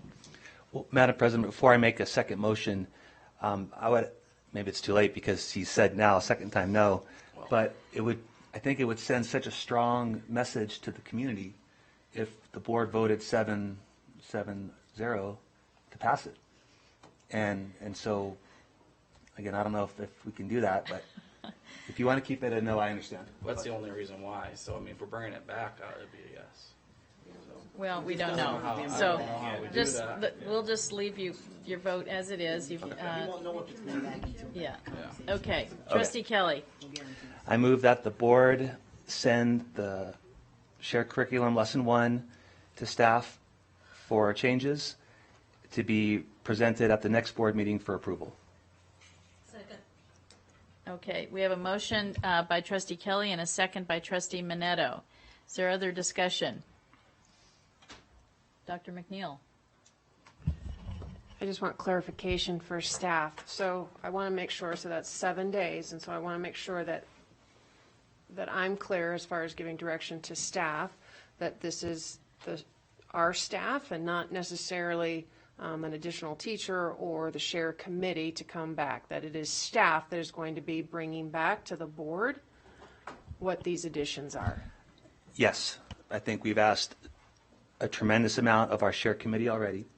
I think that it's appropriate at this point for staff to take it and do that final push.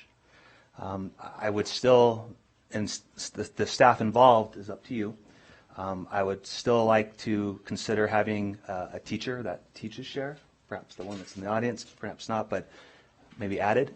But again, that's your prerogative. Okay. Seconder is okay with that. Okay, and we're clear on the motion. Okay, all those in favor, please signify by saying aye. Aye. Opposed? No. So it passes 4-3. Can I get a roll call or show of hands? Yeah, so please call the trustees. Trustee Minetto? Yes. Trustee Kelly? Yes. Trustee Caudell? Yes. Trustee Taylor? No. President Simon Holland? No? Trustee Raymond? No. Trustee Calvert? Oh. Oh, it failed. Oh, I Motion know. fails. Oh. Oh. Okay, so then it moves forward. Okay, I think the only difference is it's going to move forward. The staff is still going to do the work, and we will, I'm sure, get it done quickly and get it out so people can see it. Okay, staff, thank you. Advisory committee, thank you. Citizens, thank you. We are concluded on that item, but we still have some things to do on our agenda.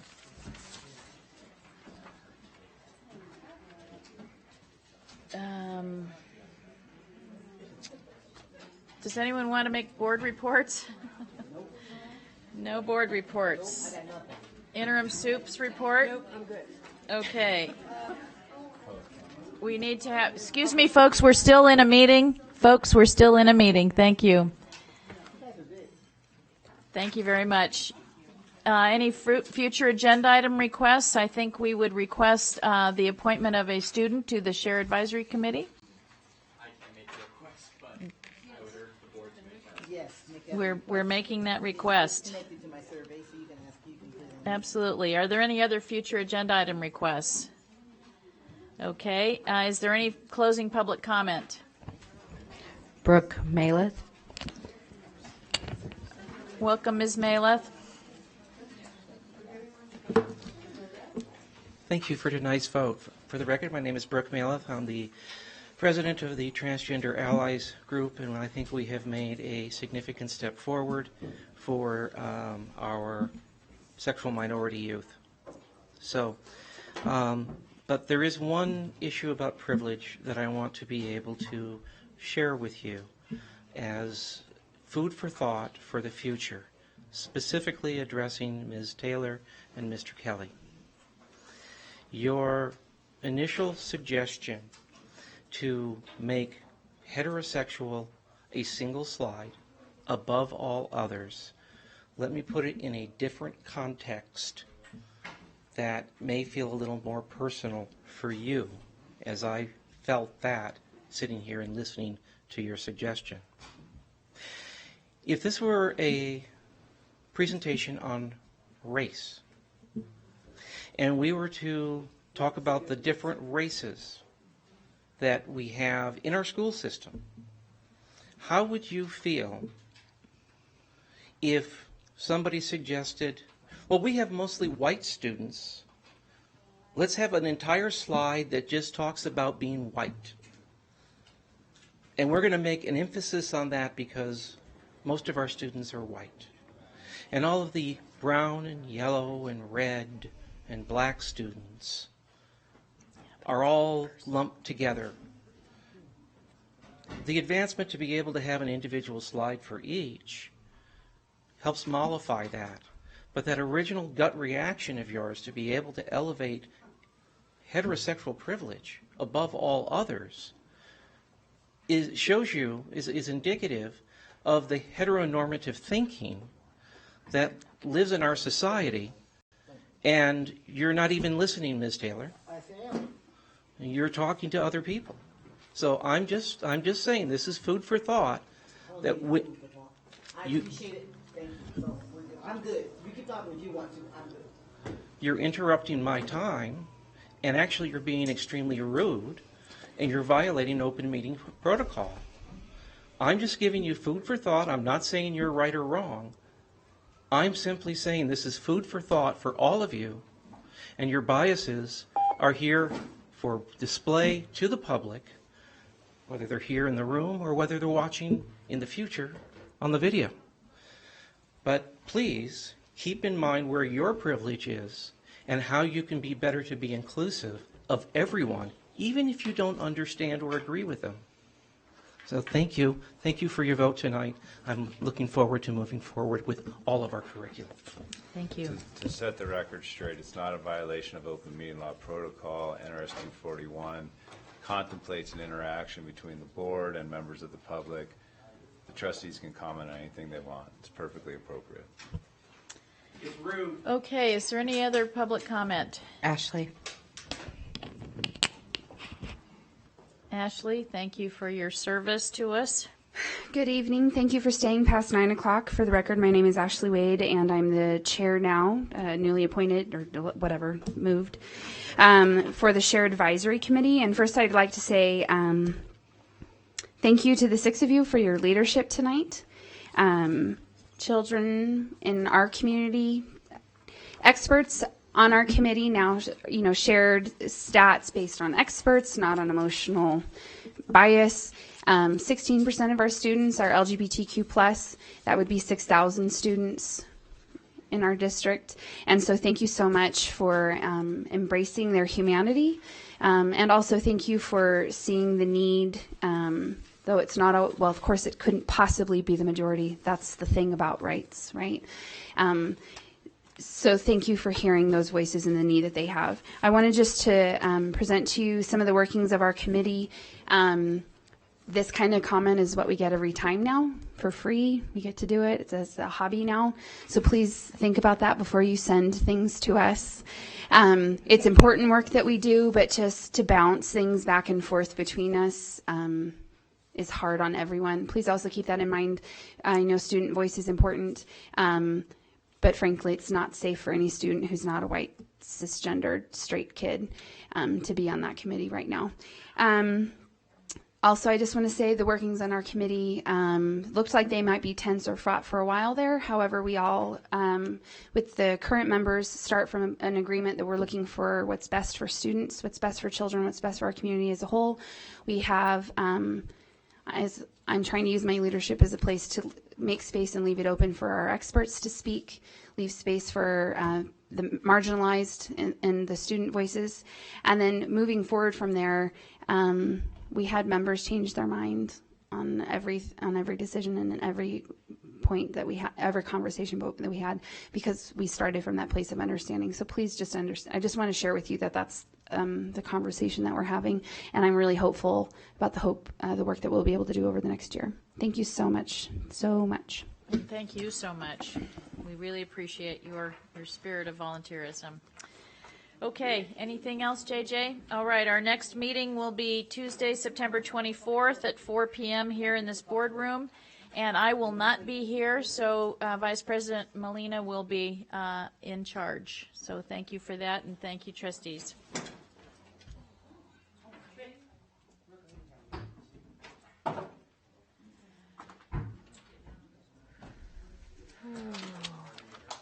Oh, yes, we're adjourned. I'm sorry.